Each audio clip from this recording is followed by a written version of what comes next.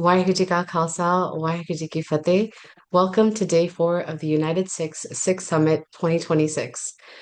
Can't believe we're already on our fourth day. Over the past few days, we've heard powerful insights from speakers like Assistant Attorney General Harmeet Dhillon, Karishma Shah Page, Sandeep Singh, and representatives from PL who reminded us that advocacy takes many forms from shaping policy and protecting civil rights to standing up for our communities.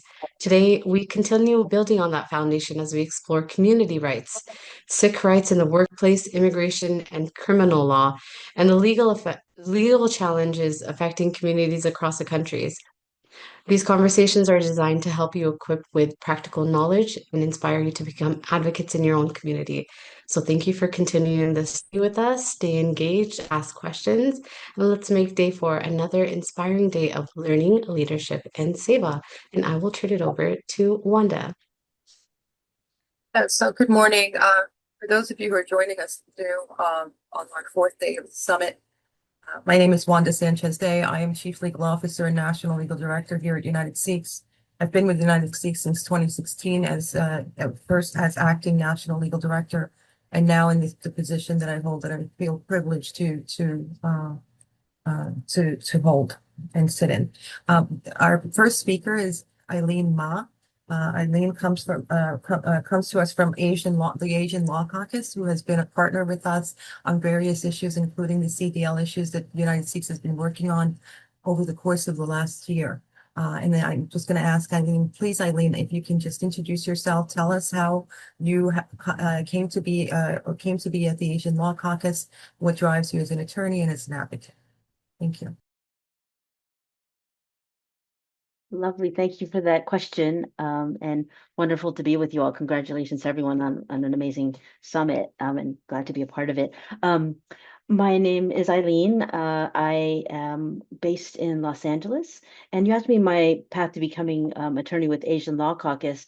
I was sort of a non-traditional law student. I started out my career after being a philosophy major in college, as a community organizer. I sort of dove right into union and community organizing for, good 17 years before deciding I wanted to go back to law school, essentially to sort of develop a new set of skills. I had by that point become a campaign manager and strategist, and just felt like I needed some other skills to sort of think about social movement work. I've always been a social justice and public interest sort of person.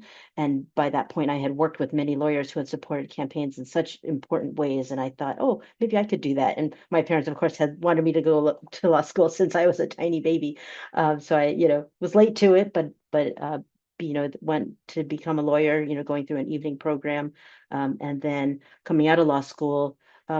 First did some immigration work in asylum and deportation defense, and found that really fulfilling to serve individual clients was really yearning to get back to sort of organizing work and systemic change work, and that's ultimately what drew me back to Asian Law Caucus, where I feel like I'm able to sort of bring sort of my organizing history, my passion for service in the community, along with sort of my drive for systemic change and trying to think about how to be involved in strategic campaigns. And so that's sort of my work in a nutshell. And, the program that I work on sort of blends all of those things.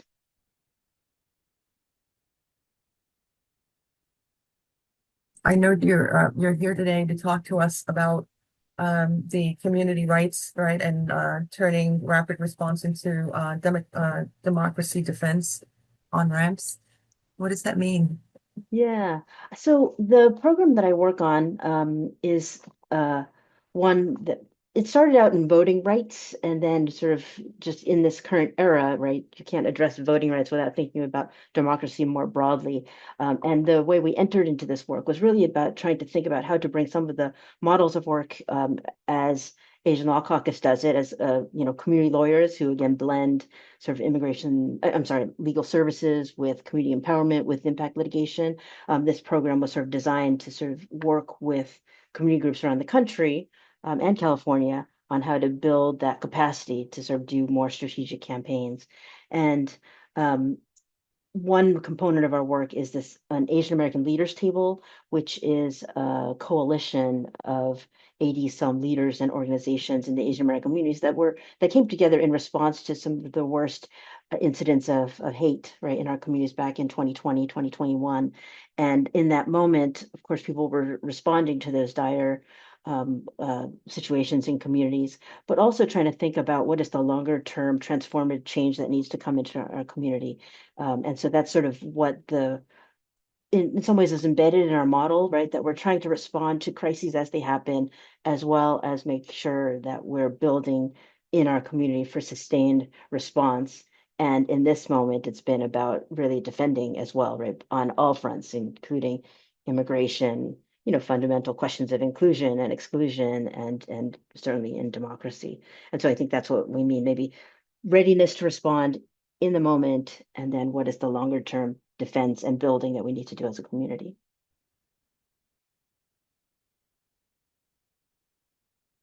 Tell us a little bit more about Asian Law Caucus. What is it up to? What has it been doing over the course of all of this time? Yeah, I Particularly wonder. around the issues of CDL, if you don't mind, because that's something that's Yeah, very interesting. sure. I will. And on that piece, I'll be speaking for our workers' rights team and Josh Rosenthal, whom I'm sure you've worked with quite closely. And I'm not as directly involved in that work, but can surely speak to it. First, I think what I would say is that, since Trump 2.0 has started, like many organizations, we've been tracking the horrendous slate of executive orders that have been ongoing, and just really trying to prepare for what that 2.0 would look like, expecting that it was going to be worse and even more challenging to respond. And so those attacks, right, have been perhaps wider spread, like in terms of both breadth and depth and all of it, than many of us probably were quite ready for. And so at Asian Law Caucus, it's been one, monitoring for what those are, and then being prepared to respond based on sort of our issue area expertise. And ALC works on, we have four primary program areas. That's in housing rights, immigrants' rights, workers' rights, and then voting rights and democracy. And so, of course, in all those areas, our communities have been under attack. And so for us, it has been, trying to figure out what are the, again, immediate ways to respond when those things happen, as well as maybe what are some of the more strategic ways that we can intervene. And I have to say, it feels like in our workers' rights teams, they're in an ongoing way analyzing what's happening, what are the challenges for immigrant communities as workers.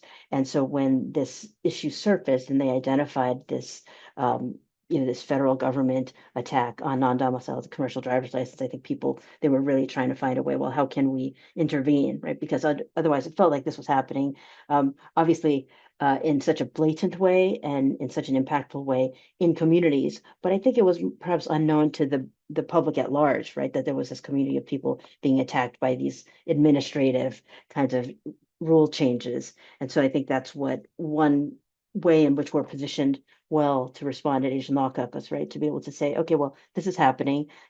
Fortunately, we were both getting calls as well as, doing some of our own independent research, and then being able to sort of work with community to figure out how to respond. And in this case, was trying to explore litigation as well as policy advocacy to address those rule changes.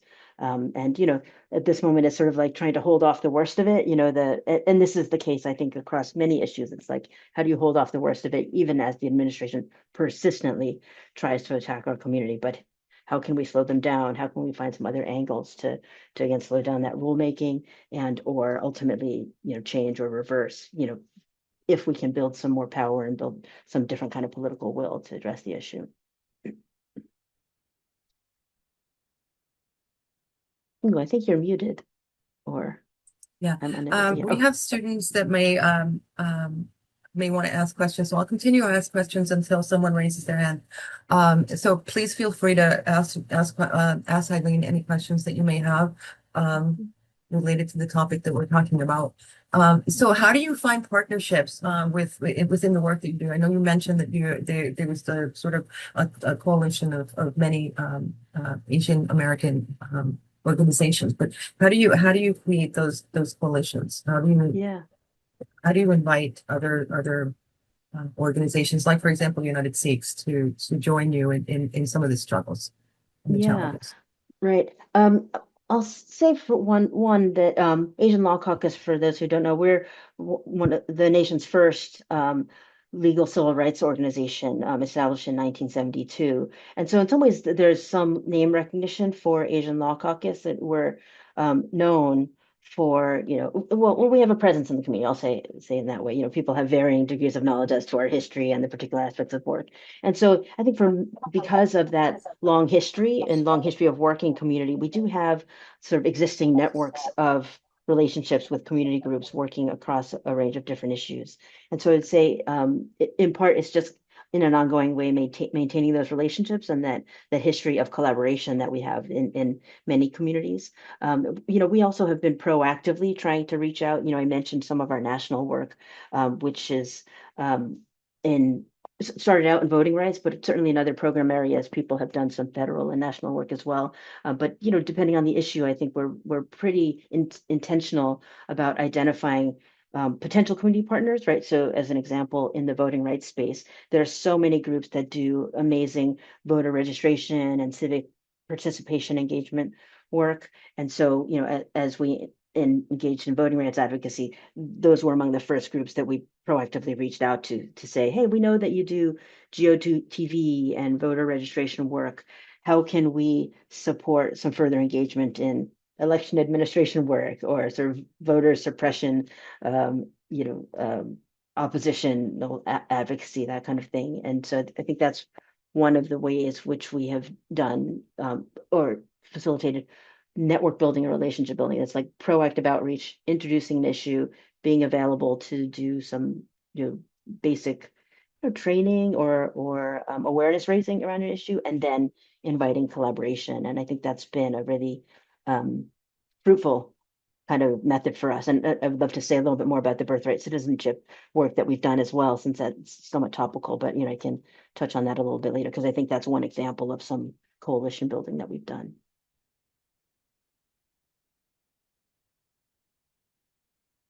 Oh, I think you might have been muted, but My doorbell keeps ringing, so that's why I oh. can't. But yeah, Siriati, we have a Siriati who wants to ask questions. Thank you, Siriati. Hi, I actually was gonna ask about your involvement with like the birthright citizenship stuff, so it was right on time. Yeah, oh, wonderful. Yeah, thank you for asking. So the birthright citizenship is one of these examples of rapid response to ongoing community defense and coalition building.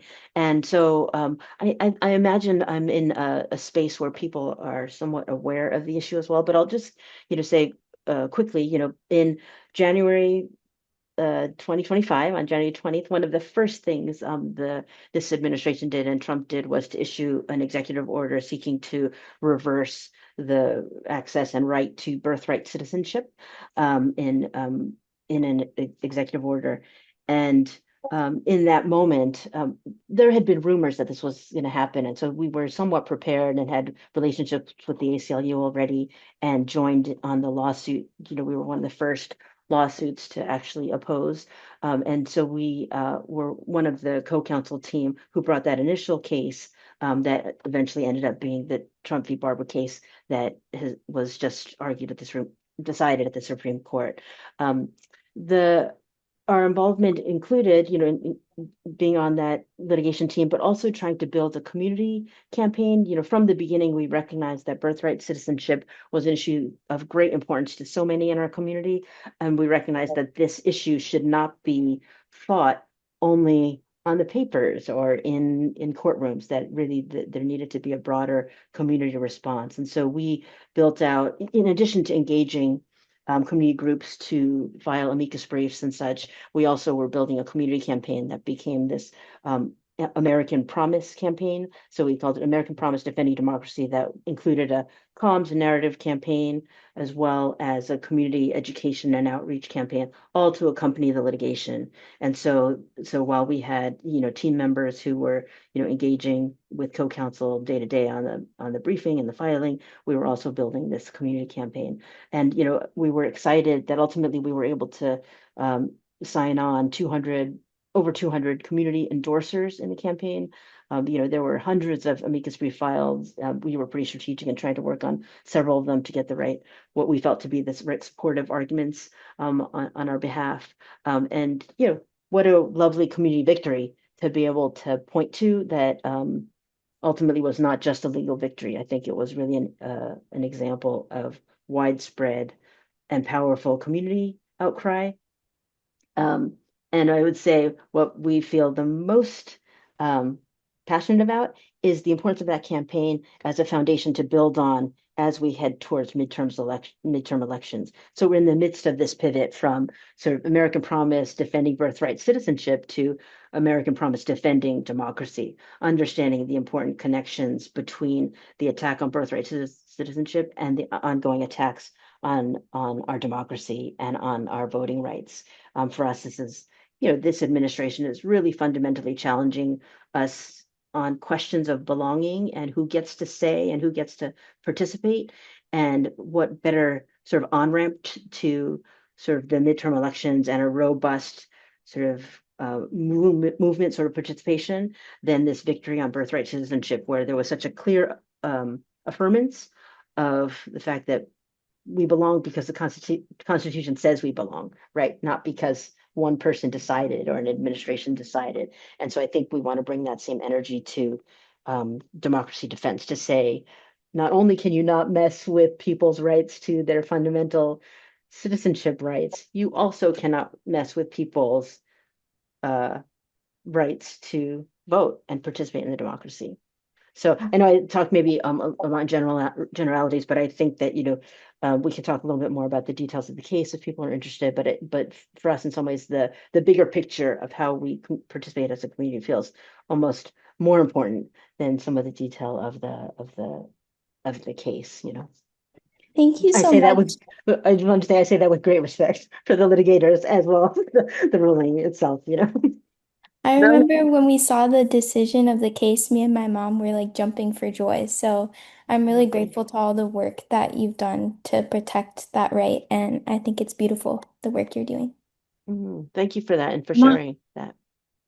I think, could you tell us a little bit about the trajectory of that case? How it began, from the ground up, how it came to your organization, and Yeah. then all the way through to that amazing victory? Yeah. So it started with some initial conversations among those of us who became co-counsel, right? So some organizational decisions and organizational readiness to say, okay, we are kind of expecting this. How do we think we want to respond? Like, who wants to litigate? And of course we had some internal discussions about sort of what this campaign should look like, and there were questions about, oh, how do we, for us, this was also about how do we bring in an Asian American voice, because it is such an important Asian American issue. There was a period in which we were sort of trying to surface who the right plaintiffs would be, and that was sort of in an ongoing process in those early stages of trying to identify first who would be affected and who might be the right kind of plaintiffs to join. The first case was a case we brought with Indonesian community support. It was a New England collection of groups, and that first case was included an Asian American voice as well. And we were excited to see that move forward. There was a injunction that was filed, and it wasn't the only case. And so there were several cases in which plaintiffs filed for preliminary injunctions, and federal courts issued them. Ultimately, that first was appealed on up, and that's what the first time this case was at the Supreme Court in Trump v. Casa, and that was the ruling, if people might remember, back in June, where the court took it up actually and just addressed the issue of essentially whether this preliminary injunction would hold. And it was perhaps a surprising ruling and a disappointing ruling in that case, they said that the courts rather, could not issue these nationwide injunctions, and rather could only issue injunctions for the parties in the cases. And so it was, it's a pretty, I won't say radical, but it was a pretty surprising ruling that ultimately limited the power of these injunctions, right? Limited the power of the court to issue national injunctions that would cover everybody, and also signaled that this, in order to get nationally an injunction, a class action would be required. And so in that moment, similarly, we were prepared as well, along with our co-counsel, to file an additional lawsuit, and that's the Barbara lawsuit that ultimately went to the Supreme Court, but enabled us to get a national injunction that has really held, that throughout this period held the the executive order at bay, right, for all in the country. Wanda, you looked like you were going to pose a question, so I want to pause No, I for you. just, for the benefit of those of us who are not attorneys and are students, and so that they understand what we're talking about, you were talking about, Eileen. I just want to sort of summarize a little bit and just say that unless you want to do it yourself, Eileen, I think Go it's ahead. probably best that you do it. Yeah. But essentially, just describing, for example, the a TRO and what that means, and why it's important, why the court's ruling on the issue of whether or not judges or courts can issue injunctions against non-parties, why that's important. Yeah. So when in a lawsuit, right, and when plaintiffs are claiming some kind of harm, it is, I would say, quite common, right, for people to go to the court to ask for a temporary restraining order and a preliminary injunction in order to stop that particular, whatever particular action from proceeding, right? So in this case, there was an executive order that had been issued. Granted, the details of how that executive order were going to be implemented were a little unclear, but there was this real fear because the timeline of that executive order was that within a month they were going to implement something. And so the purpose of the motions was to stop the executive order from being implemented. And up until Trump v. Casa, right, it was somewhat accepted, right, that federal courts, if there would be nationwide impact, that they could actually issue a nationwide injunction, and that was the issue that was being challenged by in the And the Trump v. issue, Casa just for case. clarity, Eileen, and I'm sorry to Yes. interrupt you, Oh, just for sure, clarity, sure. the issue is whether that the executive order stated that anyone born in the United States, right, would not be Yes. granted. Yeah. Yeah. The specifics of the executive order really restricted birthright citizenship uh, for particular immigrant communities, right, including certain visa holders, right, including TPS DACA. So the language of it was to say that if your parent was a temporary visitor, and you didn't have a U.S. citizen or legal permanent resident parent, then you would not have automatic birthright citizenship. And so the executive order was written for that to be implemented 30 days from the day of issuance of the executive order. And so the result would be that thousands of babies immediately on the day of implementation, once born, if they were born to parents, again, without U.S. citizenship or legal permanent residency, would be born without citizenship, essentially stateless. In their implementation guidance, they provided some particular possible plans to say, oh, well, maybe we would provide this sort of registry or this sort of way in order for people to be documented. But ultimately, the executive order was saying that if you were born as a child of certain immigrant parents, you would not have citizenship that day forward. And so the preliminary injunctions held that at bay, so that that would not be implemented immediately and ultimately at all. Thank you. That was an amazing victory. Anyone Yeah. have any questions about birthright citizenship issues? Do you see any hands up, Rupinder, Christina? I don't see anyone's hand up. Okay. So Sorry, just to I interrupt, also Eileen. I apologize. I know Eileen had a presentation. Did you want to share that now Oh, or? I can wait till, after the questions, and we've talked about some of the topics already. So, glad to continue the conversation, and then at the end, maybe scan through myself and see if there's anything that I missed. Yeah, thank you. Okay, I just wanted to make sure. Thank you. Yeah, thank you. Uh-huh. Yeah, happy to have Thank the you, Bhupinder. conversation. I just want to sort of also address the CDL issue. Hmm. I know that Asian Law Caucus has worked on that issue for some time. And just if you can comment on, what progress has been made, how do you, what it's about for those of us who don't know. Yeah. So I am not admittedly up to the minute on the case, but I'll share generally what the issue is about and how I understand our current status with it.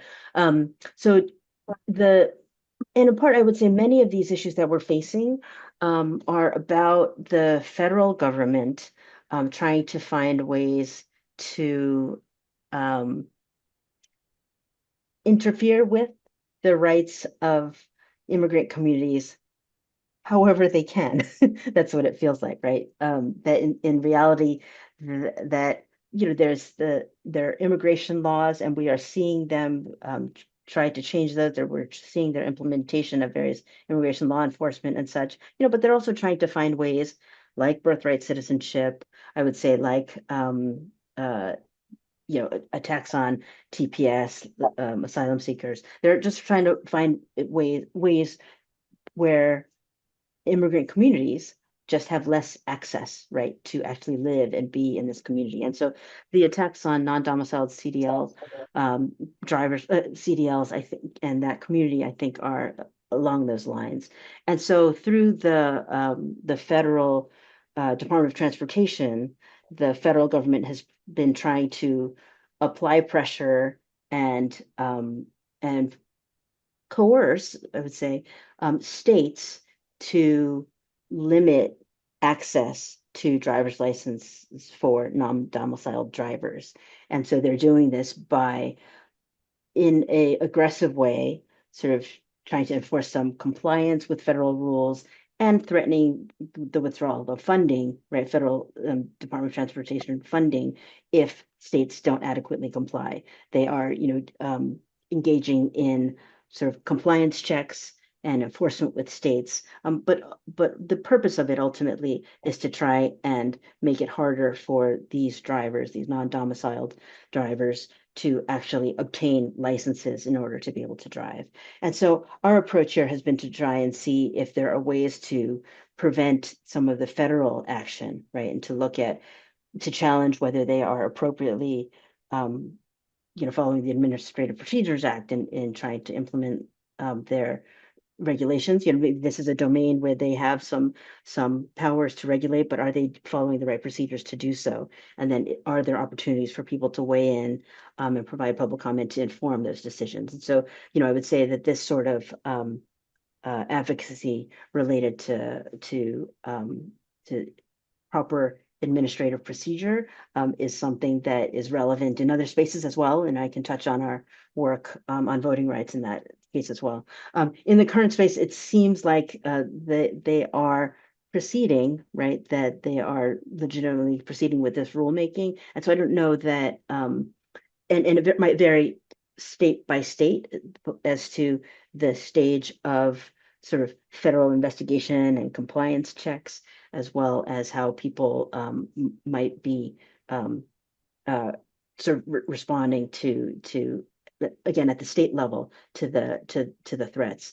But I think that's where we are now. Just still, I think our team was still trying to look at a few particular states and to see how that's being implemented and whether there are perhaps levers there that people could be encouraged to sort of not completely, strip people of that right. But I do think that it's a question of how to limit some federal power in that regard. And so I don't want to get out, and say too much because I'm not quite up to the minute. But the last time we had spoken about it, that's where we were at. Yeah, no, yeah, we're following that issue very closely. We've actually filed some writs in California around the issue. But if no one else has any questions about what Eileen has just said, I have a question about how the Sikh community particularly is impacted by all of this regulation and all of this sort of hoopla around this issue of CDLs, more so than most communities, I would say, because there is this sort of backlash against the Sikh community, sort of blaming the Sikh community for a lot of the sort of unsafe highway conditions, and therefore sort of really targeting the Sikh community as sort of the I don't know if everyone would agree, but from my perspective, litigating these issues, trying to blame the Sikh community as sort of responsible in many ways for many of these tragedies that are occurring on the road, just simply based on their immigrant status and not anything sort of evidence-based. Um, is there anything that Asian Law Caucus is doing around that particular issue at all? Yeah. You know? I should say I should have let you provide the briefing about the CDL case, since you all are, since you personally are more directly We involved. love to hear other people's Yeah. perspectives. It's such a huge issue. Yes. And I know that Asian Law Caucus is also involved. So, I wanted to sort of just get a sense from you about what other organizations, and we've had this topic across the summit. So yeah, anyway. Yeah, well, thank you for that.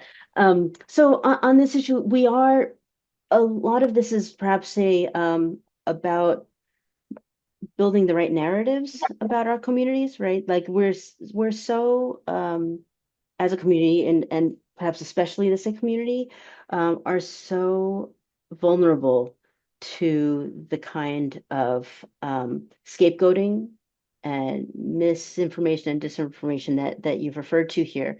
And I think that there's perhaps no easy answers to that, right? Perhaps because we ultimately are in the nation still a minority community, right? There are places where there are larger hubs of Asian Americans, of Sikh Americans, of all the diversity of our community. But in the mainstream, right, or there's a vast majority of people who don't know our communities, and so we're subject to perhaps that lack of awareness and to the harmful rhetoric that many are all too ready to use, right, for some political agenda. And so we've experienced that, right, in Trump 1.0, but in Trump 2.0 as well, where they are looking for scapegoats to be the sort of the whipping boys, and perhaps the word, in order to advance a political agenda.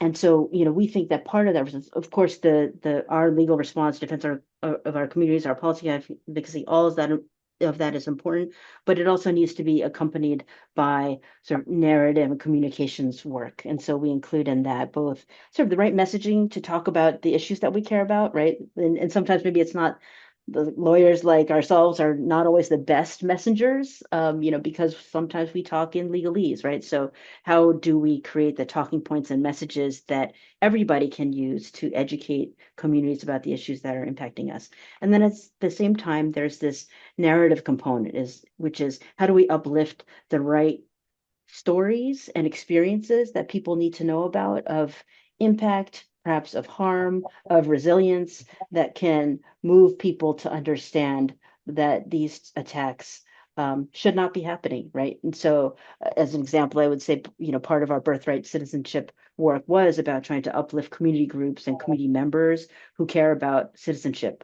In the CDL issue, I think part of it is trying to lift up stories of individual families and people impacted, to sort of counter that narrative about these are just all bad drivers who are harming our communities, So I think that's a really important piece of it. And we need to do more of it. And I think there's a lot, our movement has woken up to it, and people are implementing this a lot more, both about how not to feed into the bad rhetoric, but also about how to proactively share our own stories in ways that work. And I think that is important in voting rights as well, because essentially we have experience, and voting rights is the area that I work in the most on a day-to-day level. in the last 5-10 years, we've experienced such this radical change in how we talk about voting rights. We're talking about voter integrity and voter fraud that just doesn't exist, right? That it's the administration and Trump, they have managed to foment this concern about this mythical voter fraud that has driven our election law policies and our perception of what democracy ought to be. And one important way to combat that is to have community narratives and stories that sort of cast voting rights and democracy in a different light, right? So that people aren't seeing it as I don't know, the threat of immigrant voting, right? Just it's mythical, that there's all this election fraud happening. And so how do we tell those stories in opposition? Thank you. Thank you. Siriati, did you have any other questions? Yeah, just in regards to that, I was just wondering, what ways do you wish more people who are passionate about these issues, like voting rights and the CDL licenses, what do you wish more people knew that they could do to help create change and support organizations like yours? Yeah.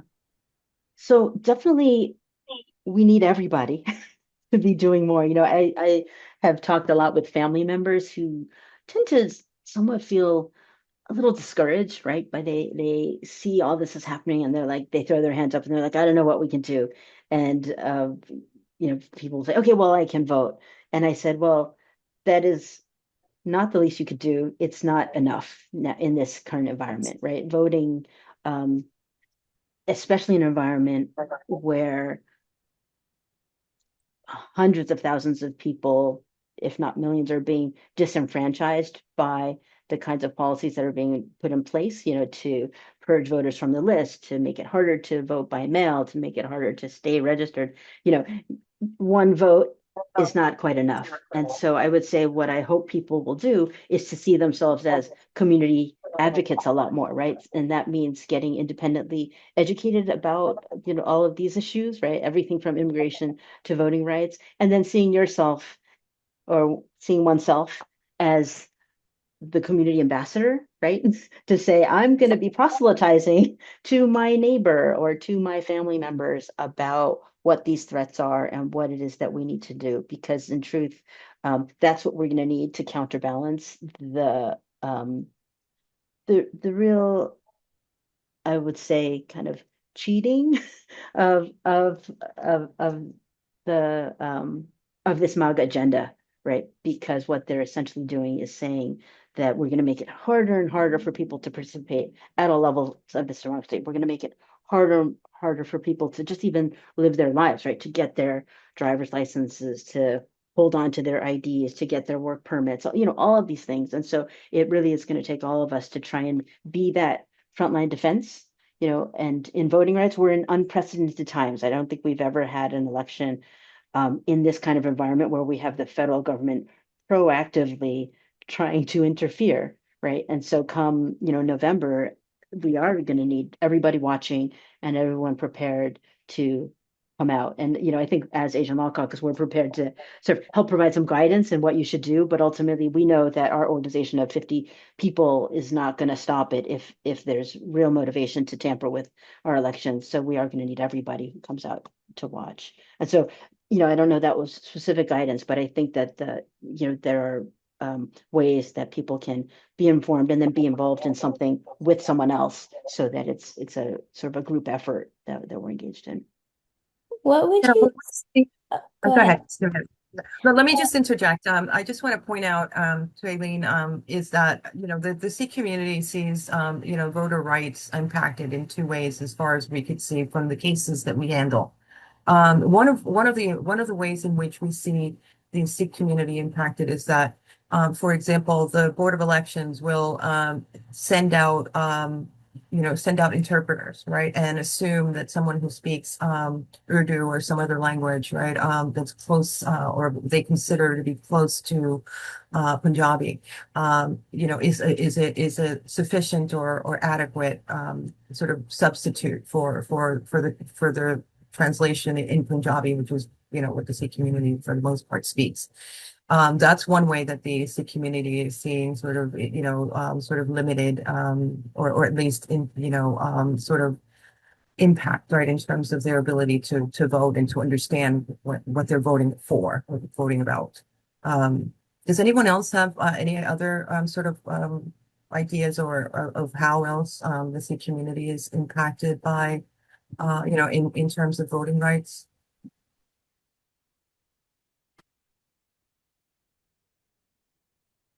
I was going to offer up one thought that I feel like we've experienced in other Asian American communities, which is sort of, which can be an increasing threat depending on the state that you're in, and that is like voter list maintenance and essentially name matching and list checking, right? Because I think when people, and my understanding of sometimes people have common last names or common first names or middle names, and if your name doesn't exactly match your registration or your ID, sometimes that can result in some kind of list cleanup issues, right? Which can result in people getting unfairly purged from the rolls. And I think that's something that we've seen in many states, right, where this aggressive list maintenance is actually, a pretext for just purging people from the rolls, and it is people of color. We see Asian American communities affected particularly, and so that's something to watch out for. I haven't obviously studied that in particular to Sikh names and community, but I would imagine that that's an additional area that in certain communities would be important to watch. And the federal government is trying to propose additional layers, right, of list checking and citizenship checking. And so, that's our communities are always more vulnerable to that. I mean, that's particularly true about the Sikh community, since the Sikh community tends to use Kaur and Singh as sort of their last names, and then and so there's yeah. So how does the Sikh community protect against that? Yeah. If you can tell us more. Yeah. So first, I'll name first that we have for a long time done election day poll monitoring, right? Which is and then advocacy related to that. And so that involves sending trained volunteers out to polling places to make sure that the polling places are running as they should, which includes provisions for language access, right? So that would be that where language access is required under Section 203 of the Voting Rights Act, right? Under Section 203, in certain jurisdictions, states are required to provide language access assistance, including translated materials. And so part of that is making sure that where that law exists, there's compliance, and that we see that on the ground in the polling places. In the lead up to that, there's both advocacy, with elections officials to make sure that they're aware of the laws and that they're aware that we're watching them so that they do the right thing. But I think there's also some advocacy that can be done, proactively to just say, hey, we're in a community that maybe we don't have, federal laws or state laws that are governing the need for translation, but can we advocate for some voluntary, interpretation where needed? That's not always easy, but we've seen that happen in Georgia for certain languages. And then at the same time, I think there's a need to sort of learn about what some of the practices are in terms of list maintenance, both at the state and sort of list management at the local level, to make sure that there isn't some kind of inappropriate kind of purging of people from the rolls. And so I would say the preparation for access to the ballot probably starts now, right? Because if you're in a community, part of it is sussing out what are the potential threats in our community, what are the state level threats that are happening. If you're in Texas or if you're in Alabama or some of these states, they're already well underway with a set of policies and approaches that have a voter suppressive effect. And so it's learning that landscape and then figuring out, well, what are the points of advocacy that we could do with elections officials, with county officials, and or at the state level that can support robust participation, right? And then, of course, we are in a defensive mode, and so I think some of that analysis we're already doing. We haven't done that specific to the Sikh community, but would welcome an opportunity to sort of join with you in that exploration, of what we think some of the particular threats might be in November. Thank you. Thank you. We really appreciate that. And I think that the United States does have, and we, in fact, we have community leaders here at the United States who are going to speak next about, the various community programs that the United States provides, which may also include the voter rights issue. So, but Pinder, do we have Indrajit on call yet, or? Okay, so, No, does he's anyone not here. have any further? Yeah, I'm sorry. No, he's not here yet. So, Eileen, is I know you had something prepared, and typically, the summits are usually our opportunity to sort of really, give students and United Sikhs an opportunity to sort of engage with speakers and ask questions, and connect directly with speakers. So, we still have time. If there's anything else you'd like to sort of share with us, we're very happy to sort of hear you out. Yeah. Yeah. I think I don't need to share my slides. Like, we probably touched on, the main points I anticipated might be of interest. I think I'll only maybe in the last few minutes just perhaps uh champion our voting rights work and maybe name a couple of ways that people can get involved with us. We are a part of both this National Election Protection Coalition as well as managing this American Promise coalition of 200 some organizations. And our hope really is that we can be a resource for these organizations and individuals who want to be more involved in defending democracy ultimately. And we think that will take the form of some poll monitoring, coordinated poll monitoring in particular localities that would be, covering particular polling places, to ensure compliance, as I said. There's a real concern about, federal interference at the polls, including deployment of ICE, if not at the polls, nearby, right? And I say that not to scare people, but just to name that that's something that Trump and the administration has been saying. And so we want to be sure we're prepared to watch for that, to receive that information, and then to be able to respond appropriately. We feel like an important component of this is really the community education, as I mentioned before, so that people really know what voting rights are. I think that's not commonly understood. People think about, I register and I vote, and there's so much in between that, including, what happens when ballots are counted. So we want to make sure that's a component of it. And then to the extent possible, I think we want to just stay aligned with community groups like UNITEDSIKHS, because we know that just like birthright citizenship was one phase of things, midterm elections will be just one phase. There will be another election in 2028.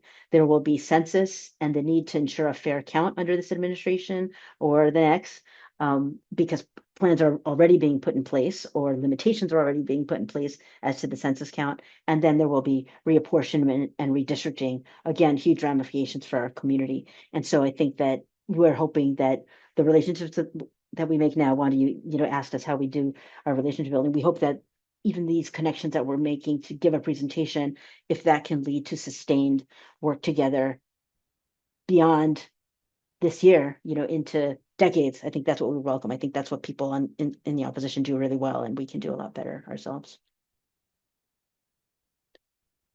Oh, I think you're muted. Yeah, I'm simply saying, I agree. I think that, one of the themes of this summit is sort of hand-holding, across generations, across organizations, across, people, right, that have commonality in some of these, on some of these issues. And so, we're very happy to have had you come on board, and the Asian Law Caucus sort of supporting and the work that we've been able to do with the Asian Law Caucus over the course of the last year, and we hope to continue that. I do have one last question, and that is, and it seems like a very simple question, and the issue of IDs, right, and how important is the issue of how are marginalized communities sort of impeded from voting over the issue of IDs. Yeah, thank you for asking that. And here in California, we're facing a voter ID ballot measure. when people register to vote, they're typically not required to provide ID. So any additional steps where you're asking people to provide ID either at a polling place or accompanying their mail-in ballot, we should understand as a restriction on voting, as a voter suppression tactic. Here in California, I think we have probably one of the best voting systems generally. I'm based in California, so I apologize. I keep talking about California. We have a really a set of rights. We have a state that cares about protecting voting rights. And so it's important for us to maintain that example of easy access to voting. And I think the reality is that it is low income communities, people of color, immigrants who have a hard time producing sometimes the ID that might be required for voting. And so I think that's what I would maybe just say generally, to keep in mind that those of us who are citizens often think about, oh, what's the big deal, right? I'm just showing my ID, but it is a really big deal if you don't have the resources, if your path to citizenship was a little different, if there are database questions, right? And there are many reasons why we should question sort of the federal databases that are used to try and track citizenship and the way they're doing it. And so generally, I would say voter ID, proof of citizenship, all of those kinds of tactics are voter suppressive tactics that we should actually be really wary of. And the way to combat it at this moment is just to remind people of what their rights in the states they're in, right, are to vote, make sure that they don't get unfairly checked, like for ID where those laws don't exist, where the states are trying to implement such measures and it's rampant across the country. We should be trying to challenge them or at least educate on why this is not necessary, because voter fraud and sort of people impersonating other people to vote is just not happening in the ways that people are trying to make us believe. So this level of ID and proof is sort of a red herring that we should not buy into. Did I answer Thank you your for that. question? Okay. Yes, Yeah, absolutely, okay. absolutely. Yeah. And would love to, with more time, talk to anyone about voting rights and some of the sort of threats to voting rights. There have been at least two EOs particularly addressing our election systems that, are being litigated and, we're having some success there. But we should still be watching because as with birth citizenship, even if we win one way, they try and come at us another way. And so, we should keep an eye on it all. I put my email address in the chat. I know we might be a little over time, but I'm always available to anyone. I especially love just to hear what young, law students are up to and eager to do. So please call on me anytime, and happy to make this connection with UNITEDSIKHS as well. So look forward to more. Thank you, Eileen. Thank you very much. Great. You're welcome to stay. Our next speakers are at 12:30. And they are folks here in the United States, as I've said before, who are our community liaisons and provide some of the services that UNITEDSIKHS provides to the community. And so I'm gonna, if anyone wants to take a break, I do want to address some of the students and just say that, I know that in past sessions, people wanted to ask questions and there were limitations on questions. And sometimes that happens, unfortunately. I do also want to say that, part of this mission here, the Sikh Summit and the Academy is to sort of have people like Eileen who graciously agreed to speak to us, to educate us on various issues. And then we can then go ahead and take that information and bring it to people like one of our speakers who is coming on tomorrow, who is Congresswoman Meng. The issue of voter rights, the issue of, the CDL issues, we're grateful to Eileen for coming on board and educating all of us about the issue so that then we can move forward, or that you can move forward as students, armed with knowledge of the issues so that you can address them with people who can make a difference, who can actually act. So, we have about 5 minutes. So, I guess let's open the floor and see. Hi, There you are. Okay. Just 1 second. I'm just setting myself up. Just 1 second, please. Sure, while he's setting himself up, I will give him an introduction.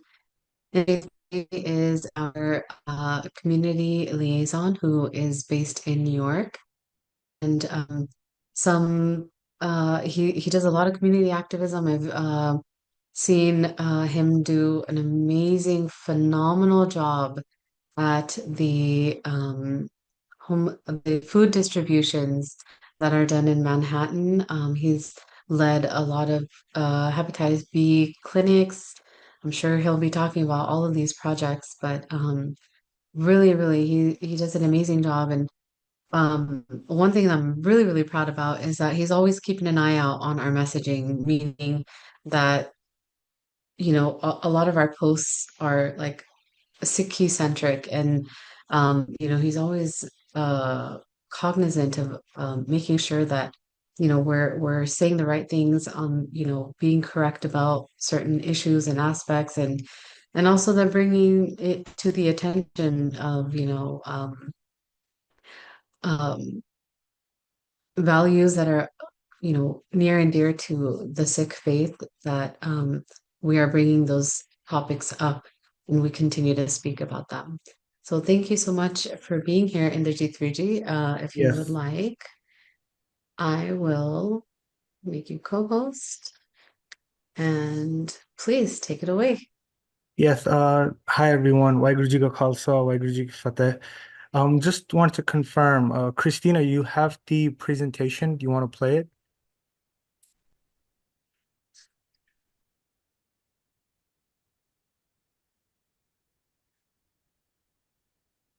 I think I'm not a co-host. Bhupinder Pandit. Just made it. Yeah. Oh, yeah, okay.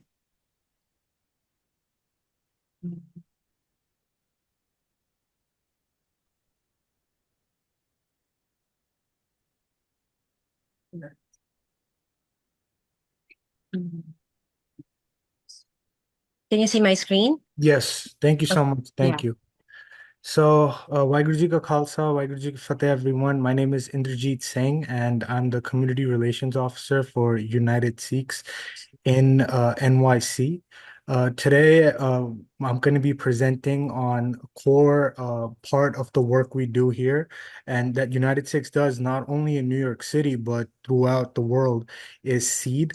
As you guys, I'm sure you guys are more familiar with ICRA, which is the legal wing, which is legal advocacy. But SEED is like it's also a core pillar of our work. It's primarily geared towards community empowerment and engagement and uplifting communities, whether they're minority groups or groups that have historically been underserved.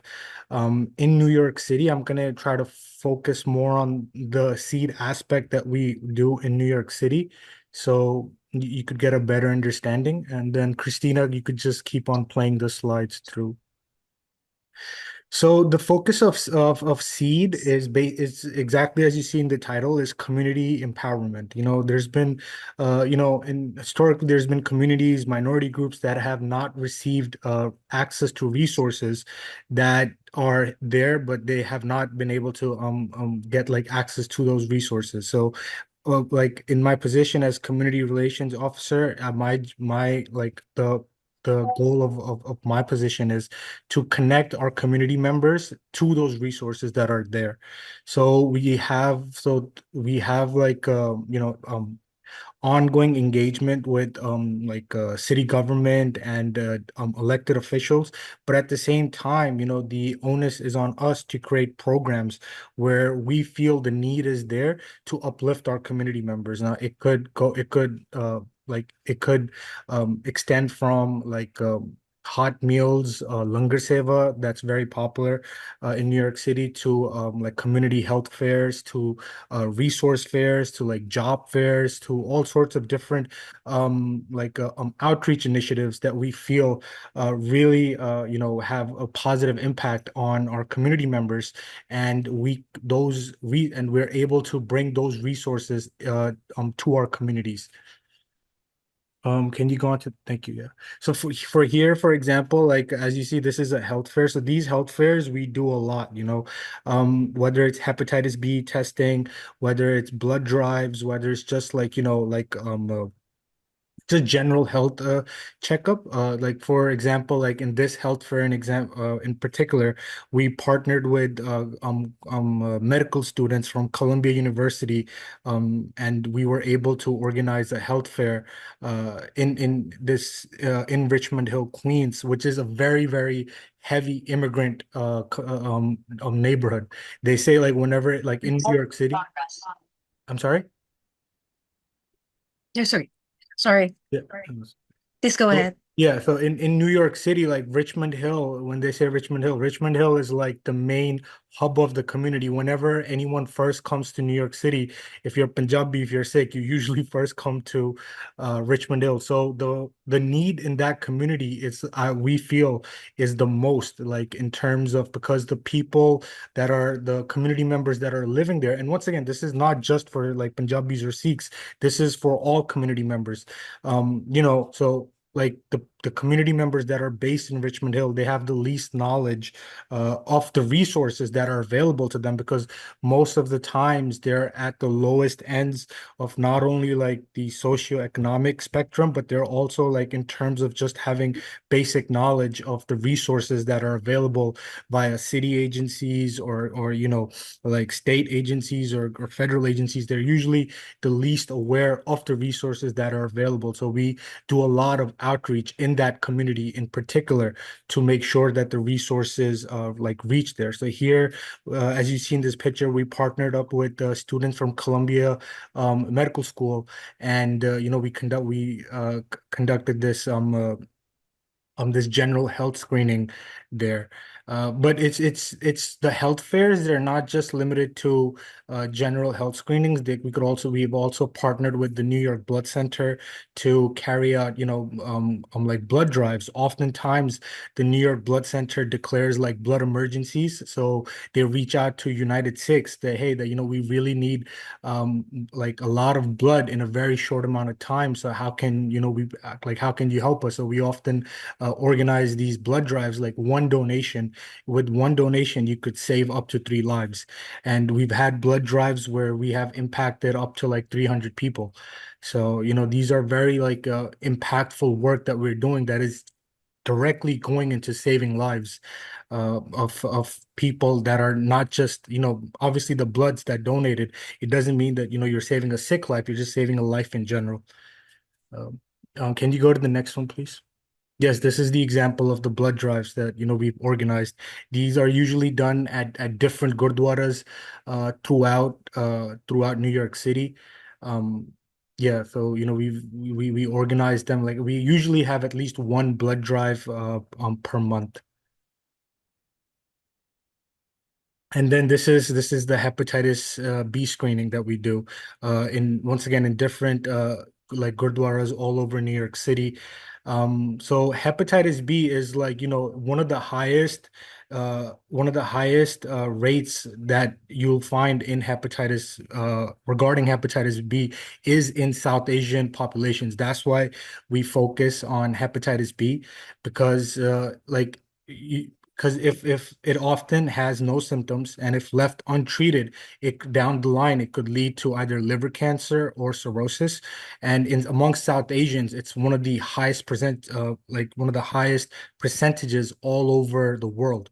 In South Asians. That's why we really do a lot of hepatitis B screening events. And then once again, whenever these are like community outreaches, we're there to focus on hepatitis B, but that is not the only thing that we're doing.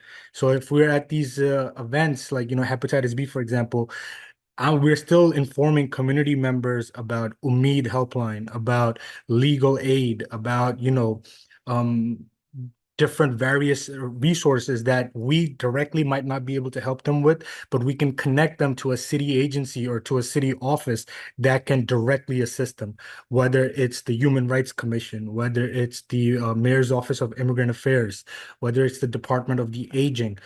These are like, as part of SEED, this is the core work, this is the core part of our work, which is going into the community, engaging with them, and assessing what exactly is it that the community needs, so we can connect them to their resource if we don't directly have it ourselves. And can you Yes, and this is so this Langar Seva. So United Sikhs does Langar Seva throughout the world. I've seen like amazing Langar Seva done in Australia, in Canada, in the UK. This one I'm gonna focus on the one that we do here in New York City. So this is done in the heart of New York City in Midtown Manhattan, a block away from Madison Square Garden, and we originally started this 2 years ago, and it was just a few people. Like, at one point, it was just like three people giving langar there to the homeless and to the needy in the community. And today, it's grown. The langar seva has grown to the point where it's like sometimes we've had like over like 150, almost 200 people coming in and um getting longer there. And you know this is also has been a great way of connecting with community members. And but even more so, we've used this opportunity that we're not just giving hot meals, but we're also informing the community members of like who Sikhs really are. Like, this tradition of langar seva was started by Guru Nanak 500 years ago. And we always felt that this is not just like about giving food. It's also a great form of diplomacy where you're giving food to someone, but you're also like, raising awareness on who Sikhs are, particularly because ever since 9/11, there's been like a very drastic uptake in hate crimes and discrimination related to Sikhs, not just in the US, but all over the world. Whether it's the UK, Canada. So this is a great opportunity for us to, tell people who Sikhs are, what we stand for, what the turban stands for, like oftentimes you'll be surprised that even in the most diverse city in the world, in New York City, even in 2026, people still don't know who Sikhs are. So when we're out there doing this outreach, helping people, it's also a great opportunity for us to really tell them, hey, like, about Sikhism? It's the fifth largest religion in the world. A lot of times I still get people might think that, I'm Arab or I'm a Muslim, but I said, those are great people, but I'm Sikh. So it's like, it's a great opportunity to educate people and raise awareness on Sikhi and on our beliefs, while at the same time directly impacting community members and giving them a meal. And just FYI, so the Langar Seva that United Sikhs does in New York City, we give them food, but ever since it's grown so much, we've been able to partner with city agencies to now we also directly, a lot of these people are homeless, so we directly help them get spots into homeless shelters. We also distribute like like warm clothing during the winter, and stuff like hats and coats, blankets. So this is, even though it's Langar Seva, it's a lot bit more than just giving food. Okay, thank you. And these are like community resource fairs that we do. Once again, we often partner with different city agencies, whether it's the Immigrant Affairs or New York City Health and Hospitals, and we partner with s- those agencies and also with elected officials, and we bring them into our communities, so the community members can like directly engage with these with can directly engage with these agency representatives and tell them like the issues that they're facing. We one time we had a meeting with the New York City DCAS, which is the department that does all the hiring for like various agencies, and we told them that, hey, that there's not much Sikh representation in city jobs, like and we want to change that. We want there to be Sikh representation in city jobs as well. So we organized a job fair that was done at the Gurdwara. So you had like 20 city agencies coming into the Gurdwara, and you had like all these community members showing up with their resumes, and it was like it was a very hectic event, but it was very, very impactful. And we've seen the numbers of Sikhs working in various city agencies rise since we've done that. And this is like an ongoing This is like an ongoing initiative that we do. And once again, these community resource fairs, they're not just conducted in New York City. I'm focusing on New York City because like I'm personally based in New York City, but these events, like it's part of SEED that take place all over. Yeah, this is the job fair that I was referring to. Yeah, so and then now when you talk about youth seminars, these are just like initiatives and opportunities that we take to connect our youth that with like telling them about like whether it's Sikh history or about like connecting them with the principles of Sikhism. So this was a youth seminar that we organized in collaboration with this was with Hunter College that we connected them with that we organized this year. I'm sorry, you guys hear my dog barking in the back? Okay, never mind. So yeah, so this was during Vaisakhi this year. It was focused on, understanding the it was focused on understanding the principles of the Vaisakhi of 1699 that we organized this Vaisakhi seminar. And we had Dr. Balbinder Singh Bogle, who chairs the only Sikh studies program in the entire country at Hofstra University, come in and present at this seminar. So once again, these programs that we do, it's a great way to engage with the community to make sure that they know that United Six is out there carrying out this work. Yeah, so this is a community advocacy. One of the biggest thing now, this goes hand in hand with the work that we do with ICRA. This is about civic engagement and building stronger communities. So as you see this, this is like the picture in the middle. We organized the Star Day at the one of the gurdwaras where we tied we tied turbans, the stars on young Sikhs, and told them what the star really stands for and what's its meaning. And the other two pictures you see are team members are different events representing at whether it's at city events or I don't know which. That's most likely at a different event, but What was that? That I'm was at sorry. a Nagar Kirtan. That was Yeah, at a that's at a Nagar Nagar Kirtan. Kirtan. Yeah, I figured that was at a Nagar Kirtan. Yeah. That's So, me. yeah, yes. So that's just like, community representation that, that people, community members are aware of the work that United Six is doing. Yeah, so this is from last year. So for years, our team had been not I'm sorry, not our team, but the NYCC community had been advocating to, so Gracie Mansion, for those who don't know, is the home of the New York City mayor. So particularly ever since 9/11, the New York City Sikh community had been advocating that, every year there's a Eid celebration at Gracie Mansion. Every year there's a Christmas celebration at Gracie Mansion, or Easter, or Hanukkah, like Diwali. But for the Sikhs have been a part of New York City fabric for over 100 years, and till now there had never been a like a Sikh celebration at Gracie Mansion. So this was, once again, when I talk about representation, this was more of an event that focused on making sure that that the Sikh community is well represented at all forms of the government.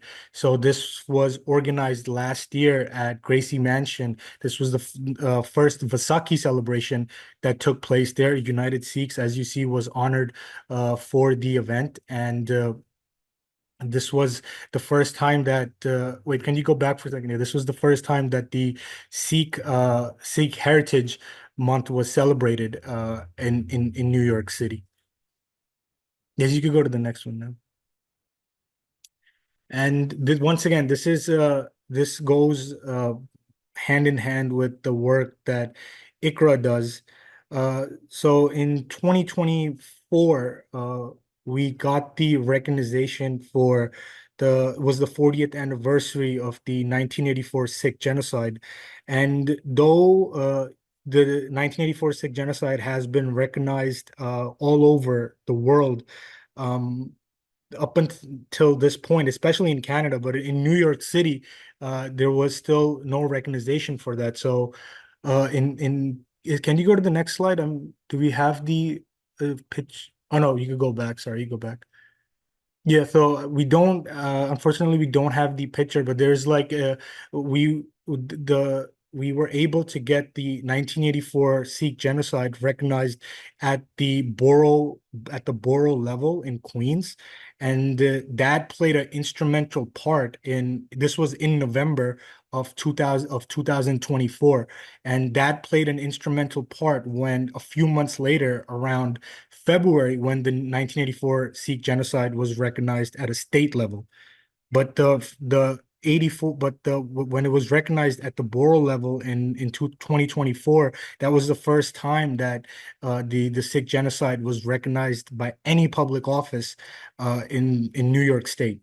And eventually, a few months later, because of that initial recognition by a citywide office, it was able to get the state recognition just a few months later. So that was also a very historic event that took place.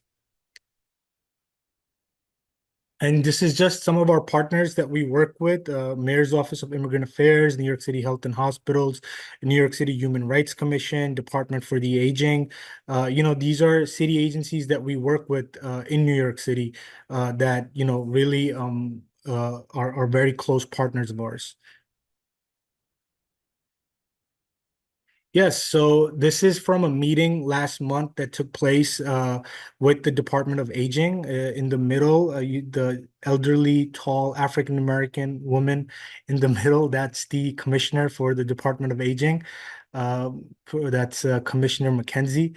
And so one of the things that we raised at this meeting was that, Punjabi language access should be available for everyone, because currently the city has like 10 languages, right? That they pick, that there's like translation available and interpretation available for them on all level. So it's usually Spanish, French, Creole, Russian, Arabic, Hebrew, Hindi, and Bangla, and there's a few other languages that, for those languages, there's there's flyers, there's interpreters available all over, but not for Punjabi. So especially for the elderly, because our elderly, they are not fluent in English, and there's no Punjabi material available. So it's like, how do they communicate? So even though we want Punjabi language access for everyone in New York City, but particularly we in this meeting, we focused that the elderly really need material available to them and translation services available to them in Punjabi. So this is one of the parts. This is one of the things that one of the initiatives that we're currently working on in New York City, is to get Punjabi language access for everyone. So now there's going to be like, if you call up a city agency, you could request a Punjabi interpreter, and they'll give you one. If because what they do is you call them up and you say, hi, I would like to get a Punjabi interpreter, and they will connect you to someone that speaks Bangla, or maybe that speaks Hindi. Now, no disrespect to those languages, but Punjabi is its own language, distinct language with its own alphabet, and we feel it deserves that recognition. So that's one of the advocacy work that we're doing with SEED. And yes, this is it. This is it. Is this the last slide, Christina?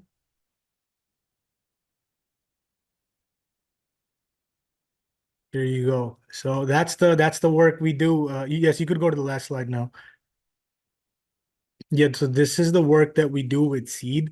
It's really driven through compassion and taking initiative, that our community members really get are really represented, and they really get the resources that they need.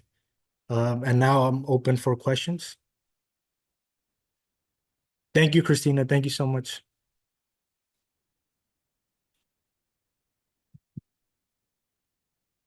Really amazing work in the G3G. not only communicating with everybody the work that you do, but just the advocacy and all of the community and humanitarian things that United Six does globally. Um, sure, Sunny has a question. Go ahead. Hello, I'm Sunny, and I thought like your presentation was really amazing. And I was actually super surprised and kind of disappointed to hear that even in one of the biggest and most diverse cities, a lot of people don't know who Sikhs are. And that's one of the many reasons the things that you do and the things that United Six does is so empowering and important. I did have a question. And it was because you had mentioned how you were mistaken for being Arab or Muslim. And I was just wondering, like, as a Sikh, how do you respond to that? Thank you so much, Sunny. That's a great question. Yeah. So you'd be surprised that even in 2026, in the day and age of the internet, of social media, I feel in the most diversity in the world, people the knowledge of Sikhism is still not as widespread as you would think. So, whenever that happens, I always use that. I love that opportunity because I get a chance to really explain about explain about Sikhi and explain about the message of Sikhi, which is the well-being of the entire world, but at the to this person and share with them this knowledge that we as Sikhs have. So I always use that as an opportunity to really educate people and to raise awareness. And it's just also gives me the opportunity. It also like puts the focus on me that now, because if I tell them this is that we're Sikhs now, the next question usually is, oh, what do you guys believe in? So now I also have to know, basic stuff like, okay, now, I got to know my stuff too, so I could properly answer this question. So I really hope that helps. Thank you. It did. Thank Yes, you so much. Marik said Amrik, please. हाँ जी वाहिगुरू जी का खालसा वाहिगुरू जी की फतेह. the cause First I want to more. say your work has been, from what I've heard, it's amazing. Really, really inspiring, and a lot of the things that you do are, I think we should all be looking up to them. My question was more about the current administration in New York, specifically the mayor, Mr. Mamdani. I'm a big Mamdani fan. Really been involved with him his whole campaign ever since it started. So I just wanted to ask, like, how has the relation been between Mir Mamdani and the Sikh community within this past year or so? Yes, no, thank you so much, Amrik. As a NGO, we are like apolitical in terms that we cannot like go and endorse like oh, we're endorsing this candidate, even though on a personal level we might on a personal level our political leanings might align with that particular candidate as an NGO because we have to be like apolitical. But so far, our work with Mayor Mamdami's administration has been very like amicable and it's been a very positive relationship. Because his administration's focus has been to really address the needs of the immigrant communities, and we have seen that with the way the agencies have the different city agencies have reached out and that we coordinate with and are much more open to different initiatives and to working on different programs. So it's been very so far it's been a very positive it's been a very positive relationship. One thing we had hoped for didn't happen. We had hoped that the Vaisakhi celebration that took place last year after decades of lobbying would have taken place again. But the year's not over, and it just the April came right as he took office. So I understand that part that they were still transitioning in, but hopefully we could get that back on track. Thank you. Yes, Pradeep Kaur. Yes, hi Energy, hi everyone. I wanted to say that was a great presentation. I originally grew up in New York, in Queens, but now I live in New Jersey, and it's always so great to see how our community is being represented and how we're helping others and also sharing our message and what we stand for with people who don't know us. So that was great. My question was, I It's kind of in line with what the previous speaker Amrit said about Mayor Mamdani and his administration. I know you said that we're apolitical in a sense, but have we like historically provided like legal services or advice for, I guess, communities who are going through struggles in a greater picture? Like, for example, like a few years ago, I know that like Mayor Mamdani, before he was mayor, like he helped like the New York City Taxi Limousine Commission, like organized, like he when he was an assemblyman, like he worked with them, did I think like protests and whatnot. Like, have we organize things in that sense? And if not, do you think that we see ourselves moving towards a more like progressive route, given like this administration is more progressive? In New York City, especially. Yes, thank you so much for that question, Pradeep. So yeah, so I totally agree with you. So Mayor Mamdani, before he became mayor, there was a very big taxi workers strike, and he was an assemblyman then, and he did stand with the taxi workers then. United Sikhs on our part, that's a core part of our ICRA work. It's intertwined with SEED, but it's a core part of our ICRA work.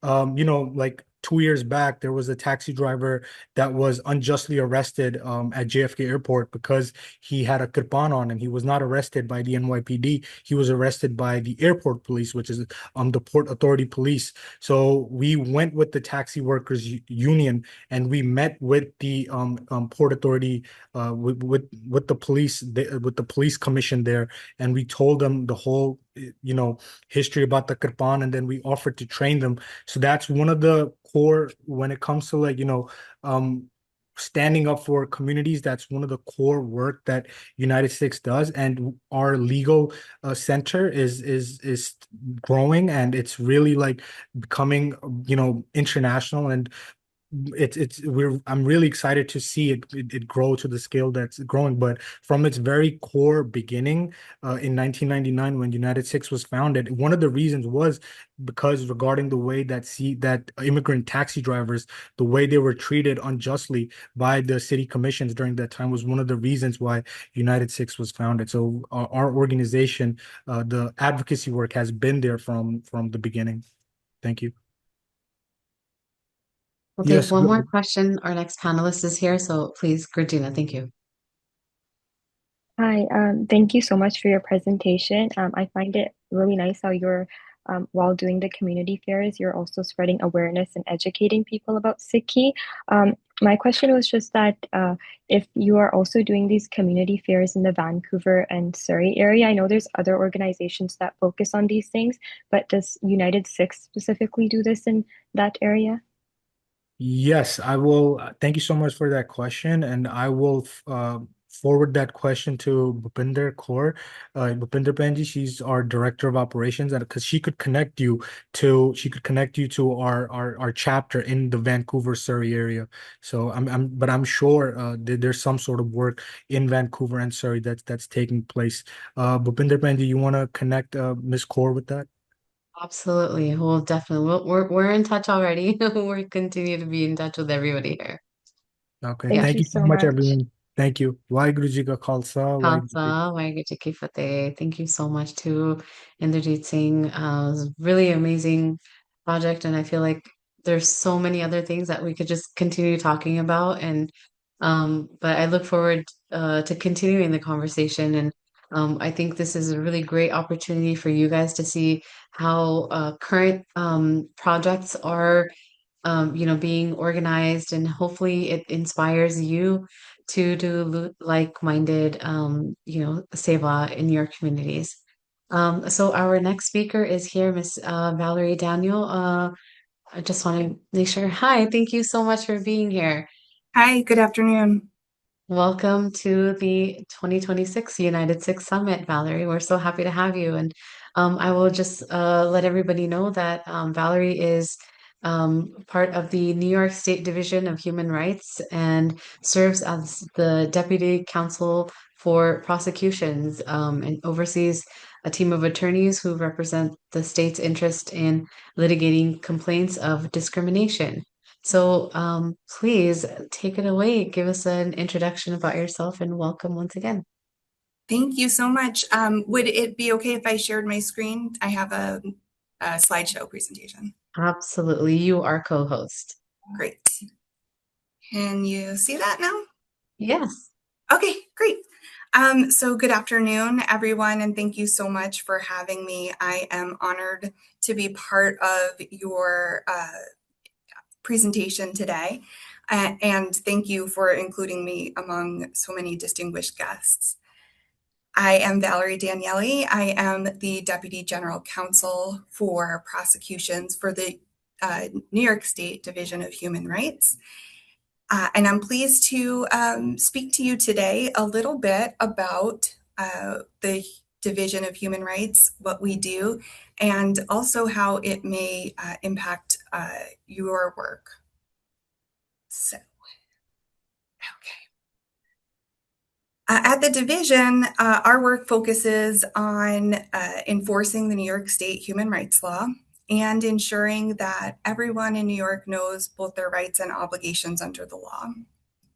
We want New Yorkers to feel empowered and to know that we are here whenever they feel their rights may have been violated. As I go through the presentation today, I'll provide a high-level overview of our law and where it impacts. And then I will talk more specifically about how the law protects against anti-religious discrimination and protections that may apply in the workplace, including situations involving Kirpan.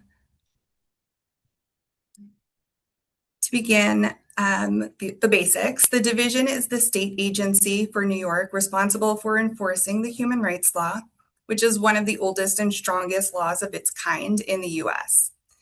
We do this in a number of ways. First, we do take and investigate complaints of discrimination, and where appropriate, we adjudicate claims in a number of forums, including administrative forums and at the state level. And if found to have violated the law, the division can enforce significant penalties against the offenders. We also educate the public and reach out to stakeholders and work to build a more diverse and inclusive community with our partners. This, as we all know, is a crucial time for the work that the division is doing. And we've made a lot of changes in the recent past year or so under the leadership of our current commissioner to ensure that we are always constantly improving the way we do our business so that we can help more New Yorkers.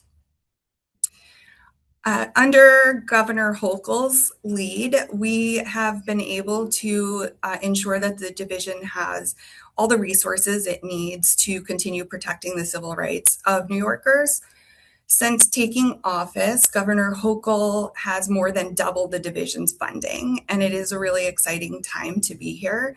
The historic increase has allowed us to launch important initiatives and also to make to grow our personnel, including adding investigators, attorneys, and judges. We've been able to ensure better efficiencies in the way we take complaints in our intake process and in our investigation process.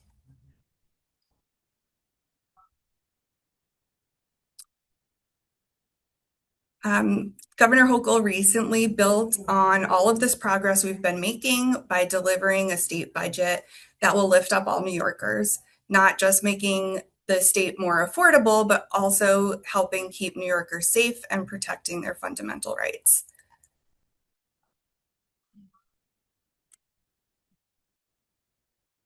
Now, I want to get a little bit more into the specifics of the New York State human rights law. The New York State human rights law applies in a number of areas known as jurisdictions. The human rights law makes it illegal to discriminate in specific settings that we encounter every day, specifically in employment, housing, education, and places of public accommodation. Most of the jurisdictions probably are self-explanatory, but I'm going to elaborate briefly. First, it's important to know that in the employment jurisdiction, the human rights law in New York State covers all employers in the state, regardless of size. The law applies during application and hiring process, on the job, in the terms and conditions of your employment, and in decisions regarding termination or discipline. In the area of housing, the law applies to anyone who sells, rents, or leases housing, including owners, tenants, subtenants, agents, brokers. Anyone who touches on housing is covered by this law. Exceptions are very limited, and in certain units where the owner maybe occupies and lives in the same place, there may be exceptions, but otherwise, your rights are protected in housing in New York State. Places of public accommodation, including most establishments that are open to the public, like hotels, museums, diners, restaurants, most must ensure equal access to goods, services, and facilities on the basis of protected classes. And the law applies in almost every educational setting, from preschool through college and everything in between. In order for the division to investigate a discrimination complaint, the incident has to involve one of the places, the settings that we just discussed, but also needs to have been based on what is known as a protected characteristic or protected class. This refers to a trait like your race, religion, age, ethnicity, and in New York State, there are 19 protected classes. This is a huge number of classes, way above the 7 or so federally protected classes. You can see them all listed on this slide, but if you have questions about any of them or want more information, you can always visit our website for that. This just really underscores the fact that the human rights law is there to protect everyone. So that's how the law works. I want to talk a little bit about how you can report discrimination to us and what happens when you do. The division's been working really hard to make reporting discrimination easy and accessible for everyone. The easiest way to report to us is through our call center, and there you'll find trained agents who can provide real-time assistance, walking you through the process.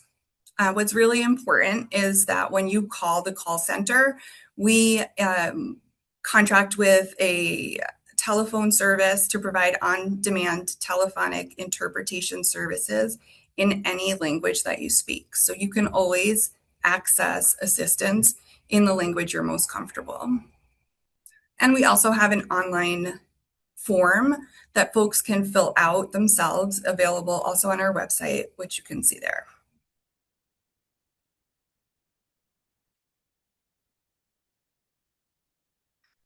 When someone files a complaint of discrimination with the division, the first thing that's going to happen is an intake unit professional will review the complaint to ensure that it meets with our jurisdictional requirements and that it's complete. And once those conditions are satisfied, a formal complaint is filed and the complaint is forwarded to the investigations unit. There, an investigator will conduct a full and formal investigation. The complaint will be shared with the alleged wrongdoer, who will have an opportunity to respond to the allegations. A thorough investigation can take time. And so when you're making an allegation, we ask that you just be mindful and patient. The process does take a little time. When the investigation is complete, the division will let the parties know whether or not they found enough information of unlawful discrimination to decide to put it forward to a public hearing process. That's what we call our probable cause determination. If probable cause is found, the case is placed on a calendar for a public hearing. And if probable cause is not found, the case is dismissed. At this stage, we're often working with complainants and respondents to work towards a settlement or a resolution in everyone's best interest to avoid litigation. However, if there is no settlement, the case will go to a hearing. If discrimination is found, there are certain remedies that can be ordered. There is, of course, financial compensation to the person who has been aggrieved by the discrimination. Also, civil fines and penalties that are paid to the state. And then we do have the option of some injunctive relief and things like ordering policy changes or training requirements for the wrongdoer. Every year, the division awards millions of dollars in compensatory damages to complainants who have reported discrimination. Investigating complaints from individual complainants is just one way in which we can use our enforcement authority. Another way is through what is called the Division Initiated Action Unit, DIAU.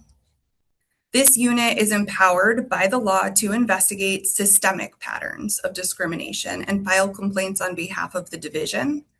For instance, in a division-initiated case that was settled just last year, we announced fines, penalties, and we mandated policy changes for fire departments in Long Island, where staff had displayed Confederate flags. Another recent case, we had a $55,000 fine and mandated fair housing policy training and changes against the owners of an apartment building in Queens, New York, where they posted a sign in the lobby encouraging people to report suspected immigrants to ICE. By far, the largest number of complaints we receive at the division is for discrimination in the workplace. So I want to get into some specifics about workplace discrimination protections, and then we'll talk about how that might affect the Sikh population, particularly with regards to the carrying of Kirpan. So there are two general types of discrimination based on religion in employment. The first is what we call disparate treatment or different treatment, and then there is the failure to accommodate.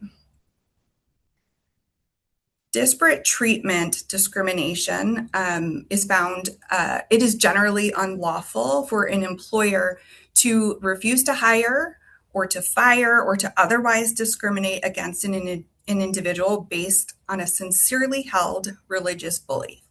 And throughout the presentation, you'll see I include some citations both to the New York State human rights law, but also to the federal employment discrimination law, which you might hear referred to as Title VII.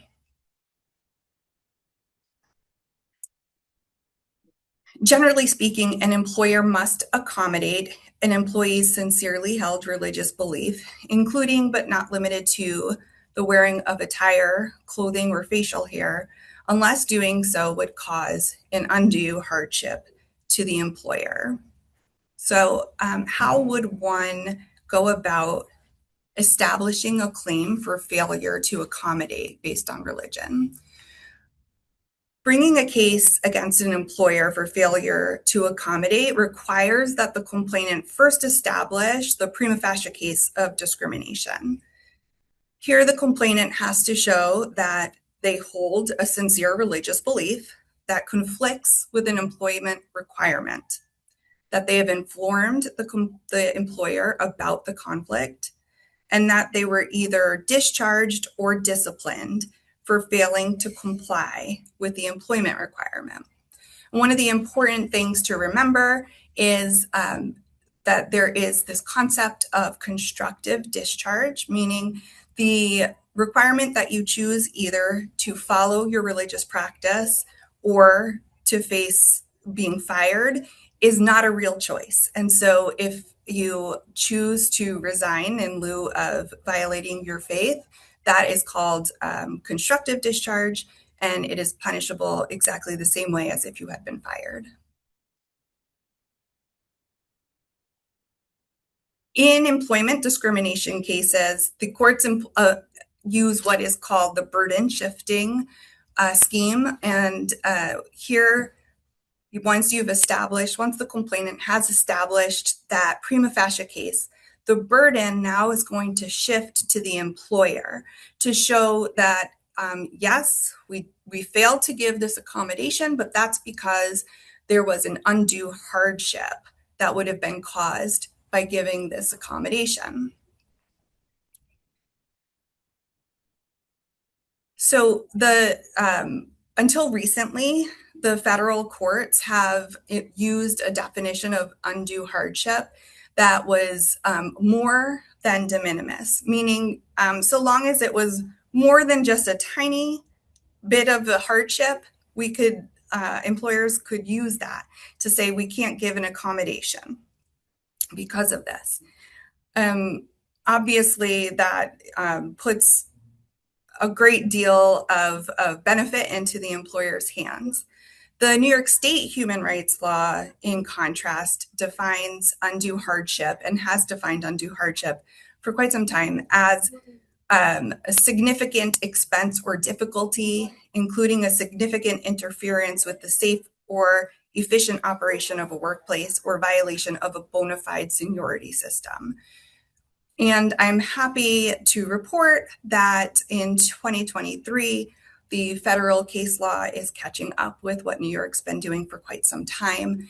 And the court in the case of Groff v. DeJoy found that this de minimis standard was far too low and that employers must show that the granting of an accommodation would result in substantial increased business-related costs in order to decline to provide a reasonable accommodation for religious belief. And the effect of Groff really can't be understated. Decisions after Groff was found say that the employer has a positive duty to accommodate.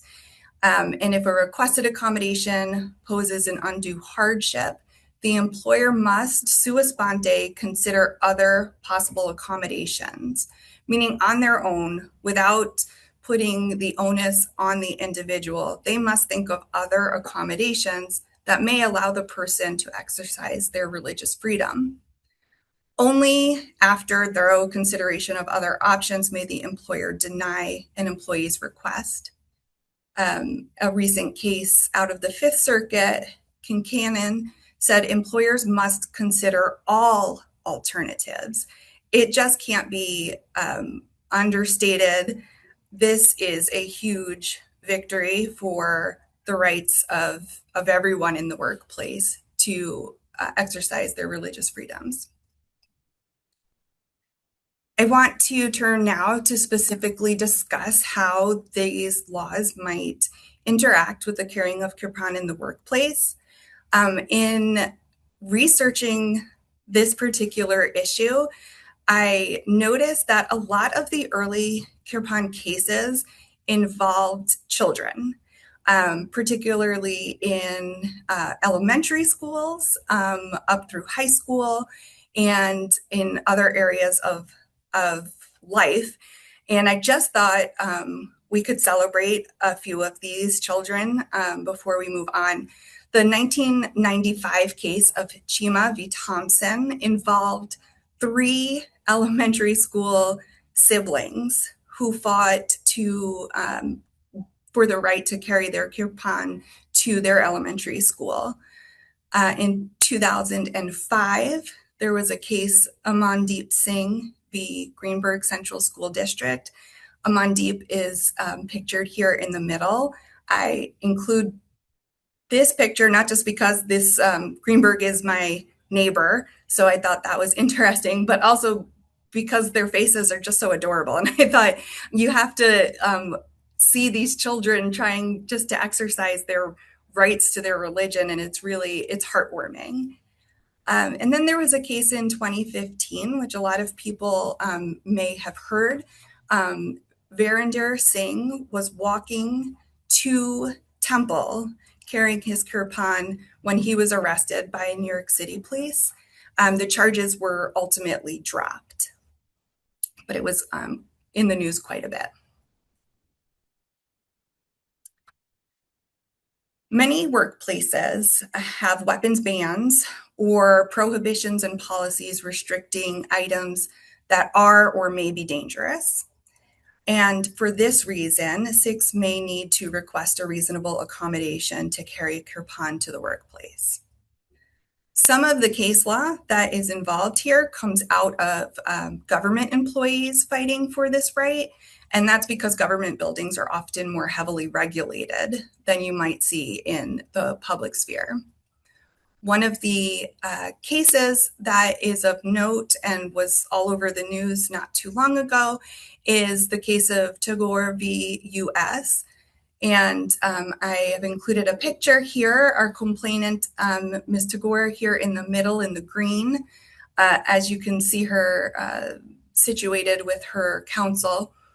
Ms. Tagore was an IRS accountant, a pretty innocuous and soft-spoken, usually not too much in the news kind of a person. And she requested an accommodation to carry her kirpan into a federal government building. Initially, she was carrying a 9-inch kirpan blade, but later began carrying one that was only 3.5 inches. She requested a waiver in writing following the rules that were established. And I will note that in much of the case law, they discuss how easy it is to request an accommodation for this process. So I'm going to share with you the process for going about that. It's simplified here in this little chart that the federal government put together in order to show how easy requesting these accommodations are. I say that tongue in cheek, of course. This is a very complicated process. There are many ways to get lost here.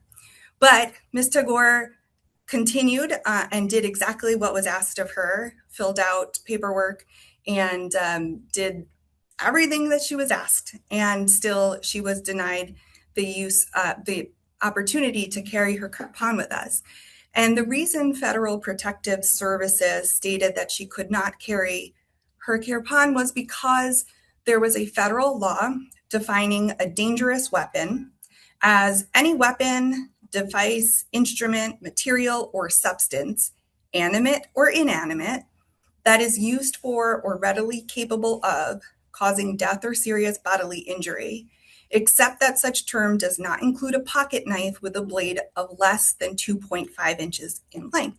And you'll remember her blade was about 3.5 inches at this time. And so Federal Protective Services deemed it a dangerous weapon, and she was not allowed to enter federal buildings.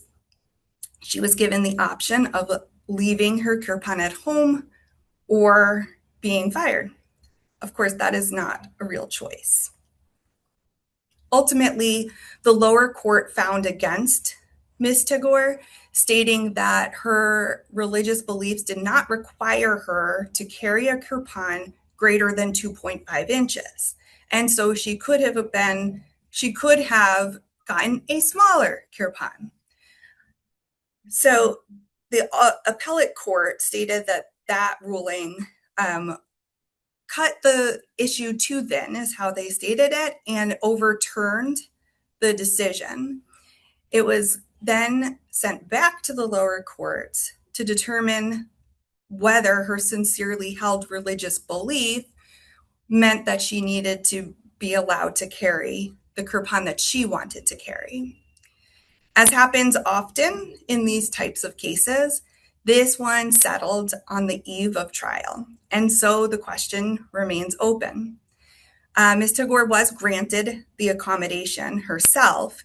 She was able to wear her kirpan, the 3.5-inch blade, into all federal facilities. Her attorney's fees were paid, and Federal Protective Services officers were trained and had to put out certain policies regarding this very issue.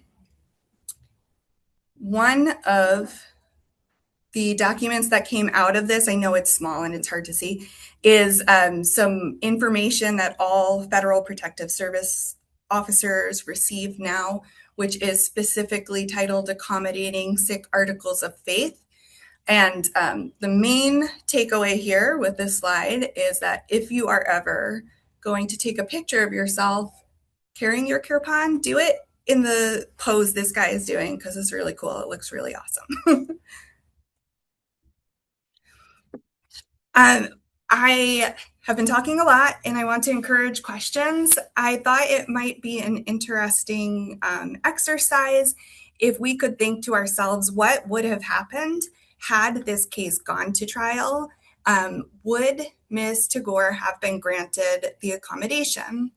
So if you'll recall how to establish a prima facie case of discrimination based on failure to provide a reasonable accommodation, we first ask whether Ms. Tagore held a sincere religious belief that conflicted with an employment requirement. Of course, this is a pretty easy one to answer in the affirmative. We have all of that case law from our children in the past who have established without question that the carrying of a kirpan is a sincerely held religious belief. So we wouldn't have to go into great depth here. The appellate court did note that it's easy to see that this particular complainant was willing to lose her job over this very issue, so her sincerity should not really be questioned. Also, there's no question she did inform her employer about the conflict here. She went through that long, convoluted process of submitting documents to everyone and waiting. And I will note that while she was waiting for this decision to be made on whether she could carry the kirpan, she was placed on administrative leave to home. So she wasn't even able to work while she was waiting for this. And then was she discharged or disciplined for failing to comply with the conflicting employment requirement? The choice, as we've said, the choice to stop carrying an article of faith or to quit is no choice at all. That is what we call constructive discharge. So yes, Ms. Tagore unequivocally has established her prima facie case for discrimination. So then the burden would shift to the US in this case to establish that there's an undue burden in allowing for her to carry the kirpan. And this is where things get dicey. Would granting the accommodation result in substantial increased costs in relation to the conduct of the particular business? When you're looking at this question, the courts have said you're going to look at the totality of the circumstances, the size of the employer, and their ability to make the accommodations. Perhaps in some cases, with some accommodations, a small employer wouldn't be able to bear the financial burden of a particular requested accommodation. For instance, a lot of times you'll see the building of a ramp for a person with a disability outside of a building. That may be almost impossible for some employers. Here we're talking about the federal government, who I think probably can bear whatever burden it is to accommodate this, which would probably be free to allow her to do this. So has the US considered all alternatives? Remember, post-Goff, your employer is required on their own accord, not from you, to consider whether there are any alternatives here.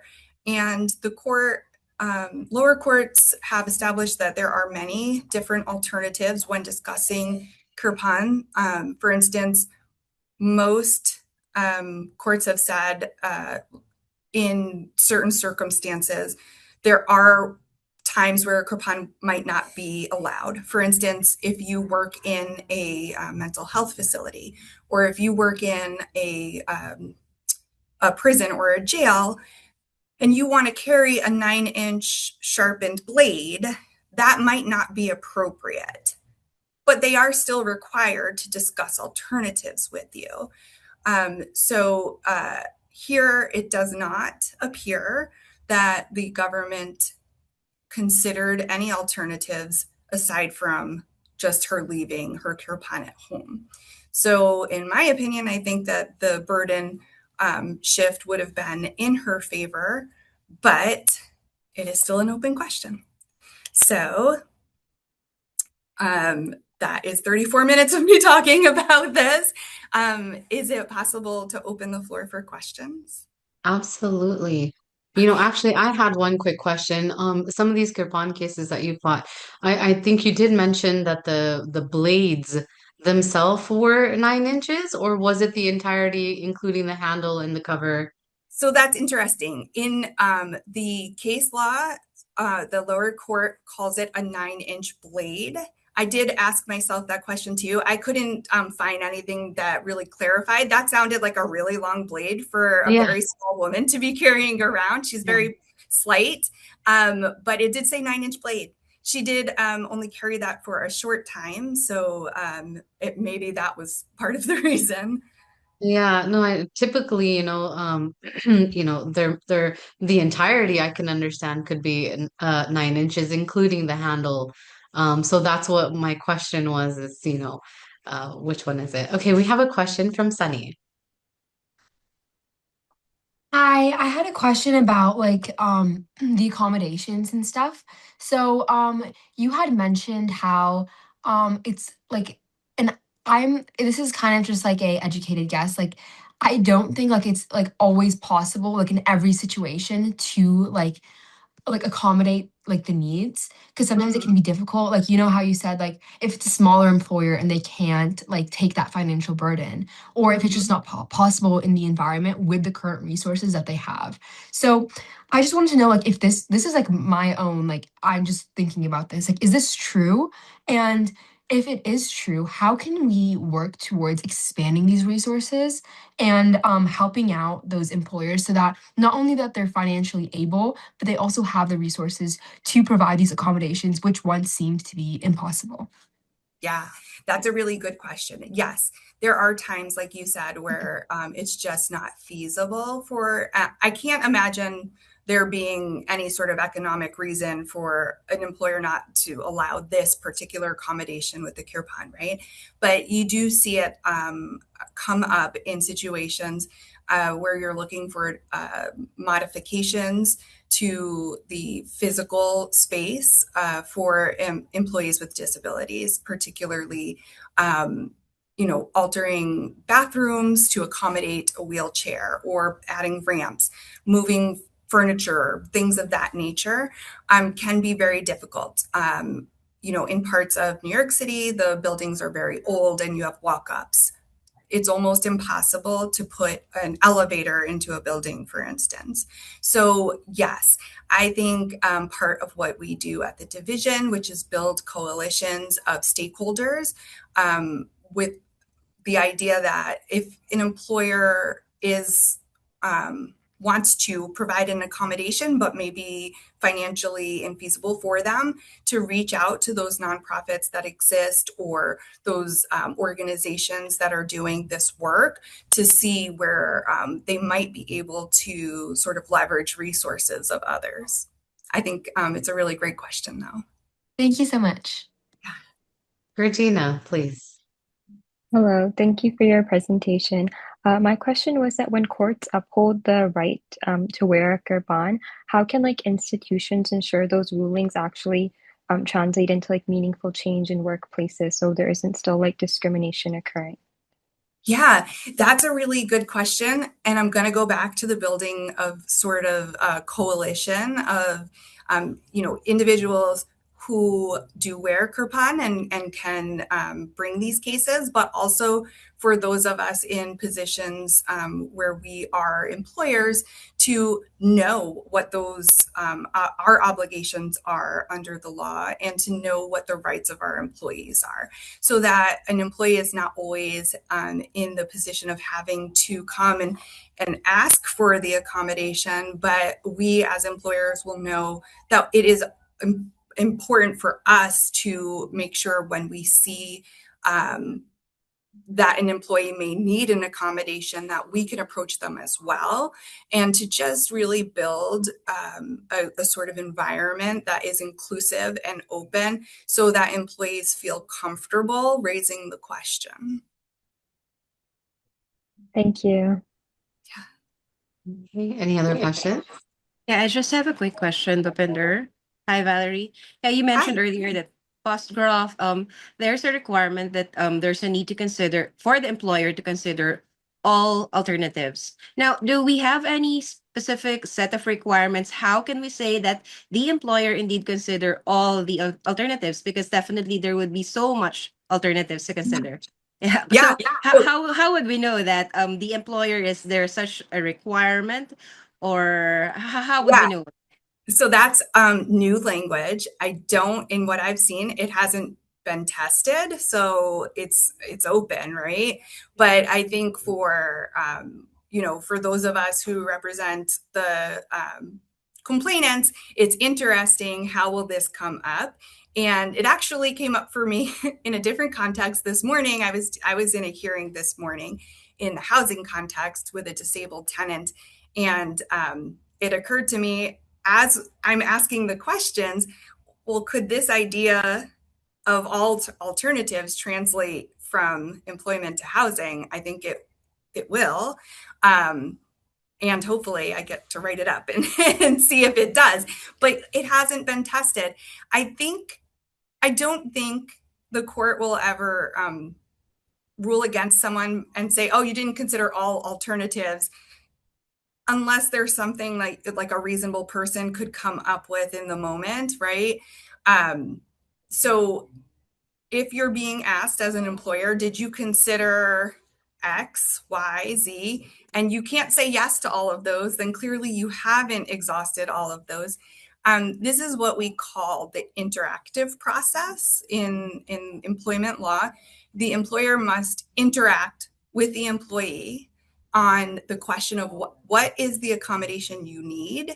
How might we be able to provide an accommodation, even if it's not the one you're asking for? How can we solve this together? An interactive process. So I think when the court says exhaust all alternatives, they're really hearkening back to this idea of interactive process where you're working together to come up with a solution.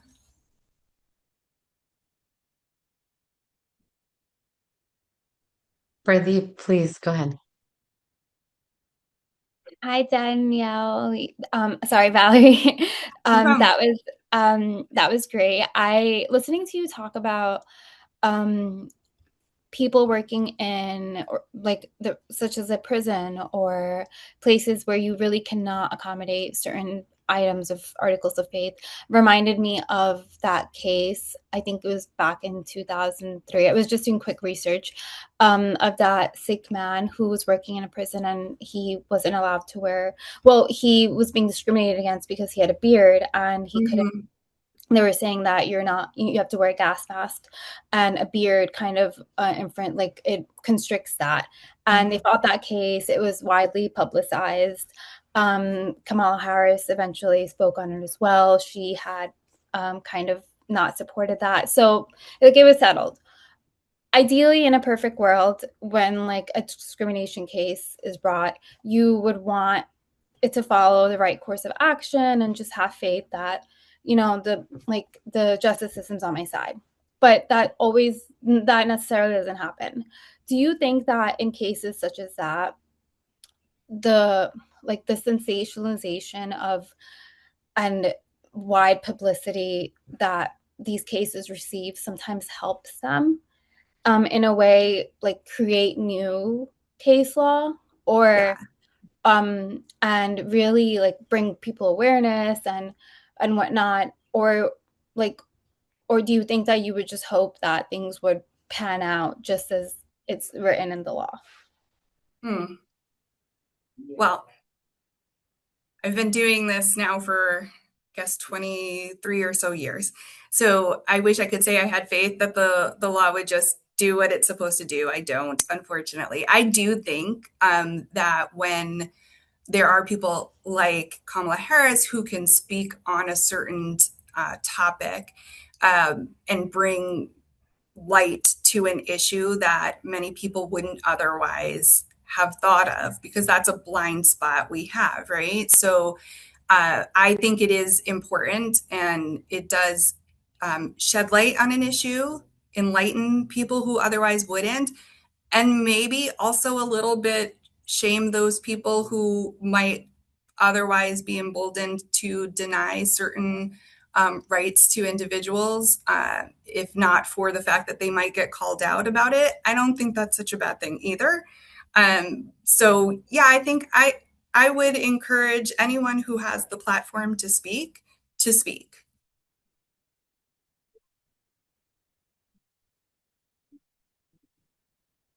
Go ahead, Thank you so Sirian. much for coming. I was just wondering, like, based off of that, is there a part of your department that focuses on education? Because I feel a lot of the time discrimination or fear towards something that you're not familiar with, or it comes from ignorance. So if after the cases or something, there was like, oh, like why we wear the kirpan, why we wear the turban, stuff like that. Yeah, so we have a hate and bias prevention unit here at the division, and that's exactly what they do. They do outreach into the community on topics that, topics just like this, usually driven by instances of hate or discrimination that are maybe more in the news, or maybe like a political person has reached out and said, my constituents need this. But that is exactly what they're doing on their day-to-day basis.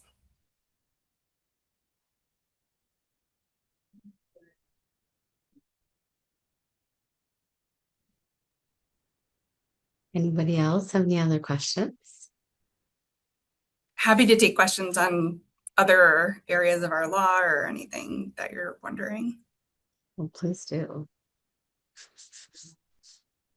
I also want to, I see your team here. I also wanted to thank them, and if they would like to unmute or come on camera and give us a word or two, that would be lovely as well. I can't. Let me stop sharing. Oh, I could have stopped sharing a long time ago. Sorry. That's okay. Let's see who's here. Oh, look at.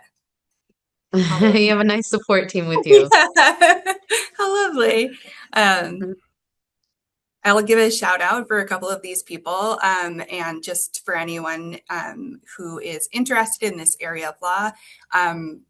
A couple of these guys have come into public service through the Excelsior Fellows program, which is a New York State program, not just for law students, but others as well. We happen to get some of our best attorneys through that program. It will put first-year attorneys directly into litigating positions in the state government. So if anyone is interested in joining state service, that is a way to go. If you don't mind, you can put your contact information or a contact information, and Absolutely. all of our attendees would love to reach out to you. Thank you so much. Yeah. Any other questions? Um,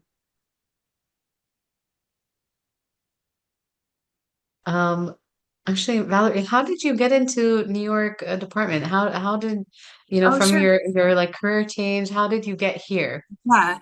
So I started out of law school. Well, I started out in social work out of undergrad. And then I went to law school, and out of law school, I joined federal government. I worked as a trial attorney with the United States Department of Housing and Urban Development. and I concentrated primarily on housing discrimination. I was there for about 12 years. There was a change in leadership, and I went and served as the deputy director for the Westchester County Human Rights Commission in New York for a few years. And then I went back to HUD as the as a heading their litigation department for a few years. There was another very similar change in leadership, and I left federal service 2 years ago and joined the state division. But all of my legal career has been in government service at the federal, county, and state level. Really great. Wow. Amazing. Are there any other questions? Any professional career questions anybody has? Really thrilled to see so many young women, especially young women of color. If you are interested in litigation, we need you, we need you, we need you. I think our profession only gets stronger the more women we add. And so I'm so pleased to see so many of you here. You know, since you brought that up, I'm going to ask, being a woman, what type of difficulties have you faced, you know, in your career, education wise, you know, people taking you seriously, all the above? Yeah.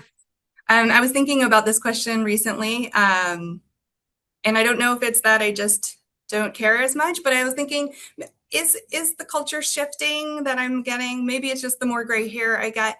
When I started, I certainly was more often than not confused as the secretary or the paralegal, and they would ask for my boss, right? Like, where's your boss? Who makes the real decisions? And that was always interesting. I was used to being the only female in the room a lot of times, especially when I first started. Litigation is hard because the hours can be tough. It's not easy to plan schedules. You're really beholden to your caseload. So perhaps less females in litigation for that reason. I think it's shifting, though. I think the farther we go, it's a really great career. It's exciting. It's fun. It's different every day. So I would definitely still encourage it. It's always going to be this way for women, I think. And I definitely always have to say, I can't imagine what it is like for a female of color in this job in the world that we live in right now, because it's a whole added layer of issue, but I would encourage it. It's fun. I'm glad that there's people like you that are paving the way for other women out there. You know, it's a win is a win. Yeah, yeah. Yeah. Any other questions? We got yeah. Well, we will let you keep on fighting the good fight. Thank you so And much. we're genuinely very, very appreciative of your time and your entire team for showing up. We are so grateful, and we look forward to seeing you here again next year. Thank you. And yeah, thank you so much for all of your insight. And thank you for joining the Sixth Summit. Thank you. Have a great day, everybody. Bye. Thank you. Here comes everybody trickling back in. Okay. So I would like to, so our next panelist is here, Jaspreet Kaur. I would like for her to give us a little introduction about herself, and then she wants to hear from you guys. She wants to meet all of you. I really want her to tell us her experience with the summit before, since this is her baby as well. So we're so appreciative, and you know, I'm just so glad and proud that the summit has come this far. And please, with no further ado, just Fendi, thank you so much for being here. Thank you so much, Bhupinder. Hi, everyone. A little bit of my background, which Bhupinder was mentioning, was I used to be UNITEDSIKHS attorney. Summit was something I did that back in from, I believe, 2013 till 2017, 18, every year. It's so much that one of the summits I had like all girls group. We all used to be in DC, and from after summit, it was followed by meeting congressmen for the next 4 days, but we all were staying together. And most of the students from that time, at least 5 of them are now attorneys. So that makes us really happy and proud. And I'm so happy to be back at UNITEDSIKHS, because once you're with UNITEDSIKHS, you're always a volunteer. Trust me, you signed up for life, guys.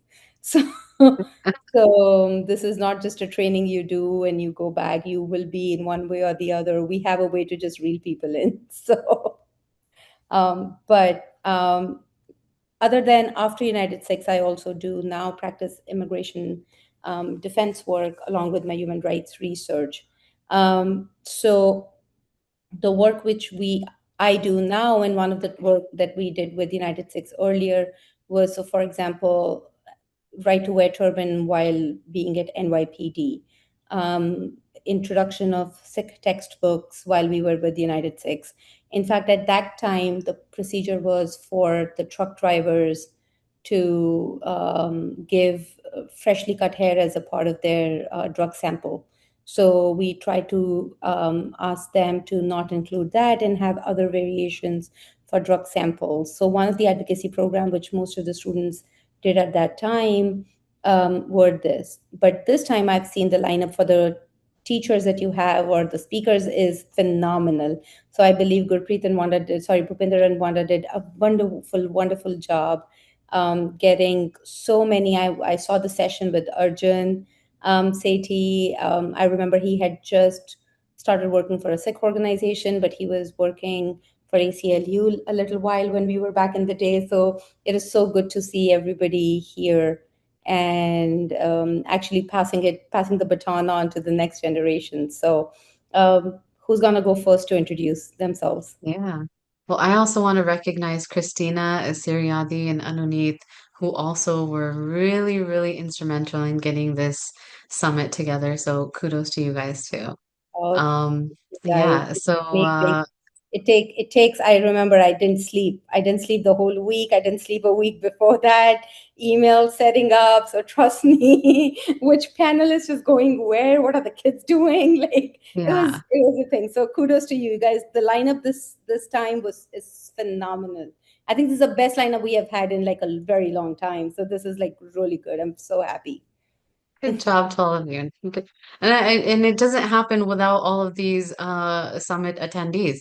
You know, when you see someone listening to you, that's what really makes it worth it. And otherwise we could just be staring into a blank screen, just talking to no one, and there's no interaction, and that's not fun. But this is the place where you guys have made it that it's an open forum. You can ask questions, and you have this one-on-one interaction with all of these amazing leaders. I mean, we had Assistant Attorney General Harmeet Dinlo yesterday. We had representatives from FIEL. We're going to have Texas Civil Law Project. I mean, like you said, the panelists are amazing, but this is the platform in which these people are given these opportunities to have these one-on-one conversations. So, Siriadi, please, will you introduce yourself? I'm Suyadi. It's so nice to see you. I think I saw you at a previous meeting, and I'm just so grateful to you and all the work that you do. And it's really cool to see how you've maintained a relationship with UNITEDSIKHS like over the years. And I hope to do the same. Thank you, Shriyari. Very nice meeting you. Who is going to volunteer to go next? One of the things which training we learned is yes, great, Suneha. Hi, my name is Suneha, but a lot of people call me Sunny. Yeah, it's so amazing to meet you. I'm currently a incoming junior at high school. I live in California, and yeah, I want to be just like you. I want to be like, with United Six like for like my the rest of my life, and it's so inspirational to see someone who's actually done that. And yeah, that's amazing. Go ahead. Who's next? Jump in. I don't want to call you guys, just jump in. Hello, my name is Georgina. I'm from Vancouver, Canada, and I just completed my undergrad in criminology and interested in law now. And this is my first Six Summit, and it's just been so inspiring hearing from all the speakers, and really has encouraged me to volunteer more with United Six. Okay, Thank you. nice. Go ahead, Amrik. My name is Amrik Singh. I'm an incoming freshman at UT Austin, but I've been involved with United Six for a while, with fundraising efforts, going to disaster relief efforts and whatnot. But I'm really excited. This is my first time attending the Six Summit, and I just envision myself being involved with United Six for a lifetime. So really glad to be here. Thank you. Pradeep, please tell us a bit about yourself. Hi everyone. Hi Jaspreet, nice to meet you. Sorry, I think I joined late, but I joined United Six and this summit because I am applying to law school this fall. So I've always had an advocacy and passion just to represent Sikhi in a greater the greater public, and hearing you Jaspreet talk about how previously students have turned into staff attorneys now and have stayed connected with United States. It's so inspiring, and I literally want the same thing for myself. So yeah, that's me. Nice to meet you. Hi, yes, my name is Amneet Sadana, and I am still pursuing undergrad. I'm going to be in my third year. And just like everyone else, I'm very passionate about advocacy and law, and it's something I'm interested in. And I'm pretty familiar with United Six work, especially back in 2020 when there was a lot of food pantries. My family was very involved, but it's also my first Six Summit, and I've just been very inspired to see all the speakers. I I think the idea when we discussed, I was like, to have everybody on screen was good, right? Yeah. Yeah. Hey, we always get that. That's okay. Yeah. So everybody can unmute themselves. I want to have my session more as a discussion because I want to see. I know we had speakers on the other side, which is the state departments, the state, the congressional. They can come with their experience. Part of the reason that and it's truly an honor. I don't think I'm doing anything great. I think I'm just learning to survive and still learning to adult. Like, still don't think myself as a full-blown adult, so no. But I also want to understand and make sure that the students who signed up for the academy are also reaching their goals. And if we or United Six or this academy could be a stepping stone, I would be more than happy to do that.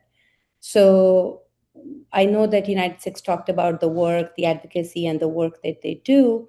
Um, but what is your feedback after day one of what you think? See, I do immigration defense. That means I represent people. In short, my job is to fight for asylum cases, the guys who are getting detained, to get them out, to have a pathway to citizenship with most people who are here. Immigration is a hot issue and a very frustrating issue in today's time where it is more political than law.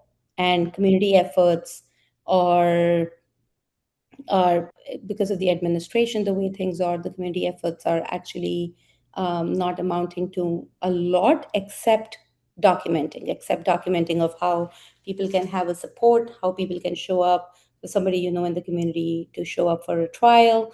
However, a lot of time, even as a legal community who does immigration defense, we are looking at a lot of problems that we are having in this time and working on that. If you guys are interested in asking about immigration, I will be more than happy to answer those questions. Some of you who want to go into law school or think about this as a topic, you want to talk about how day-to-day politics works in immigration court, I can give few examples of the trials. They're very interesting stories.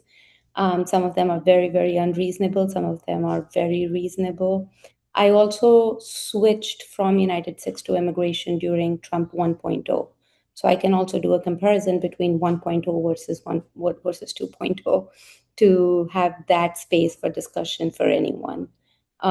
Because I am still a liaison and an outside out person, objective for my session with you guys is to understand how to help you into stepping stone into.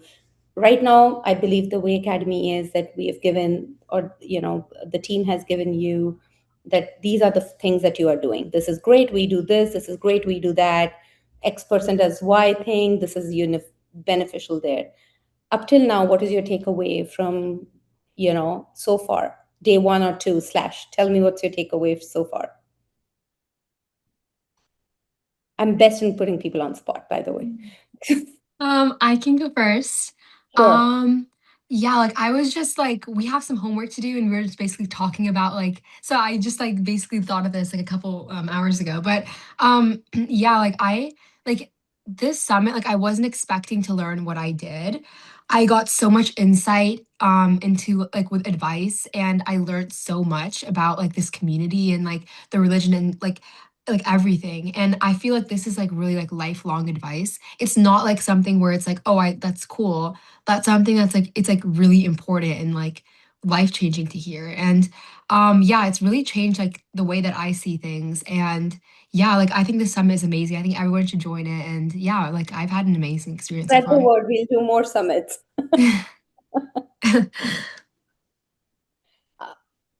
In terms of the career advice, and so for your work, what do you think is helpful for everybody? And this is like a question. I know Pradeep mentioned that she's about to start law school. So how do you guys think that? Because I'll tell you an outside perspective. So I did law in India and came here. So I didn't really realize that there is a thing called civil rights, because in India there are no civil rights. So the concept of civil rights is very American. And because you all went to school here, you don't realize that. But the concept of civil rights didn't really start from SIKHS, actually. So for example, when we think about, we always think about a racial issue between, African Americans and white people, but not really a civil rights issues for them. Then we have women rights motion.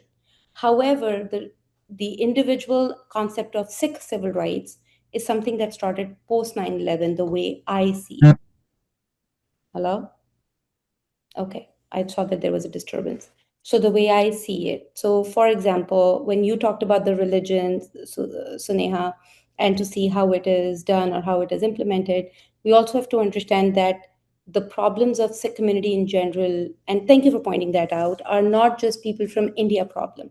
It's also a small community that is racially distinctive, because there could be a Sikh. So one of the things of UNITEDSIKHS, what we do is, because we are in, like I still say we, because I'm still like an extended part of, the system, is in 10 countries, 10 to 12 countries. And they do a Sikh report of how Sikh community is in each country. So for example, if I remember when I had started and I was just a fellow, one of the work I did was have to collaborate and publish that report. And that report mentioned how Sikh drivers in Spain had started to remove their turbans before taking their driver's license test. And every time they are being stopped, they are like, oh, the photo doesn't match as a driver. So the guy had to remove the turban every time to be recognized that. And to know that no one organization is there to fight for them, and to know that UNITEDSIKHS is the one organization that actually is doing that level of advocacy on international platform was very very calming to me. To know that stories or these data is not going haywire. It is being documented, and it is a collective point.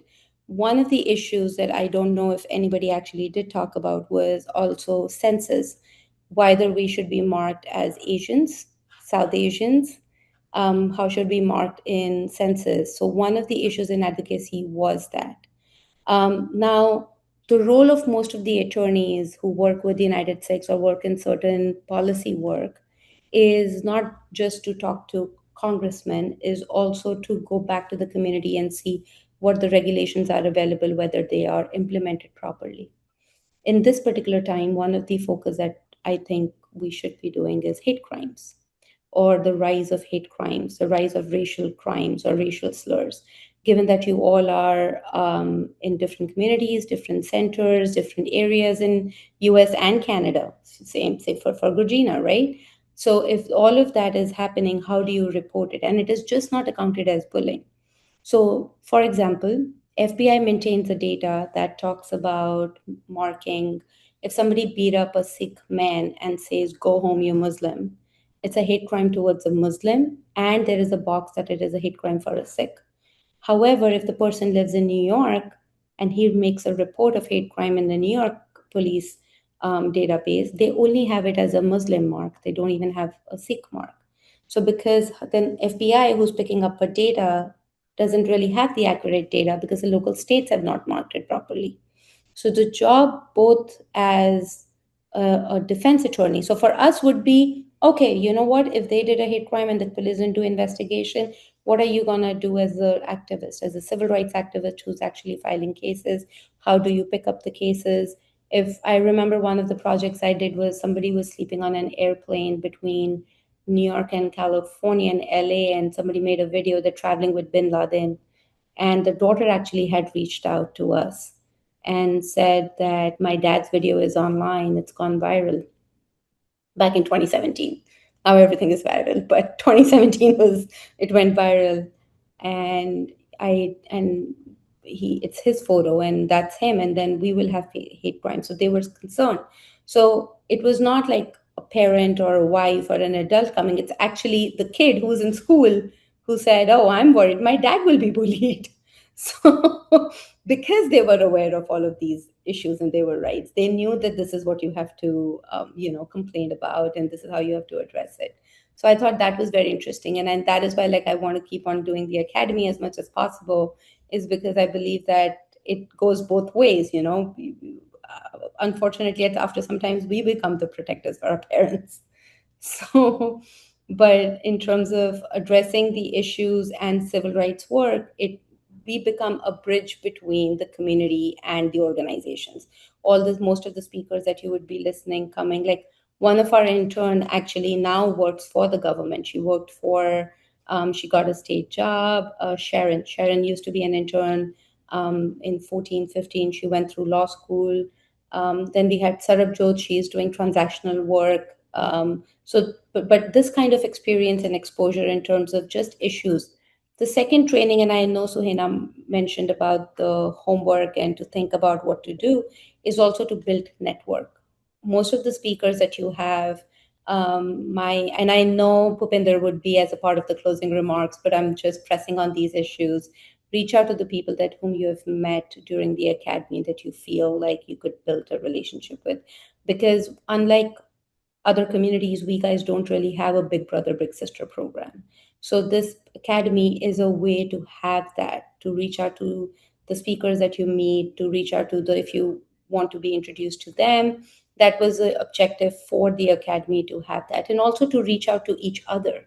I remember the students who met at the academy, one of them just got married, the other two people were invited at the wedding.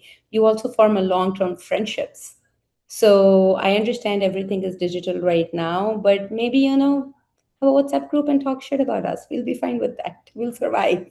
so, so, and I think that would be good, because networking with each other is equally important for you guys, because so that you're not dealing with issues just alone.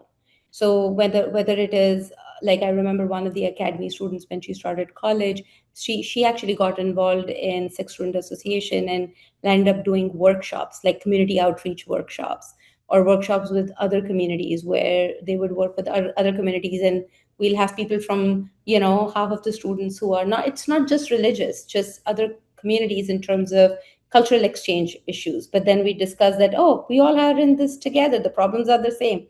Immigration problems are the same. We are brown. Everybody thinks of us as brown. Nobody cares about what shade of brown we are except Indians.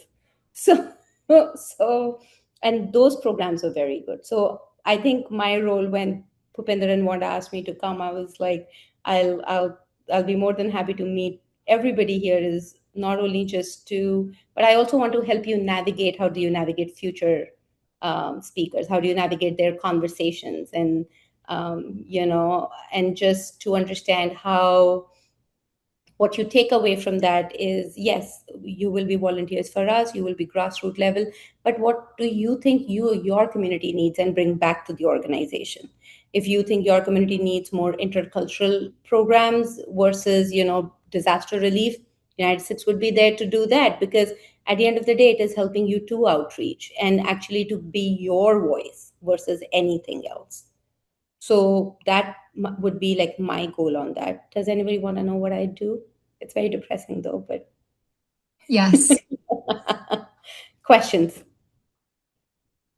Yeah, I had a question about your experience right now as an immigration lawyer, because I used to intern at an immigration office and I worked with like SIJS cases, and it was, yeah, pretty depressing, especially because most of our cases got denied and we were dealing with children. So, Yeah. yeah. Where are you based? Where was the law office based? In New Mexico. Oh, yes. New Yeah. Mexico immigration court is equally depressing. Yeah. Very depressing. So let me give a little bit of a brief on SIJ cases. SIJ cases are called special immigrant juvenile. Every state, it's something between family court and immigration together. So for example, US happens to think that if you have come to US and you are under, in some states 18, some 19, and some 21, like New York has 21. If you are below a certain age and you are abused, neglected, or abandoned by either one or both of your parents, then, and you have a guardian in the United States, that person can can be a court-appointed guardian, but in reality, your guardian is the state. The government becomes your sponsor. Basically, they adopt you. The family court, local county family court. And then after that, you have your approval, and then you apply for I-360, which is a self-petition that you apply for in order to get you to be on a visa line. Now, there are only 10,000 visas that are available. So right now, people who won SIDGE and are in that I-360 line back in 2022 are eligible to maybe apply for green cards now. So there is a huge gap and delay of 3 years already. And it'll take another 1 year for them to apply to get the green cards, right? Right, Sirdi? So then once they get the green cards, even then sometimes they say, oh, your parent was the one who sponsored you. So one of the problems that I believe New Mexico would be is terms of how did you come? We don't really believe that you came alone. You came with an aunt, you're an uncle, so your parents never really abandoned you. They took care of you. Okay, so she's saying yes to everything. Okay. Now, the interesting part of this is that family courts are very state oriented. So, New Mexico, given that is more conservative and judges don't really believe that any of that is true, so they would never grant a such case. And you're dealing with kids who are mostly below 18. So, you could have a 6-year-old, a 7-year-old. How do you tell a 7-year-old that you have a deportation order? And you can be here for 20 years and you could be picked up and deported at any time, that your life doesn't have a meaning. You can't do that. So, but in New York, such cases are easier to handle because it's more immigrant friendly and they understand the logistics. Rhode Island, you have a better rate. California is good, but these are the states where you have to live with the guardian. So it depends on where your guardian is staying. So you can't pick and choose.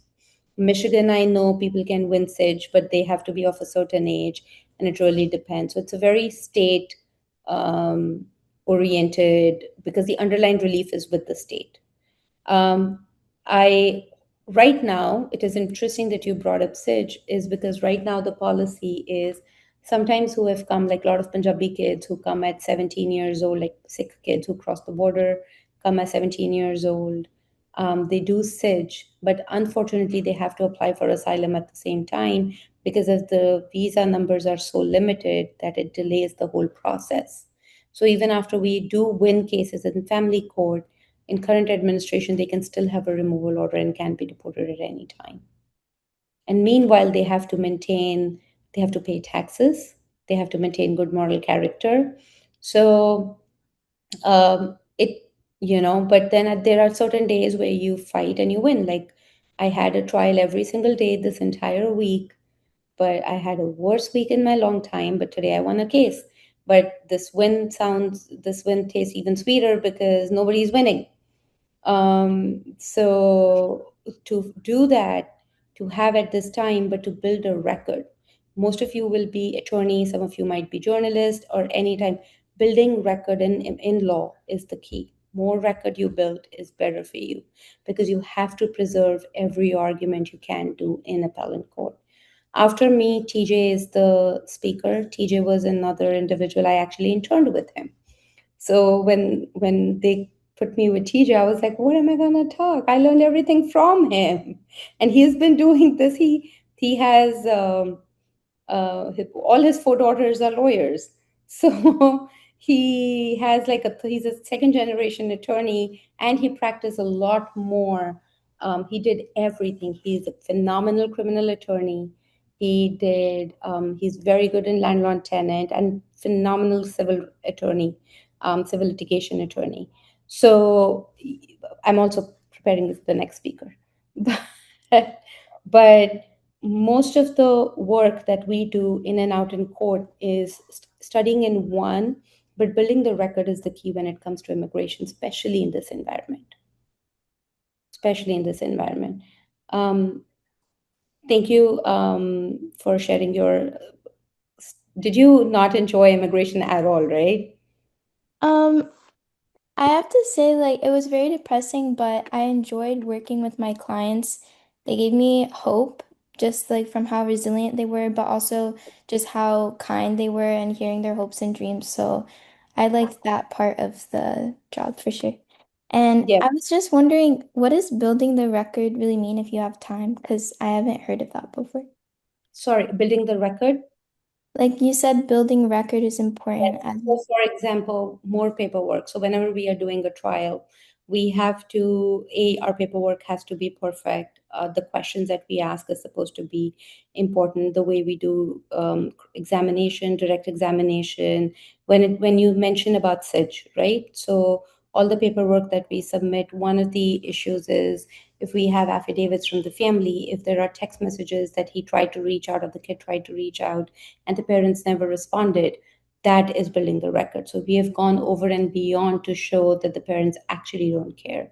So that's also a way to say that and for people to understand, it's also like the reason I say it is state specific, people also has opinions. So I'll share an experience. Like we are in Queens, but in Queens is a major Sikh population. But as you go out to Long Island and the tip of Long Island, the Sikh population is different and it gets more conservative.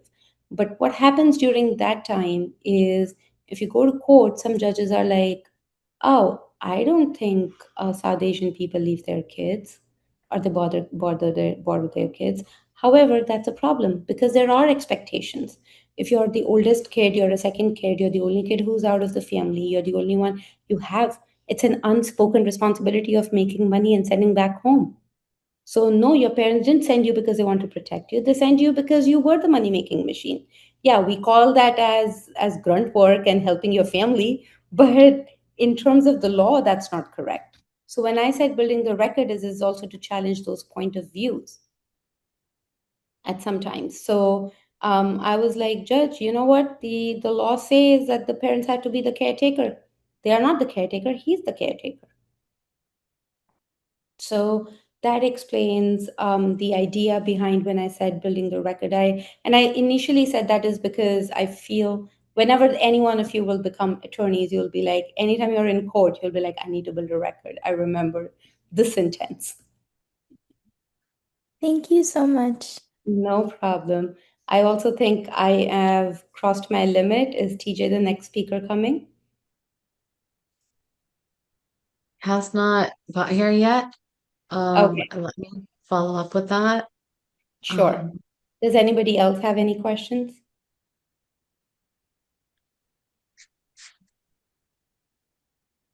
okay, I was that boring. Got it. No, I'm Oh, messing. yeah. I have There's a two really questions quick for you. question, It if has that's Go it. ahead. okay. So I just also have some sort of like limited experience, but experience working in or interning in an immigration court or like being an intern. And I just really wanted to know, of course, like we all know that there are some times where cases are not always successful and that's not the best outcome. But I just wanted to ask, like, when things like that happen, how do you keep not only your spirits up, but the spirits up in your office and your clients as well? And like, what is something that, like, I guess continues to motivate you?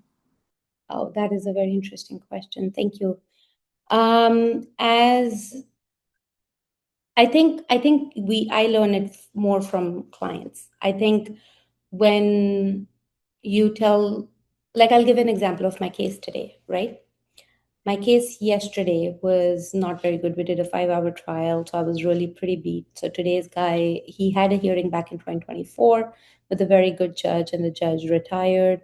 His case got bounced out, and then we had a judge today. I had never done a case with that judge. I had not heard great stuff. But right now, when we are in court, it's never us and the government lawyer and the judge. The way it is, everybody has read news who judges have come out and spoken that the due process rights are violated. So I was not complaining, but I was expecting that it could be a denial, and I had already.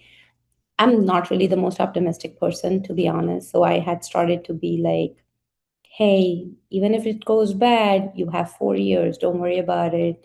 We are going to fight it. We are going to build a record. I'm going to ask you every question, because my whole thing was that even after it goes down, I'm going to go down fighting, because that's the only thing I know. And that's the only thing they expect from me. We have to understand, most of the immigrants who have come, who have crossed the border, are actually people who are highly resilient. They are they have gone through so much to get to here. All of this is scary and all of this is panic, but you have to remind them that. So you have to, like I tell them, I was like, you crossed 12 countries, did not eat for 3 days, survived. This is nothing. This is an order that's going to come today, and then we'll deal with it. And sometimes when we were going to court and there were a lot of people who were getting arrested, it was hard to come to court with clients. I had a client who ran away to Canada. He was so scared. And I was standing in the court calling him, and he's like, Madam, I'm in Canada. So, so I was like, okay. So, then sometimes you go with the clients, you say, okay, I'm going to go with you. Nothing's going to happen. I'll hold your hand. I'll fight for you, because they need to know that you are on their side. Because a lot of times as attorneys, especially as defense attorneys, we become their therapist, we become their friend, we become their lawyers, we also become their siblings. They tell you all their life stories and all, sometimes good things of the life. And so to tell them that, listen, this is just a decision and this is what it is going to be, and we'll get through this. You've gone through worse in your life. We'll get through this. So I think that kind of pep talk has worked, because it is still realistic. It is, because I sometimes struggle personally. I struggle with giving too much hope when I feel like it might not go anywhere. So for me also, it's a very honest conversation. Like one time I told a client, hey, even if you lose your trial, it's not on you, it's on the government. He's like, great, I'll fight the case now. So you pick and choose your clients. Sometimes some clients are so overconfident, so optimistic. You have to like be like, sure, yes, ground, eyes on the prize. But at some clients who are very underconfident and too scared, so you have to give them the pep talk. So I think it based on who my client is and what I know about the person and how I interact with them. As far as hopeful for me, we immigration community, I don't know about other legal communities, but we are very supportive of each other. We have a text message, like a WhatsApp group of over 100 attorneys who, if we are doing any trial or anything, we know any information, we share it. And this is just our group. Multiple lawyers could have their different groups. But if we had a bad day when I was alone, we sit down, we talk about it, we talk about the craziness. And then we also realize that we can't do anything else. I am somebody because if the lows are low, the highs are too high. You know what I'm saying? So you also realize that you've really helped someone's family, somebody's dream to be here. And to know that you could be in that position to fight for that person actually gives more power. You say you can't lose because you are their voice. You can do everything which is possible within the law to represent them adequately. And nobody other than you can do that because they trusted you with this. So to have that, you can't fall because somebody is depending on you, sometimes gets you through the hard time. But emotional burnout is very real, especially this time. Oh, thank you. Thank you so much. I do see, I believe TJ is here. I see Wanda is here. I'm driving back to the office just for you. Oh, Thank you so okay. much for joining us No problem. on Thank this you. summit. You're the best. And No, I love your speech and the information that you're imparting to these young students who some of them aspire to be advocates and lawyers. So thank you for joining us. no, thank you. Just FYI, Wanda is someone who trained me. So she's being very nice when she says me this, okay? Sorry, I'm driving, so thank you Yeah, for no that. Thank you. problem. All right. It was very nice to meet you all. I want to wish all of you good luck. It was so nice to meet you. Bhupinder can give you my email. If you want, I can put it in the chat. Email me anytime. I'm in New York. We'll be more than happy to meet any one of you. If you have any questions about law school also, we'll be more than happy to do that. Okay? Oh, she's put her email in the chat. You guys I can just note did. it down. Yeah, and if you guys are smart, you write it down. She's one of us, okay? So thank you so much for your time, Benji. We really appreciate it. Thank you so much for your guidance and thank you for paving the way for, helping create such an No. amazing thing. I will say this, we are a community organization. We are nothing without the community, as you said. So no, but thank you so much. It's always good to see everyone and good to be here. And thank you so much for even considering me. I appreciate it. All Bye, right. everyone. Thank you. Bye. Okay. Wanda, if you're there, I don't see TJ here yet.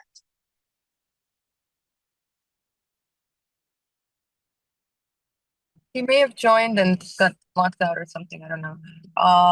But you don't see him at all? No. All right, let me see if I can call him and see what happens. What's going Thank you. Meanwhile, so what did you guys think? Any takeaways from Just Breathe? Like, I mean, I thought that was really amazing that not only that there was like relationships that formed, like friendships, but also relationships. But also to know that like what did she say like five of her other Summit alumni also became attorneys? Like I think that's kind of so. cool, you guys. It's a good Sangha to be in. Yeah, what are your guys' takeaways? I think I really liked it because she was very interactive and it was really easy to have a conversation with her. Yeah, yeah. Um, I just what thought she else? was lovely, and I really liked how she talked about like being an immigration lawyer and about her clients. You can tell she really cares. And she had a win today, so that's awesome. Very. So hi, this is Wanda again. I'm sorry, I'm driving back to the office, to my home office, and I am from a meeting. But I don't know if, but these private lawyers are always so busy, and so one minute he was available, and I guess the next minute he might have gotten called out either by a client or the court. So I want to say two things. One about just great for Kaur is who just spoke. The immigration attorney is an attorney, a staff attorney, was a staff attorney with United Sikhs for a little bit. And she cut her teeth at United Sikhs, and now it's an amazing and incredible lawyer.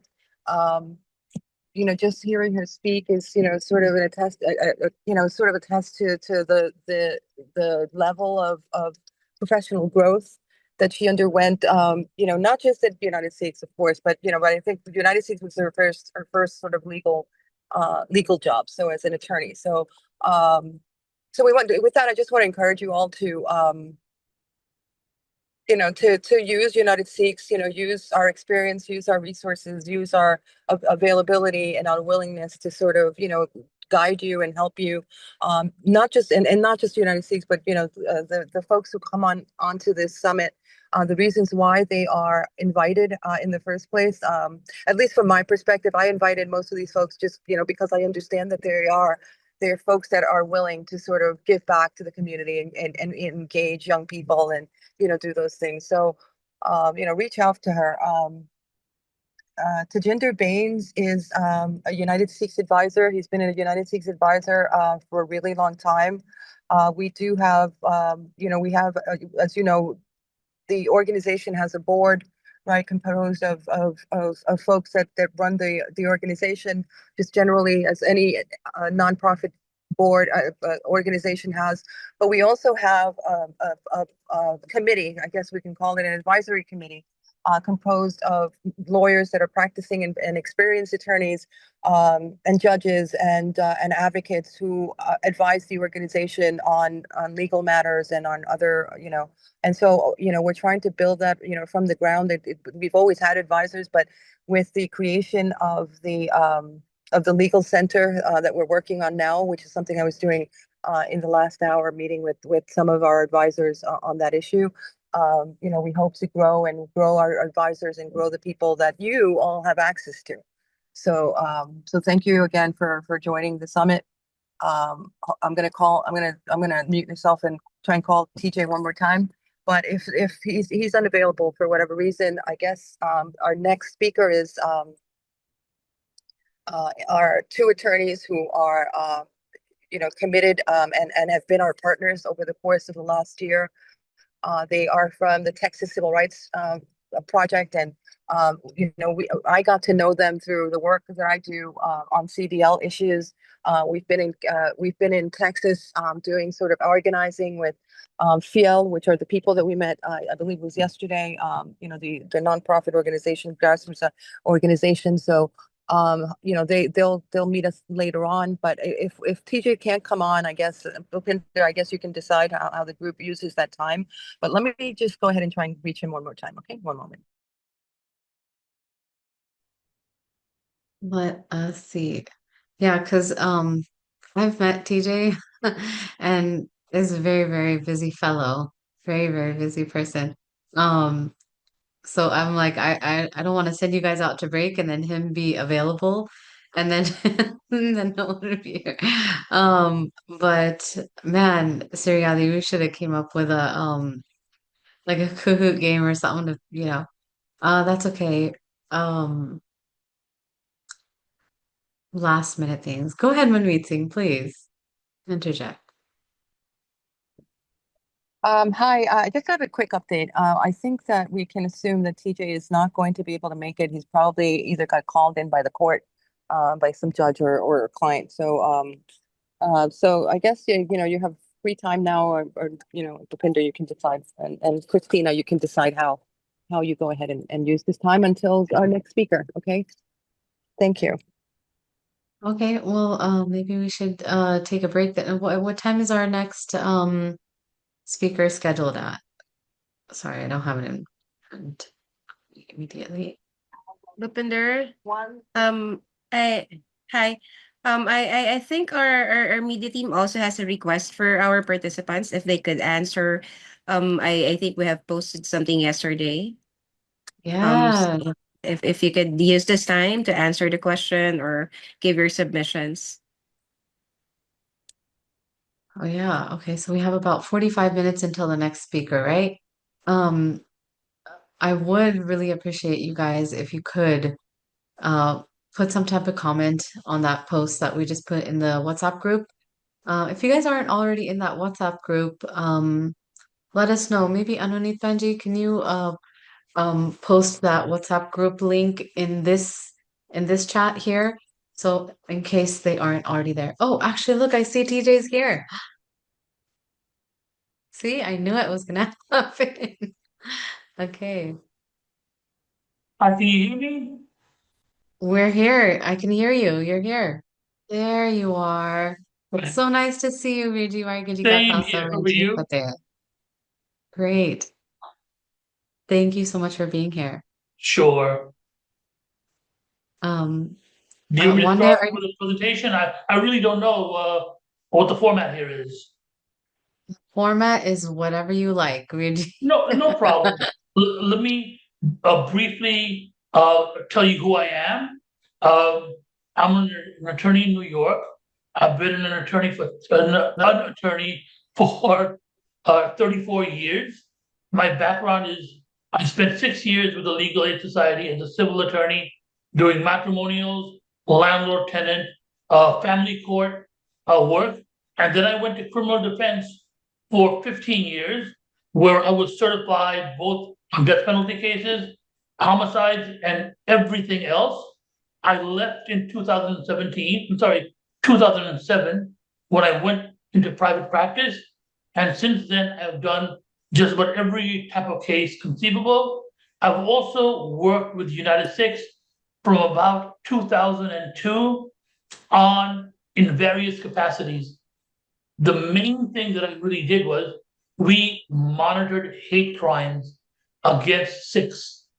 When I say monitor, we would see where these cases would go, interact with the DA's office, and actually go to see the trials that would occur on these hate crimes. I don't remember the gentleman's first name, but his last name was Khalsa. This was in, I think, 2004 or 5. And Richmond Hill, for those of you who don't know, is now the, let's give a better word, the mecca for Sikhs in New York. It has a number of gurdwaras, and there is one holdout. It's a restaurant called Villa Russo. If anybody has driven past Lefferts and 101, they'll see it because it's unique looking with bricks on there, with stonework. That's where an elderly Sikh gentleman was first insulted and then beaten up by a group of people who were there attending the communion of one of the individual's daughters. They first started calling his turban a curtain, asking for their curtain back. And then when he said, I'm going to call the police, they came out and started pushing him and hitting him, till of all people, the father of the child runs out and hits him across the face, causing serious damage. Luckily, there were a lot of witnesses, including a British couple who were there on vacation. And I remember thinking how ironic that the British couple knows what a Sikh is, right? Because when they identified him, they said the Sikh gentleman was just standing there when he was attacked. So those are the type of cases that we monitor.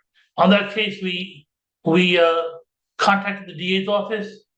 We helped them with the preparation of their witnesses, and we sat through the trial where out of these individuals, 5 of them were convicted.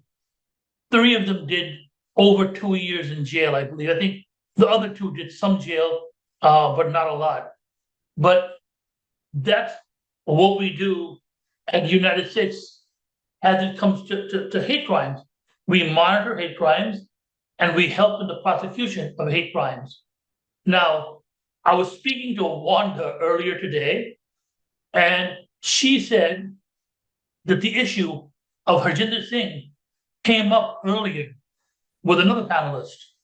And the panelist asked, why should we be sympathetic with Harjinder Singh?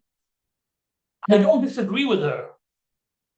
And I've told the United States many, many times when they say, well, somebody is accused of assaulting their wife and we should help them. They always say, that's not what we're here for.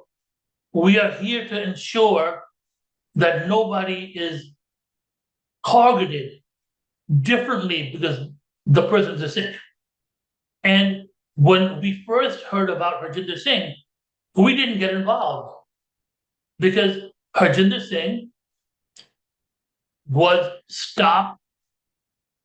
He was sent home because at the end of the day, it was just an accident.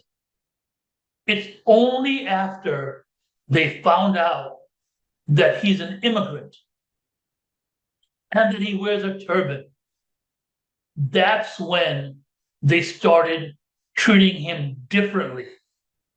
They were not treating him as you would treat anybody else who was charged with a crime. They were treating him differently because he was an immigrant and because he was a Sikh. That's when we got involved.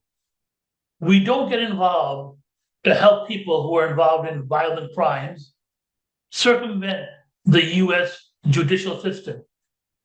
But we do help people who are charged with a crime and they're being treated differently than somebody else who is charged with a crime.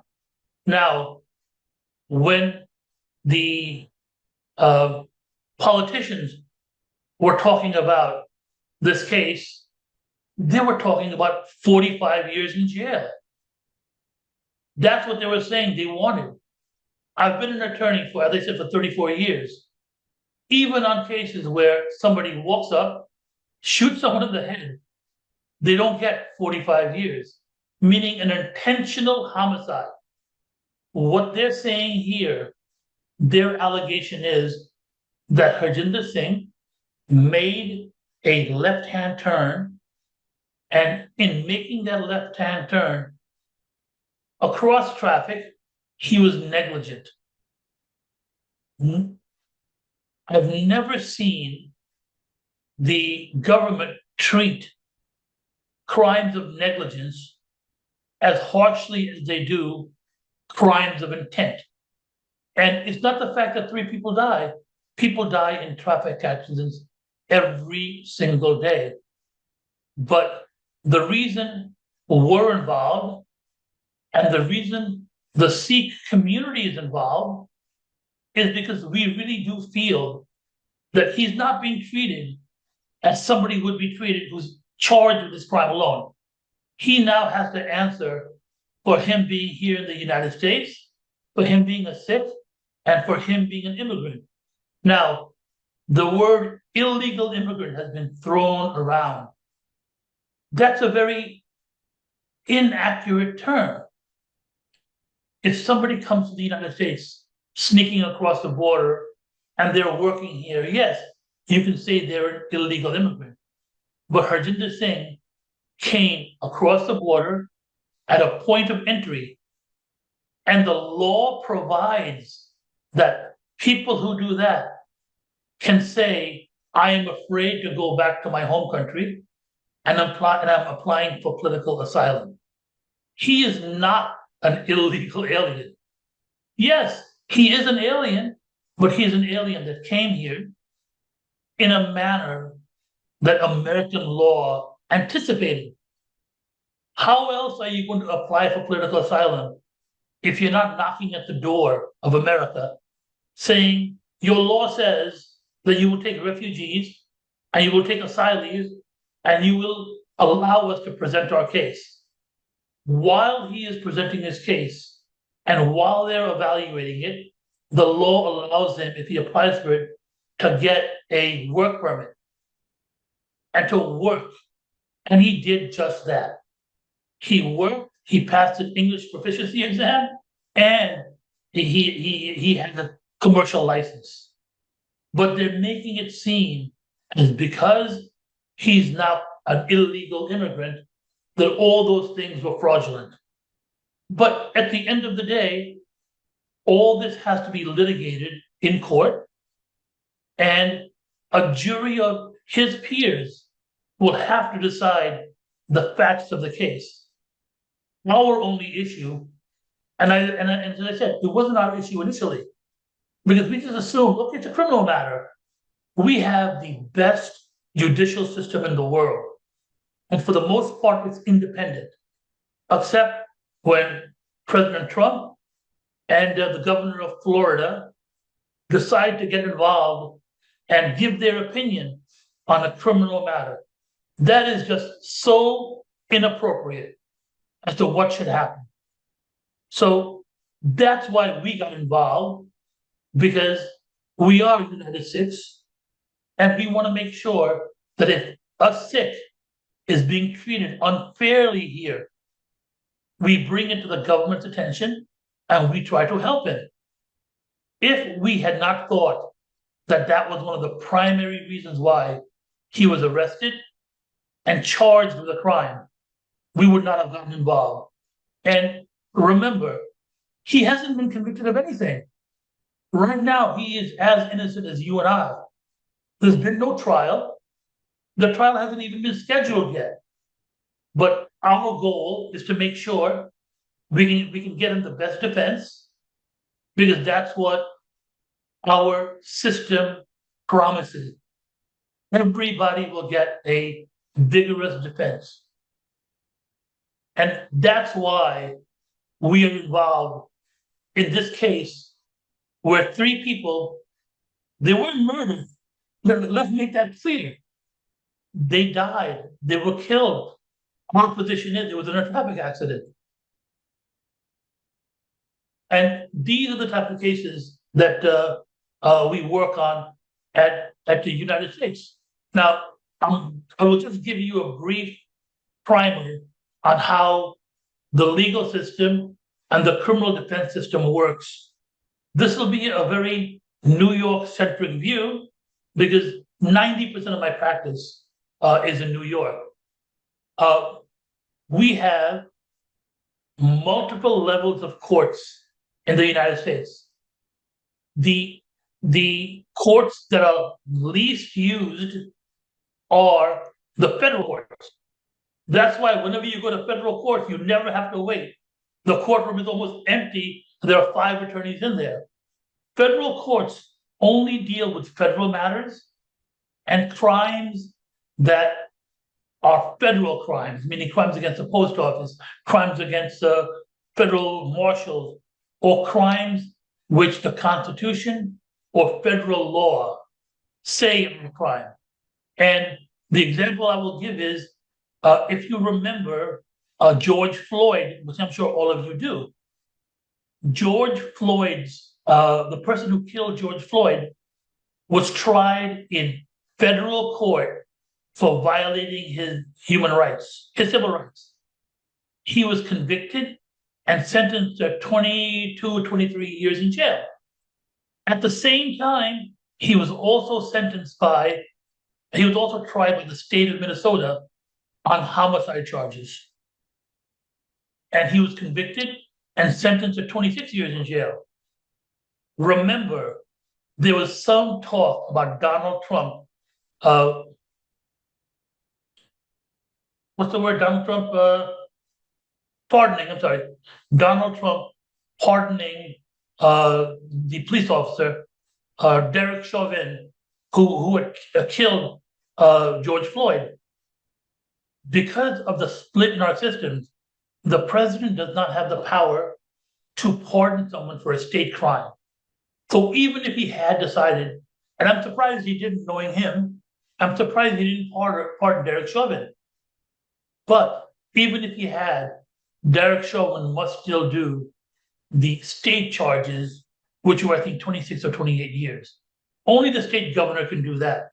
So you have the federal crimes, which are tried in federal court. Those are done in district court, and then you have the appeals all the way to the Supreme Court. Then you have the state courts, which in New York is the Supreme Court of the state of New York. This doesn't mean it's the top court. It means Supreme means it has authority to hear every type of case, no matter what it is. So you have criminal divisions, civil divisions, landlord-tenant divisions in Supreme Court. All these are appealable to the higher courts in New York, the highest being the Court of Appeals. The only time it goes to federal court is if there's a federal issue, meaning in a criminal case, someone is tried and convicted of a crime, but there's an allegation that his constitutional rights are violated. That goes to federal court eventually. And then you have hundreds of little courts in New York. Every municipality has it. Mineola has it. The city of New York has it. And they're the civil court and criminal court of the city of New York. And they only handle very minor misdemeanor cases and cases involving just a little bit of money. So I now ask, does anybody have any questions? I have a question, CJ. Sure. Can you explain why there's the concept of double jeopardy does not apply where someone is both tried both in federal court and in state court? Sure. Because they're different crimes usually. If the crimes and the charges are factually and legally the same, you cannot be tried. The reason Mr. Chauvin was tried in federal court, he wasn't tried for the murder of George Floyd. He was charged with violating George Floyd's civil rights. That you can do. But if he had been charged with the murder of George Floyd, that would have been problematic because the federal government does not have jurisdiction over a state case, meaning the act took place in Minnesota and it involved state actors, state police officer. Now, let's say that George Floyd had been a postal employee working. And at this time, he got into a dispute with Mr. Chauvin, and Officer Chauvin killed him. At that point, if the state took the case and tried to prosecute, they would be stopped. It has to be prosecuted in federal court. The other way there would be a conflict of where it goes is if it was very clear the murder took place for a racial reason or a religious base or some bias, and it was very clear and it reached constitutional levels, then the federal government would try and take that case also. That's where you could have issues of double jeopardy. You can't try a person for homicide in New York and then the same homicide, the same charges with the same elements. What I say by elements is criminal law is statutorily driven, meaning either the federal legislature or the state legislature says you cannot commit murder, and intentional murder is with the intent to kill someone, you kill someone. And there's an act. So there has to be intent, the act, and the death. Those are the three elements. So if the three elements are exactly the same in federal court, then that's where double jeopardy comes in. But it doesn't come in because they never charge him, or they never charge Chauvin with murder. They charged him with violating George Floyd's civil rights. I believe Pradeep had a question. Are you still here? There you are. Yes, I did. Sat Sri Akal, Mr. And I think it's incredibly fascinating that you've been practicing for 32 years, and especially in New York, I feel like you have to have like thick skin just to make it in New York.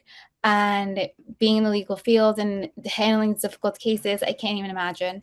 My question was more in the sense of, have you yourself had experiences of prejudice while practicing? And if so, how did you handle them?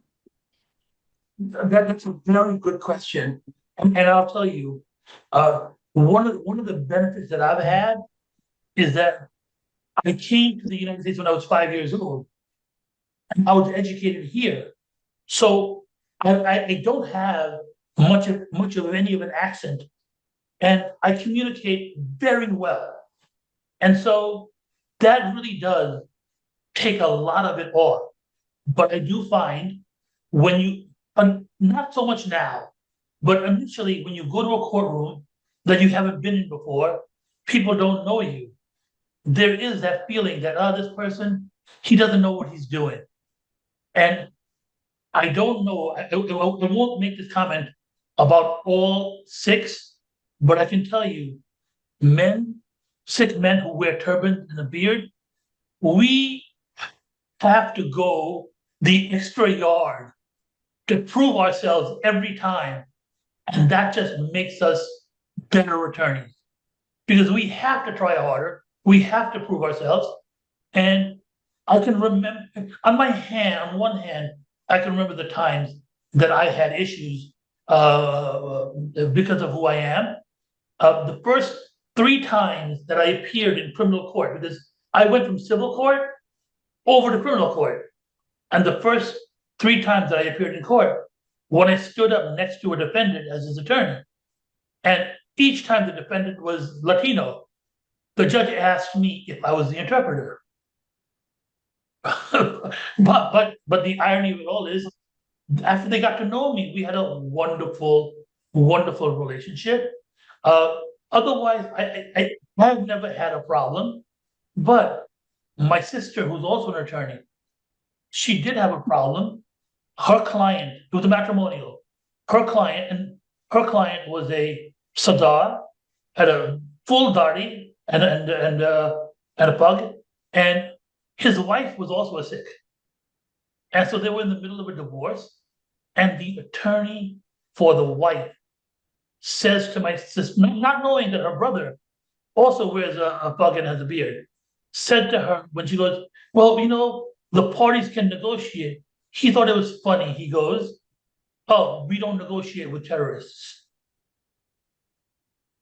And that really came because my sister, I'm a very calm person, but she's not. She's very aggressive. And she went into court and she told the judge what he said. And the judge was African American. And she said to the man, sir, I'm so offended by that. That is if you would call me the N-word. Hello, are we still here? Bhupinda, can you hear me? We can hear you. Yes. And the last thing I want to say is these were probably your parents who did this.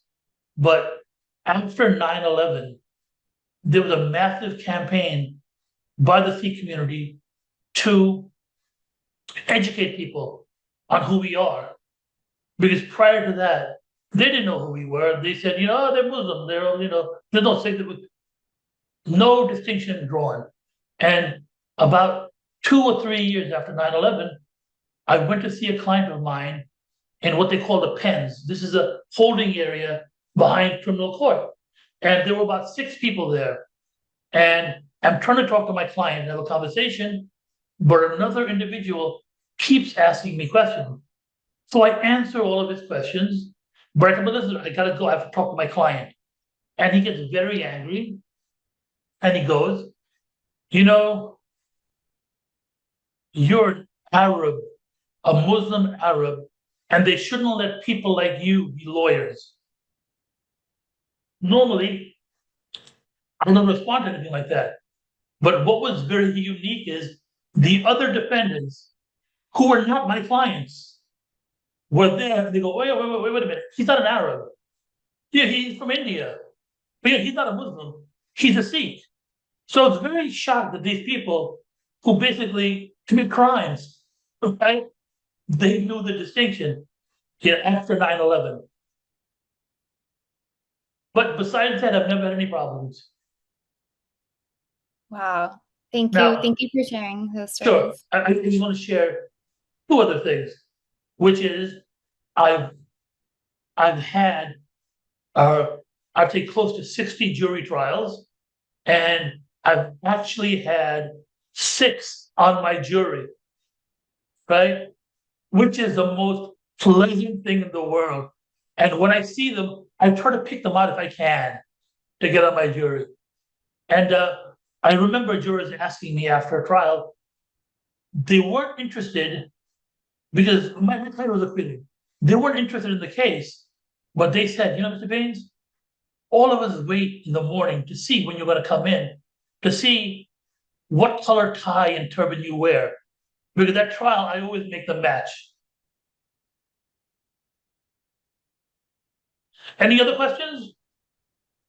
You know, you mentioned about like having a whenever anybody goes to court, has a trial, you have a jury of your peers, you know, and then you mentioned, you know, having six in your, you know, juries. Like, how does that, like, how do you, you know, I'm just saying, just, you know, for six to understand what six go through, that would be a peer, you know, like, so I don't know, that just thought came to my mind earlier too. Well, I'll tell you, 95% of cases that never go to trial and they're resolved. And I can understand if there's a Sikh issue, right? Then the DA is right. It would be prejudicial to have a Sikh on your jury. But when you have someone who's a non-Sikh, who's charged with a criminal act, well, a Sikh is just like any other juror.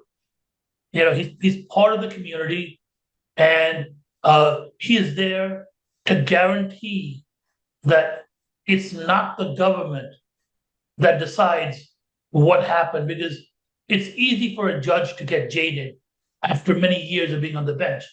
But you want that fresh face, that fresh mind, the fresh ear to hear the evidence.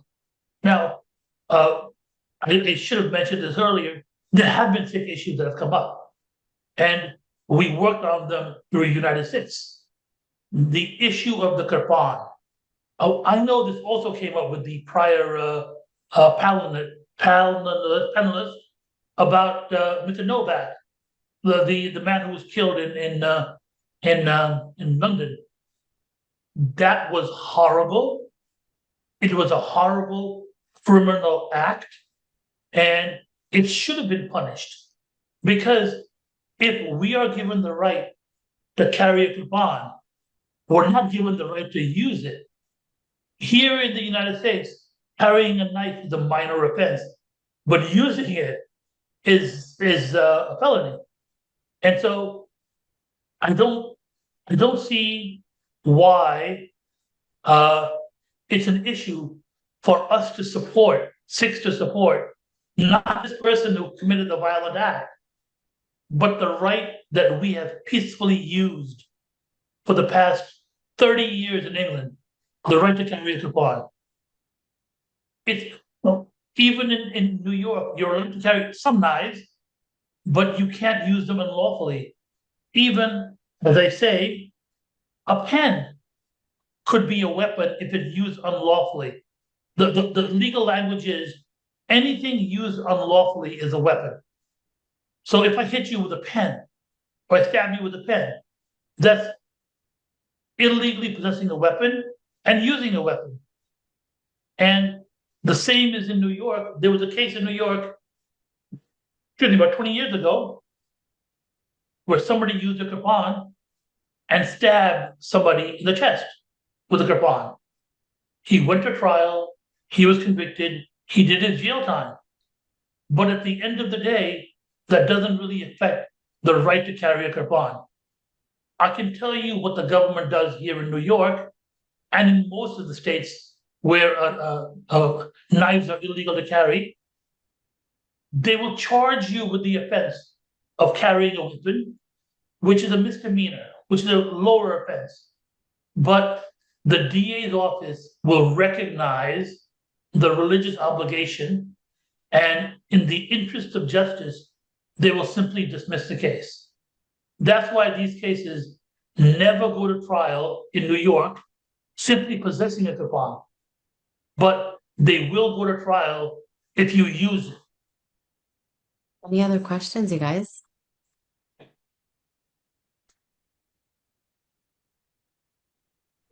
Thank you so much for coming. I've learned a lot from your presentation. I was just wondering, you mentioned earlier that you've worked on death penalty cases. Yes. What's that like, and is it like a very high pressure situation? No, it's not high pressure, and I'll tell you why. Because right now, and for the past 17 years, there has been no death penalty in New York. So the last time I worked on a death penalty case was prior to 2007. The reason for that is, I'm sorry, the reason is they found it unconstitutional in New York in 2007. But prior to that, for about 5 years, they had the death penalty in New York. And the only time the death penalty was used is when the DA's office had overwhelming evidence of the murder, and it was either a police officer or it involved more than two people, or other extenuating circumstances. I had one where a gentleman used an axe to kill his wife and his two children, and there was clear evidence that it happened. A second one was where a drug dealer thought he was being robbed by other drug dealers and shot through a car, killing two people in the car. Now, what is really done there is, and the reason I was picked to work on them is I had a social service background before. I was a caseworker with the homeless for 10 years. So most of the fight is not saying the person is innocent, because the evidence is always overwhelming. It's convincing first the DA's office to take the death penalty off the table. On that case where he shot in the car, the DA's office finally offered 15 years to life on that case and took the death penalty off the table. And that's where the fight really is. On the other case, it was 25 to life because he had psychiatric issues. And so we were able to convince the DA to take the death penalty off the case. Now, I have a friend of mine who actually took one of these cases to trial. And what he did at trial in this case, which is the right thing, is you don't fight it's a case where if you're old enough, you'll remember 5 people were murdered in Wendy's. It was pre 9/11, where they took them on Main Street. They took them downstairs, tied them up, and they shot them in the head. One person survived, and that was the witness. And they caught these guys. They made full statement, and then under those cases, the DA's office will never, ever take the death penalty off the table. So he went to trial. At trial, he didn't present any witnesses as to what happened. He conceded what happened, but he fought very hard on the sentencing phase to try to get the jury to not give them the death penalty. He lost. The jury did give them the death penalty, but while they were appealing, and it takes 20 years worth of appeals before anything ever happens, the death penalty was found unconstitutional in New York. So they were sentenced to life in jail. But these types of cases are easier than a regular homicide, and a regular homicide is easier than an assault, and then a bad assault, because you have no witness. In a homicide, there's nobody who's going to say, yes, I was there, he came up to me, and he shot me. You don't have this. Thank you so much. What else? Any other questions? Really good questions, you guys. I'll tell you, there's one question that wasn't asked. How many other Sikh lawyers are there? Have you ever had a case against a Sikh lawyer? I've had a couple of cases with Sikh lawyers. When I first started, there were maybe two lawyers, Sikh lawyers with turbans. Now there are Sikh lawyers, both women and men, working in the DA's office, in the federal courts. There are Sikh attorneys who are doing some criminal defense. In New York, we have a significant number of Sikh lawyers. When I first started, there weren't too many. I remember in the early 2000s, I walked into a criminal court, and I'm appearing before a judge, and he asked me to come up to the bench, and I go, yeah, what the heck? How can I help you, judge? He goes, look, I'm reading the New York Times, and in there was an article about a Sikh attorney, criminal defense attorney, and they were saying he's the only Sikh criminal defense attorney who wears a turban and a beard. And the judge asked me, don't they know about you? So right now we have a lot of Sikhs in the profession. Sikh Bar Association as well. We started it, there were 4 people at the time, but there's just not much you can do with 4 people. Somebody will do it. Somebody will do it. Yeah. Great. Thank you so much. You're Any welcome. other last questions? I remember Wanda had mentioned about your family and your daughters. Would you please tell us a little bit about them? They're quite amazing people. Sure. I have 4 daughters, and 3 of them are attorneys, and 1 is in law school. And I can tell you why they're attorneys, because when I was working at legal aid, I would always bring them with me. And so every summer they're at legal aid. Every holidays they're there going to court with me. And I've had a great career. I love what I do. I've had the opportunity to do a lot of different things. And I think they picked up on that. And all my friends are lawyers. Just about every single one of my friends is a lawyer. And they picked up on that. My eldest daughter is working for Tom Swazi as a legal assistant. And my other 2 daughters are in private practice. I'm But very proud. yes. If anybody is thinking about the legal profession, you'll make money, but that shouldn't be your consideration. You will do very well, but you really get to change things. People listen to you, and you can help people. If you want to do something very interesting, that's what you do. If you don't, you want to make money, go into finance.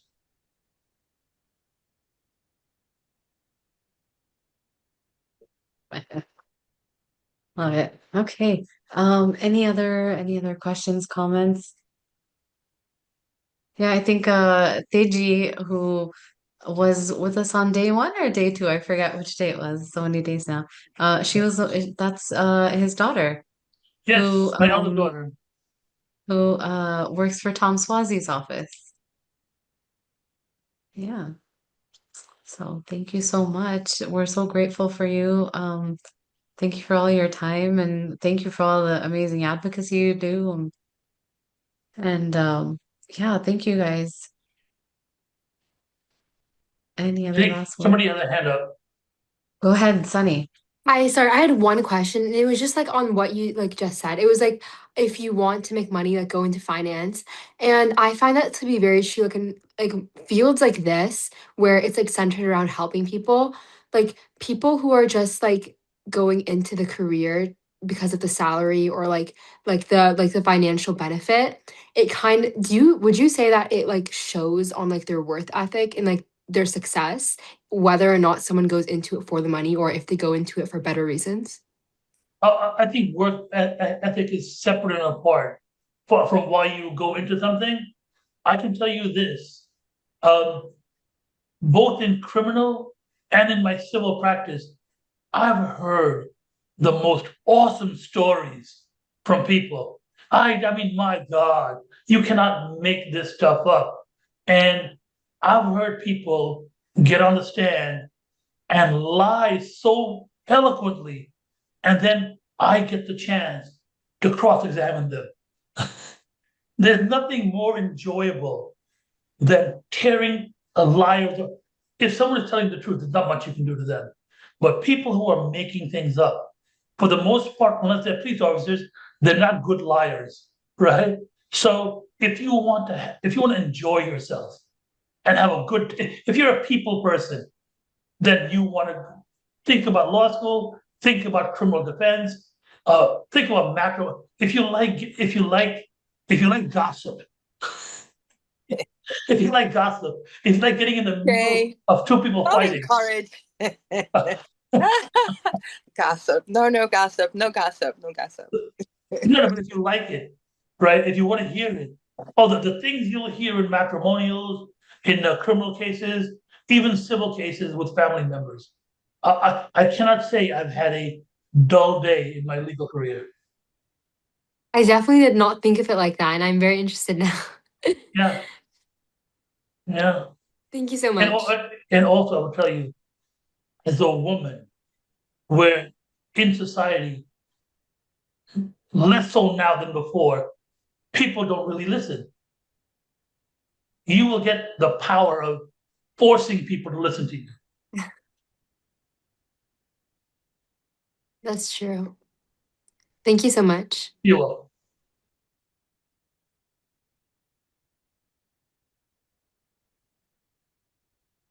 Okay, well, we're going to thank you so much once again, You're welcome. JJ, and we look forward to continuing hearing from you, and hopefully we'll see you again here next year.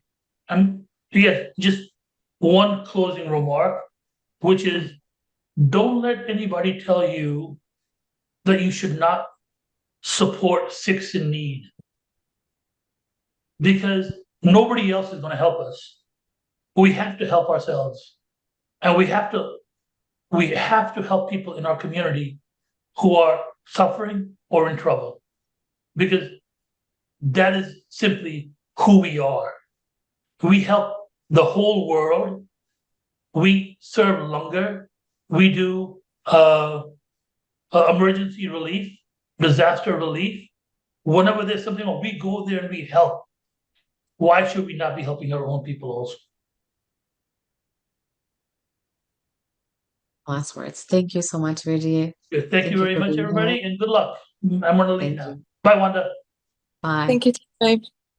So I'm trying to log on to my computer and I will be right back. Hey, well, while Wanda is rejoining, I would like to introduce our next set of panelists, Denny Arnold and Kate Gibson Kumar from the Texas Civil Rights Project. Thank you so much for both of you for being here. We are so happy that you're here. UNITEDSIKHS has been working with you guys for a little while now and been working on some cases, and I would love to hear more about you. If you would both first introduce yourselves to our summit attendees, and welcome again. Thank you. Hi, all. Thanks so much for having us, and nice to see you all. My name is Kate Gibson Kumar. My pronouns are she, her, and I'm one of the attorneys at the Texas Civil Rights Project on our Beyond Borders team. I can intro TCRP a little bit, but first I'll let Denny introduce himself. Hi, y'all. Thanks so much for having us.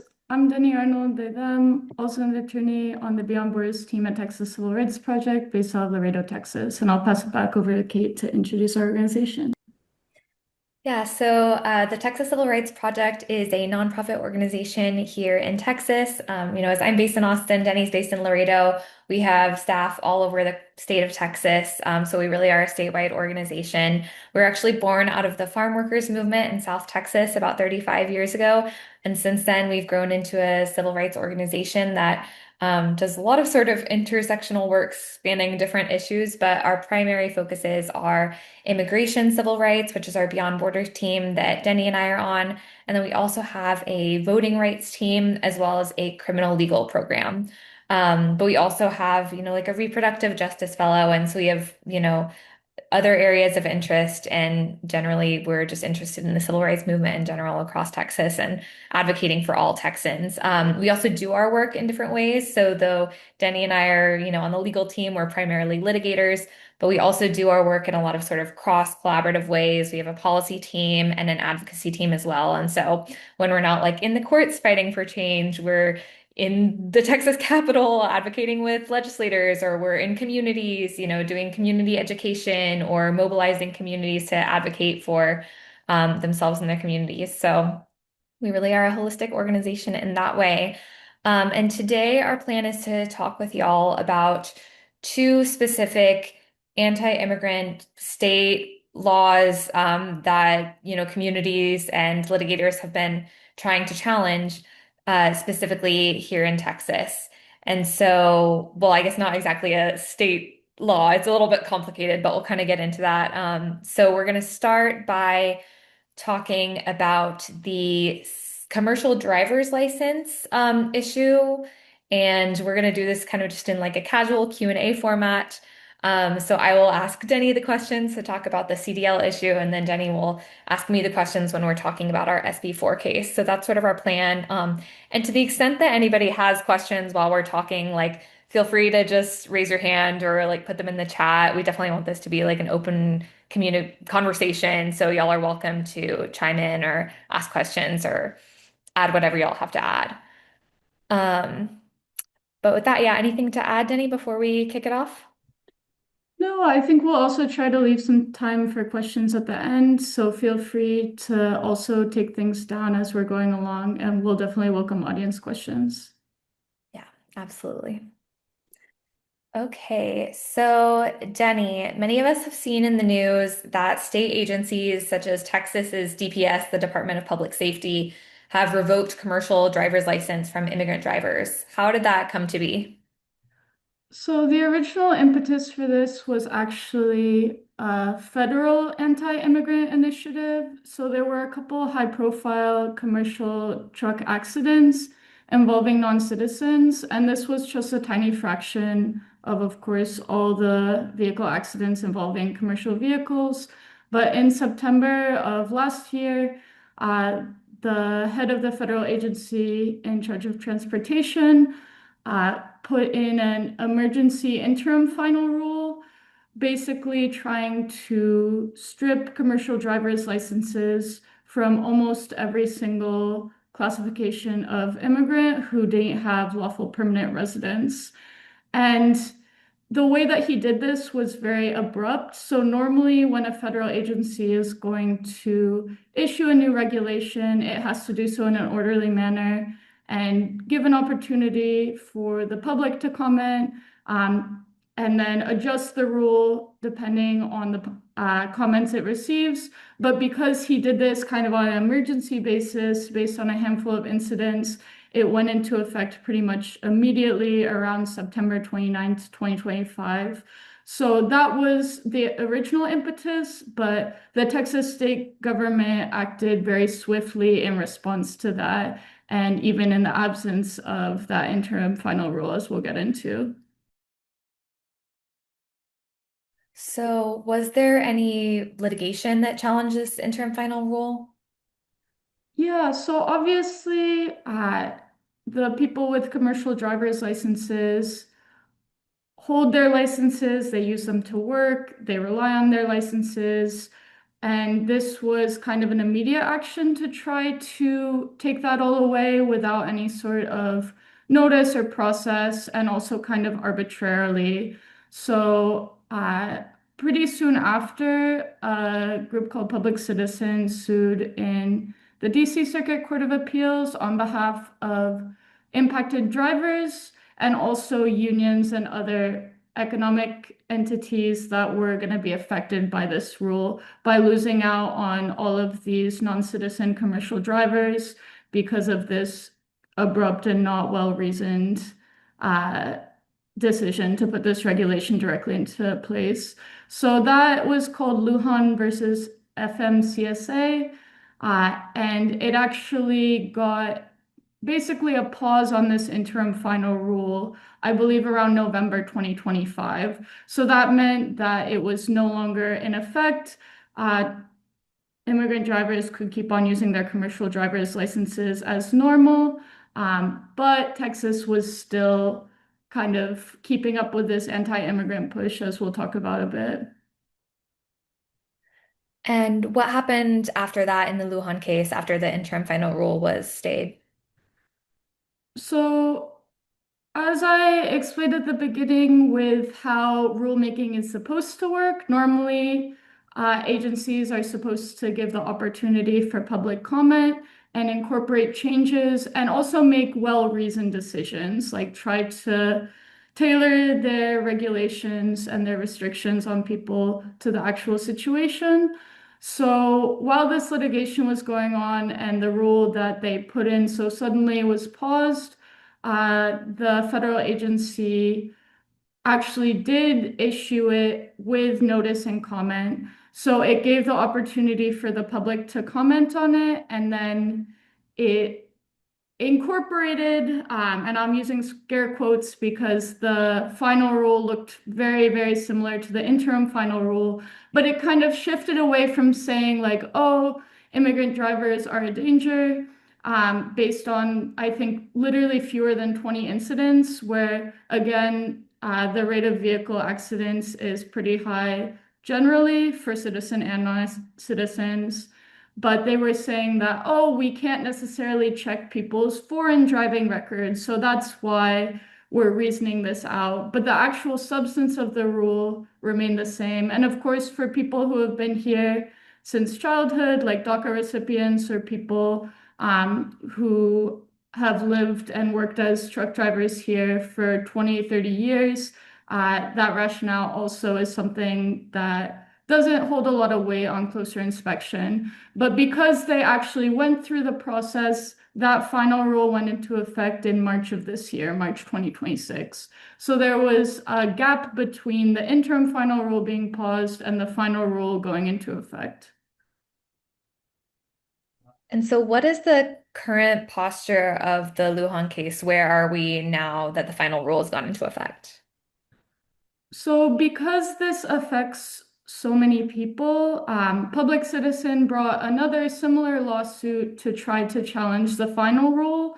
And I believe, at least based on news reports, this affects around 200,000 commercial drivers nationally, which obviously not as only is a problem for drivers and their families and local economies, but also our state and nation economies, because we're already facing a commercial driver shortage. So unfortunately, the DC Circuit did not grant the emergency stay motion that Public Citizen filed. So that was to try to pause the final rule while the case was decided on whether the agency did what it was supposed to do, reasoned it out enough. So right now they have oral argument set for, I believe, September of this year. So basically, the lawyers are going to go in front of the DC Circuit judges and argue why this was or was not a regulation that went according to the rules, that is well reasoned, and all of that. And as part of all of that legal back and forth on the rule, there have also been a number of amicus briefs submitted, and an amicus brief is basically people who aren't involved in the lawsuit coming in as friends of the court to be able to help inform the court more about the issues at stake. So our organization, the Texas Civil Rights Project, and UNITEDSIKHS also joined in as part of one of these amicus briefs, and also many local governments and their representatives joined in because, again, this has such a huge impact, both kind of personally, family-wise, and community. And so going back to the specific impact on Texas and what specifically Texas DPS did in revoking these licenses or downgrading them, did Texas drivers receive any notice that their licenses were being revoked or downgraded, or how did this all play out in terms of Texas drivers? Yeah, so what we understand in Texas through talking to dozens of drivers is, like I said, between November when the interim final rule was stayed and March when the final rule went into effect, there was not this regulation on the books that said, oh, almost no immigrant can have this commercial driver's license. Despite that, Texas made the decision to take away non-citizens' commercial driver's licenses in around December of 2025. And it did this without providing them with notice. So normally when the government is trying to take away something that you've previously been given, you have to be given notice and an opportunity to be heard. So, like a hearing to be able to challenge it, maybe they made a mistake in terms of you do actually qualify for the underlying benefit. But notice is kind of the most basic part of that because it's saying, hey, the government is taking this away. Because the drivers didn't get that in Texas, you would have people still driving on their commercial driver's licenses who hadn't realized that Texas DPS had downgraded it. So some people even picked up criminal citations because they were going to work as normal. They got stopped. They showed their commercial license, and state law enforcement told them that it was no longer valid, essentially. And obviously, many people here in Texas lost their jobs. Some found out through their employers that their CDL, their commercial driver's license, was no longer valid. And that being a full-time paid job to support them and their families that they had worked in reliance of, again, many for years or decades, this kind of threw them into disarray without a clear notification from the government. People could log on to their DPS online portals and see whether it was downgraded or not, but there was kind of no affirmative notice from the government to be able to tell people that, and of course, no opportunity to contest it whatsoever. And so, what is the Texas legislature doing anything? Like, are they doing anything about this? Are there legislators that are upset about this? And what's the status of that? Yeah, so I should also say, even though kind of the image I think most of us have when we think of commercial drivers are the classic 18-wheeler, tractor trailer, kind of taking goods from one part of the country to the other. You also need a commercial driver's license to drive a school bus. You also need a commercial driver's license to drive a city bus or a utility truck. So these are key players in local economies. And as I said, we've already been facing a trucker shortage, and Texas is larger than some countries. So you see that school districts, you see that companies for different merchandise or for food are scrambling to find drivers. And often, and this was brought up in the DC Circuit litigation, you're going to be replacing that uh, person who has been driving for 20 years with somebody who has been driving for 2 years because you need somebody to fill that position and you're arbitrarily taking this immigrant driver out of that workforce.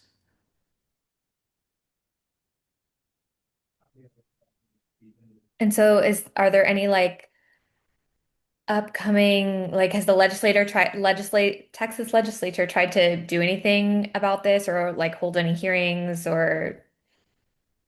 Yeah, so some of the elected leaders here in Texas are obviously very upset. These are people who are contributing to their communities who have had their livelihoods taken away.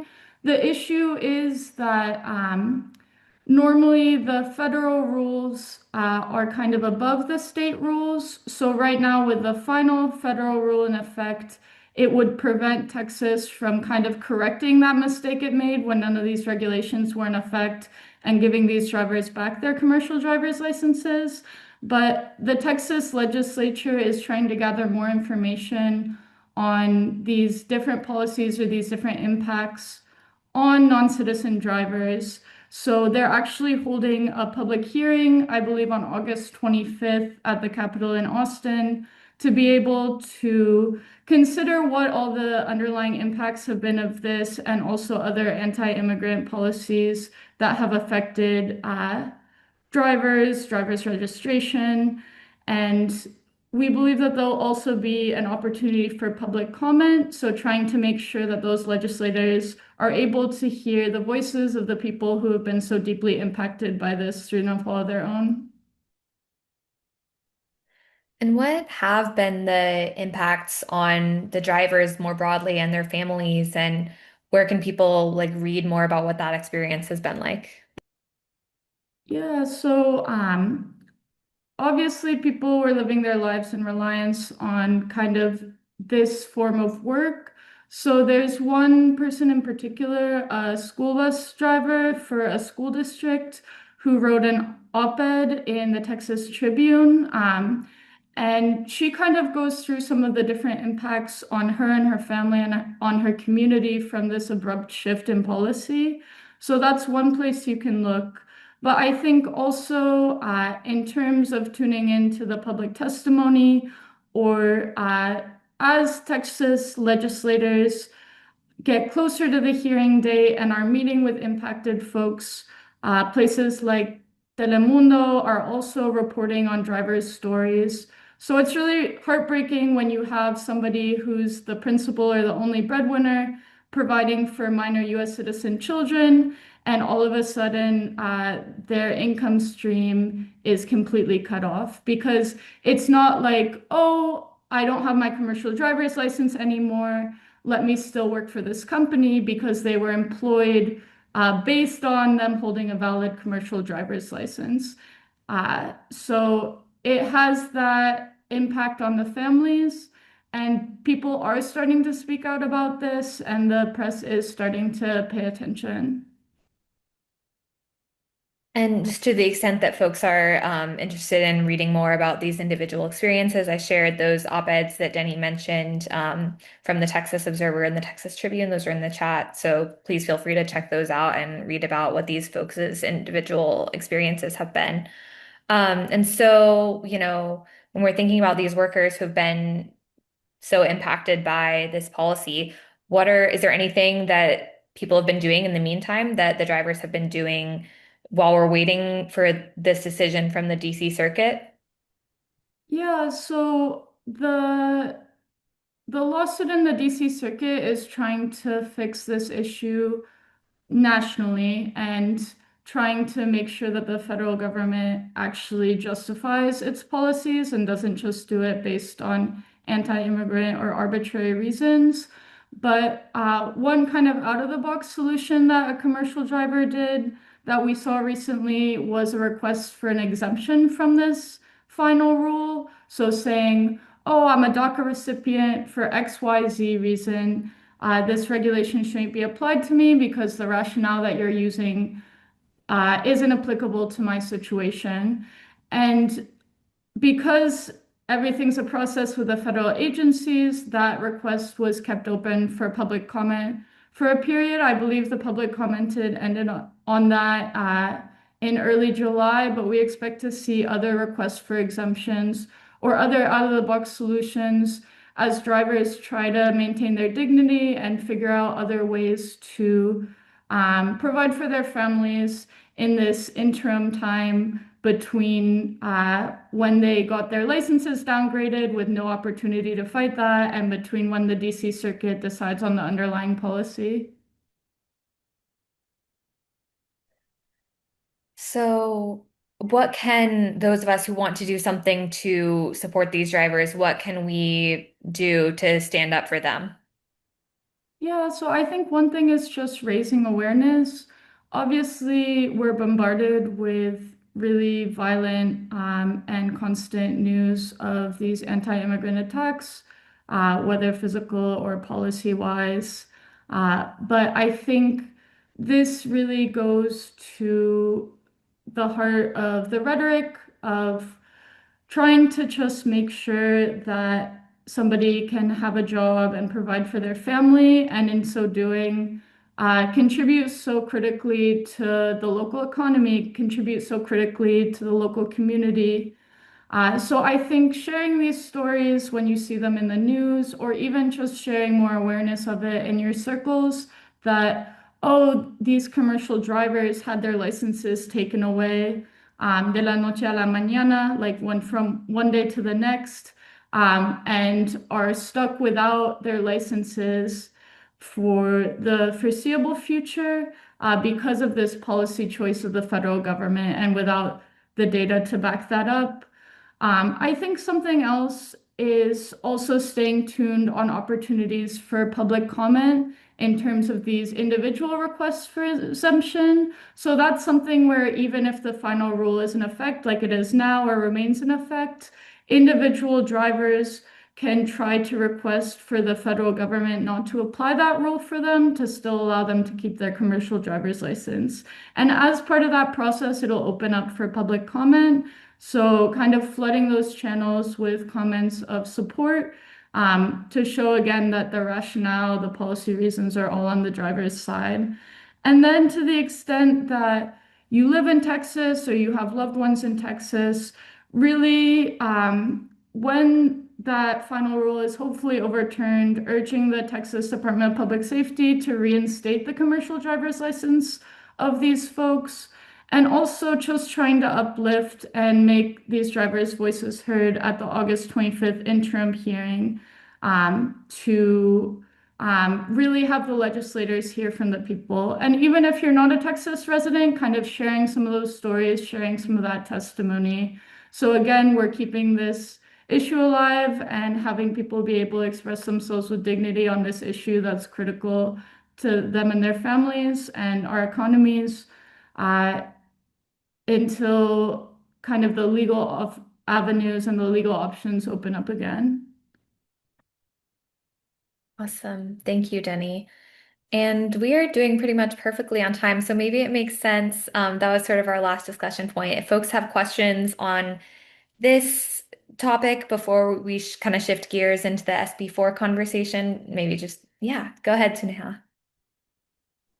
Hi, you, sorry, you had actually said something about, oh my gosh, my voice. You had actually said something about how the immigrant truckers are being replaced with truckers with less experience, like for 2 years, and the immigrants have like 20 years of experience. Um,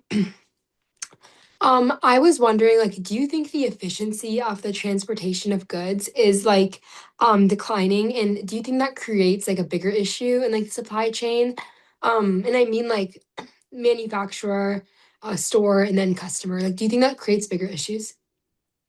Yeah, I honestly do, because nationally it's again around 200,000 drivers that are impacted by this. And it's a very rigorous process to even get your commercial driver's license in the first place and to keep your commercial driver's license valid. There's a lot of technical skills that are tested, a lot of knowledge.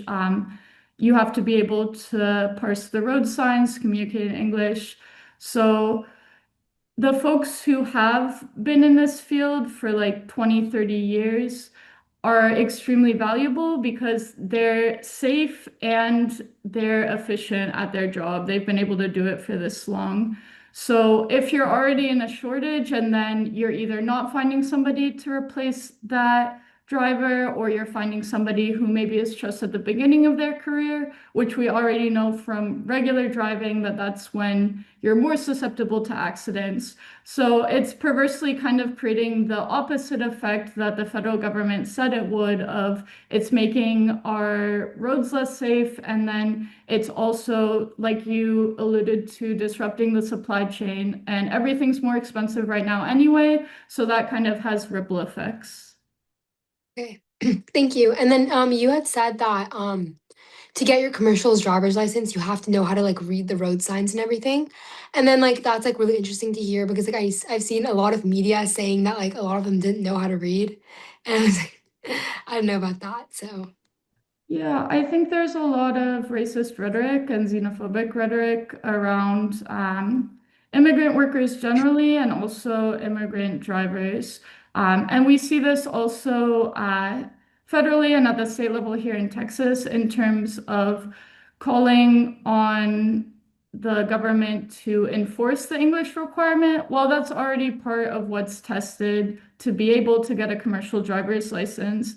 And that's already something where if they don't pass that requirement, they're not going to be able to get or keep those licenses. So it's something where the reality of it, I think, is pretty far removed from the image that the folks who are not in support of immigrant drivers would like y'all to believe.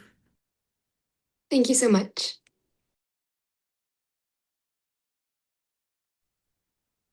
Any other questions? I actually wanted to jump in and first of all, thank both of you guys for doing an amazing work on this CDL issue.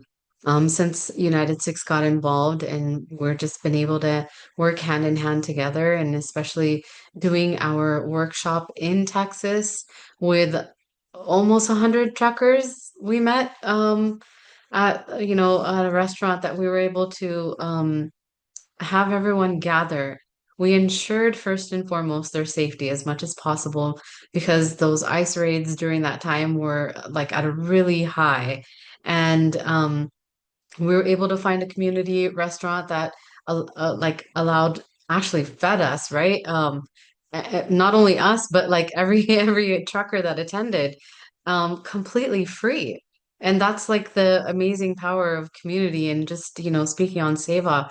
But once the restaurant they were having an event, there were still people that were left to be processed because we were taking their information, finding out their stories, and seeing how all of this affected. We talked to them. The amazing team did. I mean, and Fiel was there too.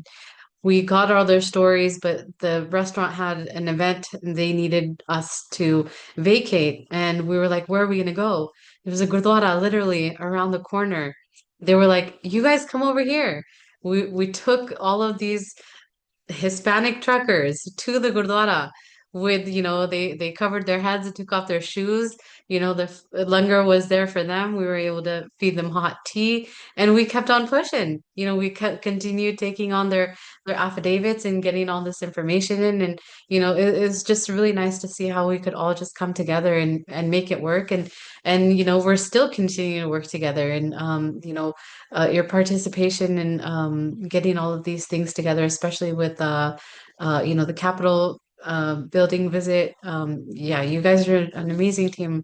So glad to be able to work with you guys. I've learned so much, and yeah, thanks for that. Yeah, I Wanda, want to did you want add. to jump in? Yeah, I want to add also, thank you, Kate, and thank you, Denny, for being our partners in all of this. I just want to sort of, for everyone's sake, is just sort of explain how we came together as organizations to protect workers in Texas and particularly the CDL population. It came from a call to the Texas. Actually, we were actually referred to Texas Civil Rights by someone we know at the University of Texas. And we reached out to them, and they immediately sort of embraced UNITEDSIKHS and invited us to come down to Texas, and we organized. And as Bhupinder points out, we had a community meeting that was about 100 to 150 people. And it was interesting to see that many of these folks were Latinos, and their first time in a gurdwara, and it was also their first time eating Indian food or vegetarian food, and so it was very it was a moment of where these two communities that had so much in common, but yet such differences came together to and have been sort of working together ever since. And one of the things that UNITEDSIKHS tried to do is also UNITEDSIKHS has a very powerful media sort of mechanism, right? And so we brought in a lot of people from the Latino American community to speak on these issues and to tell their stories. And I think that was very impactful, and with the help of, again, Kate and Denny, who we couldn't have done it without. We haven't necessarily addressed the issue, or the issue is ongoing, as Kate and Denny have pointed out. But But to see communities that are otherwise so vastly apart, right, come together over a meal and over an issue, right, that is common to both communities is was very, very it was a moment where I said to myself, at least I said to myself, this is what it's all worth, why it's all worthwhile, right, the being an advocate. So thank you, Kate. And Denny, for coming on board. We're very lucky to have you on our summit. And thank you. Well, I just wanted to echo that. Thanks for you, Wanda and Bhupinder and UNITEDSIKHS. Y'all have been amazing partners in this and really supportive of our Texas workers. This is kind of an issue that cuts across a lot of different drivers across states, across backgrounds. So I really appreciate y'all being in this fight with us, and I know that y'all are also fighting the good fight in other states. We're more based in Texas, but you're able to kind of contribute some of the lessons learned from other places as we try to support and empower the impacted drivers here. So really appreciate y'all. Yeah. Yeah, the United States is national in scope, so that's so we're in we were in the fight in Indiana, we're in the fight in New York, we're in the fight in California where we filed writs against against the DMV, in Texas, in Florida, and in other states where because it is a national issue and it needs to be tackled from that position with all of our partners across all of the states. So so that's what we do as a we're international in scope, but national here in the United States, national also. So yeah, that's why we're there and happy to fight. For sure. And I think now maybe we can shift into the second discussion topic of something that is very local to Texas as they try to create their own state immigration enforcement system. So I want to give the floor to my amazing colleague, Kate, to kind of explain as an initial point, what is SB4 here in Texas? Yeah, so Texas SB4 is a state law that the Texas legislature passed back in 2023. There's actually a couple versions of SB4, but the one that we're going to be talking about today that we have ongoing litigation on was passed in 2023. And essentially what it does is it creates new state crimes that are purely based on immigration. So it's essentially criminalizing being an immigrant in Texas at its most basic form. So there's a couple different provisions of SB4 that are at issue generally, and those are there's an illegal entry provision that essentially makes it a state crime to enter the state of Texas from a foreign country. There's an illegal re-entry crime that essentially makes it a crime to be in the state of Texas at all if you're somebody who has a prior removal order. And then SB4 also puts together this state scheme that allows for state magistrate judges and just for, well, not federal magistrate judges, but state magistrates to issue removal orders. And just for context, sometimes the state magistrates who are issuing these orders, there's not even a requirement that they be like a lawyer necessarily or have gone to law school. And so these are people who, would be issuing removal orders through a state court process and essentially allows the state government to just unilaterally remove people from the state of Texas, just by simply driving them to the border with Mexico and saying, okay, like walk across the bridge is like essentially what the law contemplates doing. And so this kind of state immigration scheme is unconstitutional. It's blatantly unconstitutional. And so since SB4 was enacted, there have been numerous advocates and organizations that have brought legal challenges against this law. And community members and organizers have been making their voices heard and raising concerns and, talking to legislators about this issue because SB4 just has a very detrimental impact on our Texas communities. And can you talk a little bit more about why this law is unconstitutional? Yes, so it is unconstitutional because of something called federal preemption. And so under the supremacy clause of our federal constitution, federal law is supreme over state law. And so that basically means that federal law can preempt state law and make it unconstitutional. And so there's two main kinds of preemption. There's field preemption and there's conflict preemption. And so field preemption essentially means that the federal government, Congress, has so fully legislated and fleshed out the law in a certain area that it's occupied the entire field. And so that means the states don't have the ability to legislate in that area because it's field preempted by Congress. And so basically, the entire field of immigration law has been fully occupied by federal law. There's a complex scheme of federal immigration law that provides for like every single scenario you could ever imagine, basically. And the federal law has so fully legislated in this area that states don't get to make their own immigration law about things like admission or removal from the state of Texas. So that's field preemption. Conflict preemption is a little bit different, but a similar idea. So it's essentially when a state law just totally conflicts with a federal law. And so in that instance, the federal law wins because it's supreme under the supremacy clause. And so here, there's many problems with SB4, but one of the problems with the law is that some of the provisions don't have affirmative defenses, like for somebody who's been granted immigration relief or for somebody who's in proceedings.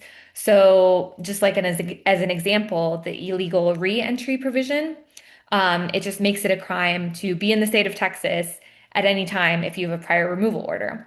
Well, under federal immigration law, there are just people have so many different paths and there's so many different backstories and things just happen in so many different ways that it's very possible for somebody to have a prior removal order and also have immigration status eventually. Somebody can have a prior removal order and then enter, lawfully or adjust to having lawful status. People can become permanent residents over time. People can get visas like U visas or things like that.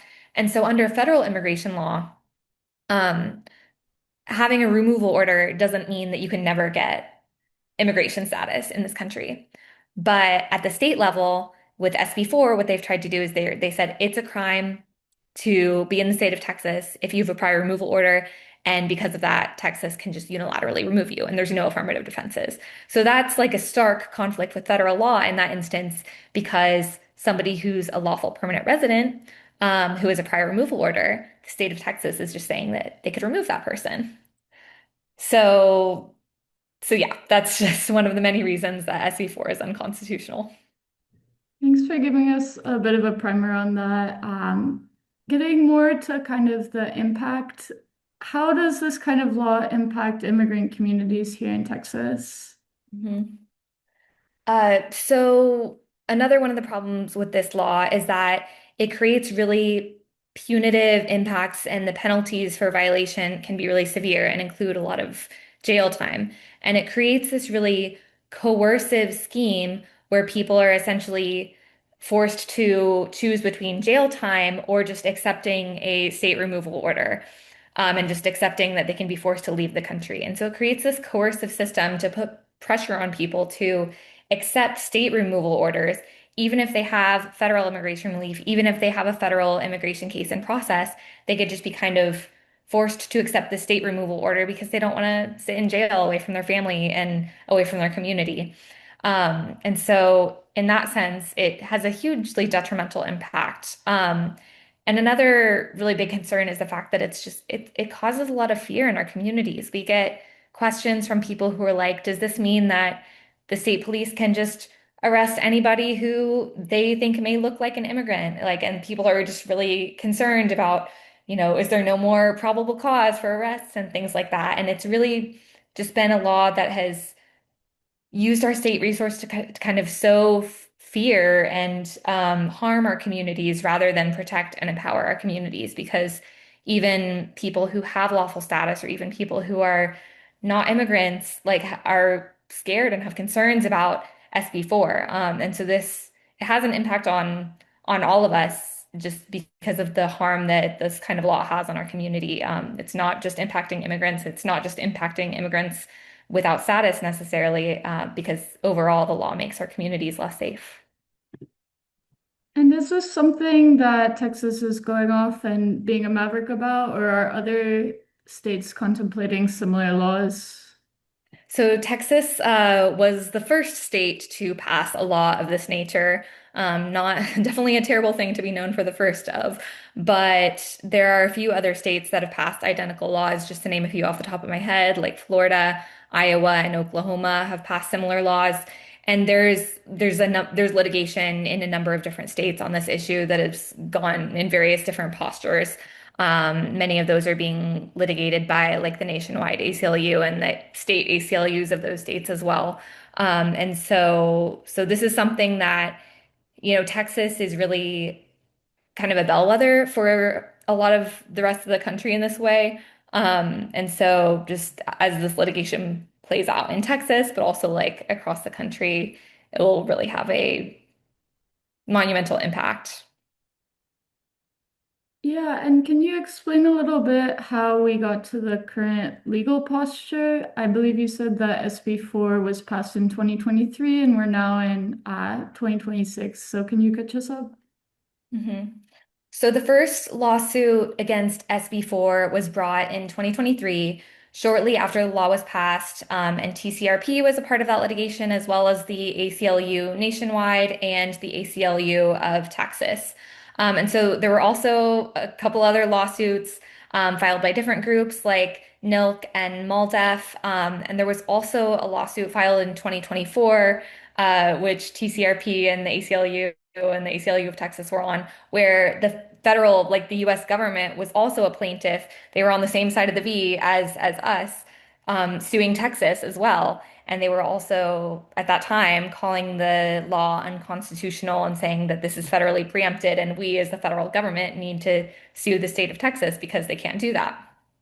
And so at that point, in that lawsuit, the district court granted a preliminary injunction, which is basically just like a kind of initial decision before you go to trial, just to block something imminently and prevent, for instance, a law from taking effect. And so the district court's preliminary injunction in that case just blocked the entire law from going into effect because it was federally preempted.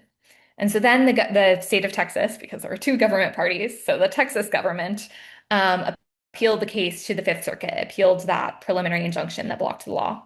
And so this is where the posture of the case got really confusing and very like complicated and down to the minute. SB4 went into effect for like 7 minutes, and then it was blocked again, and then it went into effect for another 8 hours. And then the Fifth Circuit dissolved. There was like an administrative stay, and they dissolved that stay. And so essentially what it means is like after 2 very short times of SB4 being in effect, it was blocked for a very long time. And this was kind of like all a whirlwind of events that happened back in March of 2024. So pretty soon after, like a few months after the original lawsuit was filed. And there was even involvement on the stay pending appeal from the Supreme Court as well as the Fifth Circuit.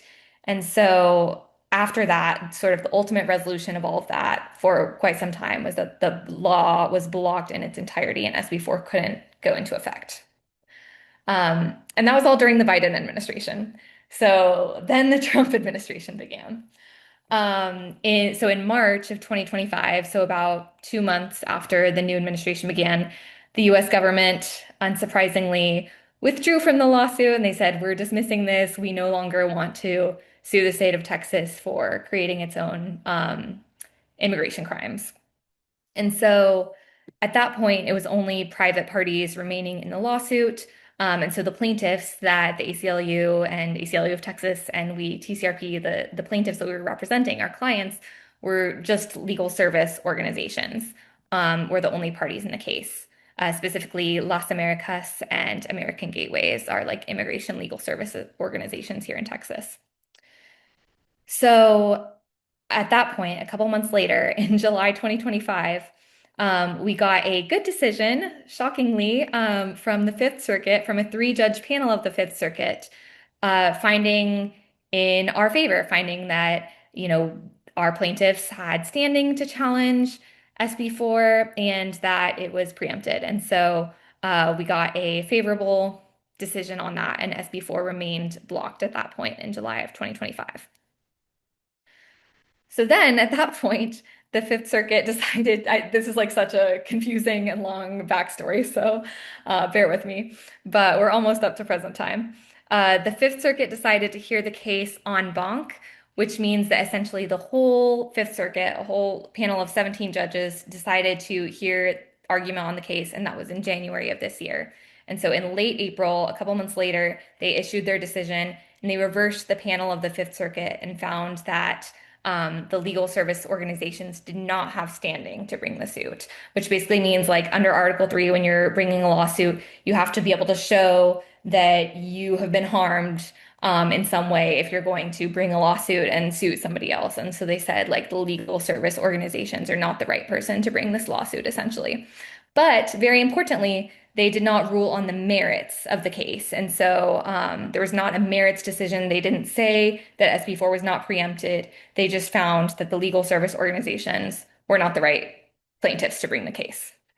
And so when it made that decision, the Fifth Circuit set a mandate and said that SC4 will go into effect fully on May 15th of 2026. So that kind of gets us almost caught up to present time. Great. And what is the status of the current litigation? So at that point, knowing that we couldn't have our plaintiffs as, the legal service organizations, if we wanted to find a way to block SB4, we filed a new lawsuit on May 4th. So about 11 days before the mandate was going to go into effect, we pretty much got it together pretty quickly. And we filed a lawsuit with individual plaintiffs as a class action. So we have two plaintiffs who are representing a whole class of people who would be impacted by SB4. And we only challenged in that lawsuit provisions of SB4 as they applied to the re-entry plaintiffs, not the entry plaintiffs. So that's the people who are present in the state of Texas with prior removal orders, not the people who are just entering the state of Texas for the first time. And so the district judge, the same district judge as in our prior case, he held another preliminary injunction hearing, granted our motion for the preliminary injunction in entirety, and he blocked key provisions of SB4 from going into effect as to the re-entry plaintiffs. So that meant that parts of the law would go into effect as to the entry plaintiffs. And that was like right before the day that SB4 was set to go into effect on May 15th. And so again, the government appealed to the Fifth Circuit. This time, unfortunately, the Fifth Circuit granted a stay pending appeal. So they essentially paused the district court's injunction from going into effect. And so now we're in the situation where we're waiting for a decision from the Fifth Circuit. So does all of that mean that SB4 is currently in effect? Yes. So unfortunately, the posture now is that while the district court's preliminary injunction is still there, it's basically paused pending the appeal. And so that means that SB4 is currently fully in effect in Texas. And so as our litigation team, we're continuing to do everything we can to fight against SB4. And, we're of course going to continue fighting hard on the appeal once we get to that point. And, just for context, every court to consider the merits of laws like SB4 in Texas and in other states and other courts across the country, every court has found this preempted so far. So for folks who aren't litigators on the teams fighting against this law directly, what can people do to stand against SB4? Yeah, absolutely. So please, make your voices heard, use social media, share posts that you see advocacy organizations or legal organizations posting about SB4. And please, of course, support the organizations that are bringing these lawsuits and immigration organizations generally. A lot of the orgs that are supporting people who are impacted by SB4 are also supporting them in their immigration cases, like American Gateways and Las Americas are supporting these folks throughout the stages of their immigration cases as well. If you do live in Texas, of course, contact your legislative representatives and tell them that this is a horrible law and they should do everything they can to get it off the books.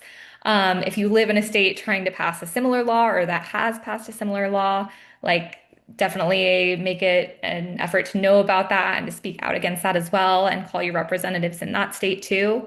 And then one of the number one things that I would always say we can do when it comes to just like protecting our communities from harmful law enforcement, like know your rights and be prepared to protect your community members, protect your families, protect ourselves, protect each other, and do that in a safe way that also protects ourselves. So like knowing how to safely document law enforcement encounters or ICE encounters or state police encounters, things like that.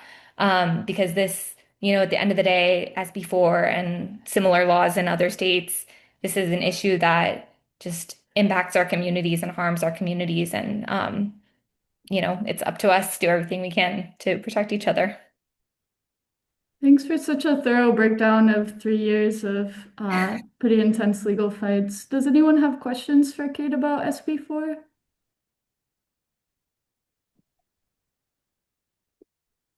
Yeah, go ahead. Hi, this is very interesting to hear. Thank you for such a thorough explanation. Especially, I'm in my third year of law school, or starting now law school now. So, and I'm taking a class on appellate advocacy. So you kind of explained it, and I was like, it was like clicking for me. But I just have a question.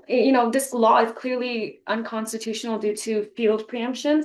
But like the fact that it was passed, does that mean like any state can like pass these kind of unconstitutional laws and they can just go in effect until someone brings a suit to challenge it? Like I can't, and then in the meantime it's like people are harmed, they can be deported or jailed, and then it's like like anything can happen like that. Like it's just insane to me. Yeah, no, I mean, I totally agree. You're identifying like a very real tension, kind of especially in the age that we're in, where I hate to say it, but like our government doesn't necessarily care about things like the Constitution or like the rule of law right now, and they're actively trying to find ways to circumvent, what the law requires and what federal courts have required of them. And so I think that is a very real tension. It's absolutely messed up that it has to get to this point. And also the fact that like at first the US government was taking the position that like, no, this is unconstitutional, Texas, you can't do that. And then all of a sudden, like the tide turned and they're like, nope, not gonna fight this fight anymore. And I think, it is a really solemn reminder, especially for those of us who are in law school or those of us who are wanting to be advocates for our communities, whether legally, whether just as a community member, like civil rights are not self-enforcing. Like we have to go out and enforce them and fight for them. And I think that's just always been part of the reality in our country. And so it's more important than ever to just like keep the fight going. Great, thank you. Do you have any other questions from our students? And Wanda, would you like to interject something?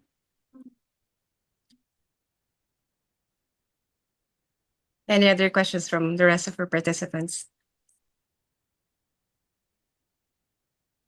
No more. So I think do you have any other parting message for our students, Kate and Denny, if you would like to leave some message for our participants, for our students?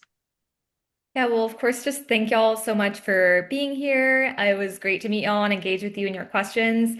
And I hope it was helpful. It's been great to talk with y'all. And then also, I just want to send a huge thanks to United Sikh as a whole, to Wanda, to Bipinder. We really have appreciated collaborating with y'all. And, Wanda was talking a little bit earlier about just sort of the intersectional nature of civil rights as a whole and of this fight and of kind of like having these, intersectional spaces and these like cross community collaboration is just more important now than ever, kind of just like we were talking about, civil rights don't enforce themselves and like something, civil rights violations also just don't impact one person or one community. Like when somebody's rights get violated, it's something that we all need to do something about. Otherwise, we're going to be next. And that's just kind of like the reality of things right now. And so I'm just really grateful to y'all for hosting this space and for your partnership in general, because it's just incredibly important at this moment to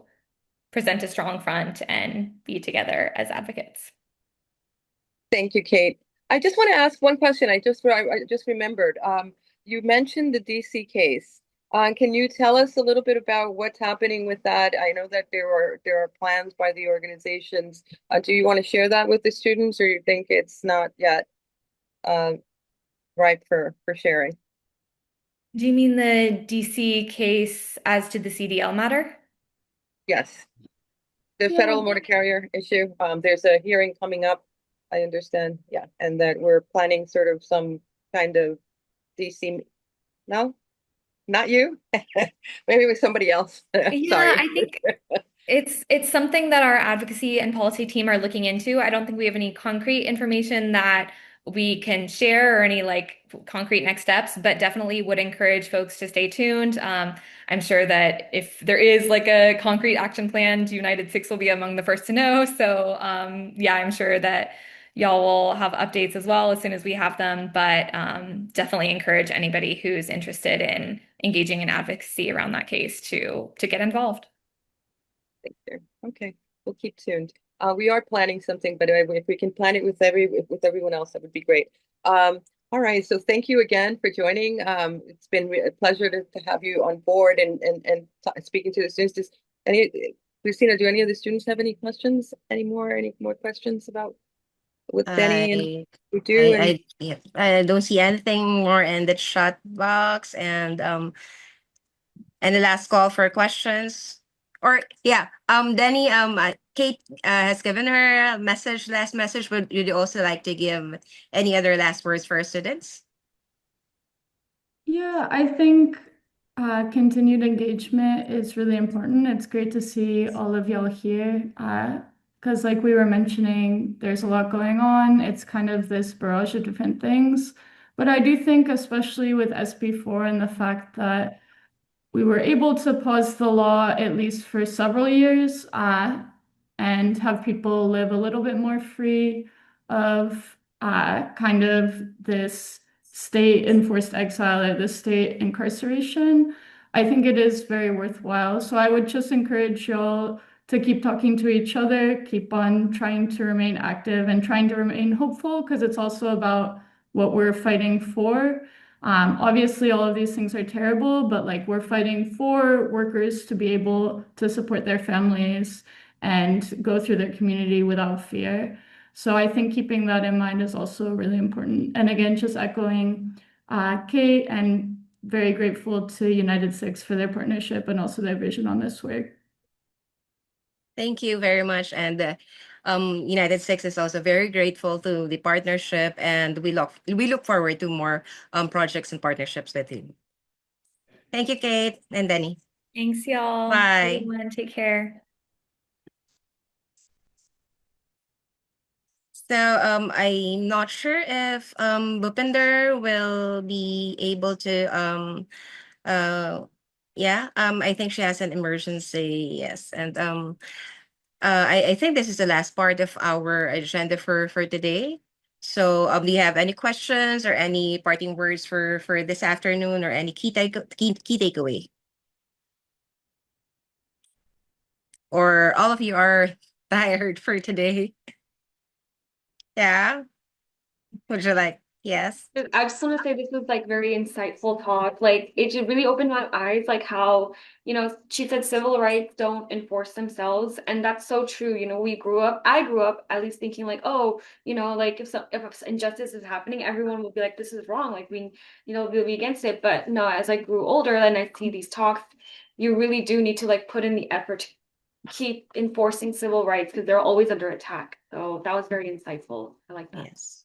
Thank you for that, Coach Sheet. Anyone else? Yeah. Sunny, would you like to say something? Yeah, I just wanted to say that today was like another great day of like more insightful conversations, and like I learned so much, and yeah, it was really great. Thank you. Yeah, I'm Rick. You want to say something Yeah, too? so I just want to say that I think today was really insightful. Overall, my experience in the summit has been really great. Especially today, learning about like specific issues like the CDLs, or just learning how to advocate for your community. Especially this last talk was really insightful on how, I mean, I'm not a lawyer yet. I haven't even applied to law school. I'm going as an undergrad for government. Just like I'm starting to think about ways that I can be involved in my community without having that legal expertise per se. So I think this summit has really like opened my eyes as to things that I can do right now, because I mean previously, like, I feel like we're kind of told that we don't have that much power, especially like, I mean, I just turned 18. I just can now vote. So that's like the extent to which I'm told, to what I can do, for advocating for my community. So I think this summit overall has kind of taught me that you have the power to change not only your future, but the future of others. And that you also have kind of a responsibility to help others, to speak out for those who are marginalized, who are being Yeah. currently disenfranchised. So I think it's been a great experience, and I can't wait for tomorrow. And I liked how you said that, Enrique. I'm not a lawyer yet, but you said it with conviction, and you're sure that you're definitely going there. Yeah. And congratulations at this early. Thank you. Yes, Virginia? Anything? Hi, yeah, the summit so far has just been super inspiring, like listening from like all the speakers. And today it was really nice, like listening from Dijinder Vance and how he talked about the prejudice that occurred in like courtrooms and then even like the SB4 law. Like I was not aware of this before. So it was like really interesting to learn about this and how we can advocate and spread awareness. Thank you. Yes, honey.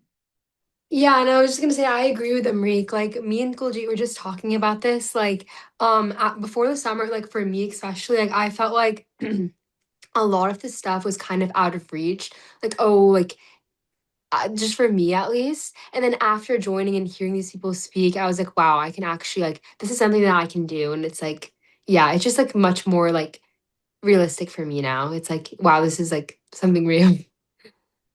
Wow, that's good. That's a very great realization. This is something that you can do. So, I think previously you were thinking that this is a concept, this is an idea, but now it takes form. That this is something that really you can do, and that's good. Yes, for Dip. Yes, to kind of reiterate what Sunny just said, I think it's great because we get to actually talk to the speakers and ask them questions. And it's like people that are actually on the front lines. And it's not just something that you hear on the news or you like read an article quickly on your phone. It's people who are doing the real work and it connects you more to it. And it definitely makes it all a lot more realistic and it's inspiring in the best way possible. Yeah. Yeah, I love that. Yes, go ahead, Sunny. that's exactly what I meant to say, but like you worded it so much better than me. I think that's the purpose of the summit. We have the frontliners here, and you can that you be able to talk to them, you be able to raise your voices, you be able to share your thoughts with them and learn from them definitely firsthand. And I think for that part, the summit is able to do the goal. As I think it was just free to mention that by the end of the summit, you'll be able to realize that you're able to achieve your goal for this year's summit. And I think part of that we did today. So should we call it a day? Yeah. And just as what Bhupinder is requesting, if we can just take a look of the post, answer the post, and I think share some of your thoughts. So we have also something to share with the audience of the UNITEDSIKHS. So with that, I think we call it a day today, and we'll see you all tomorrow. Thank you. Bye. Bye. All right, Thank thank you. you.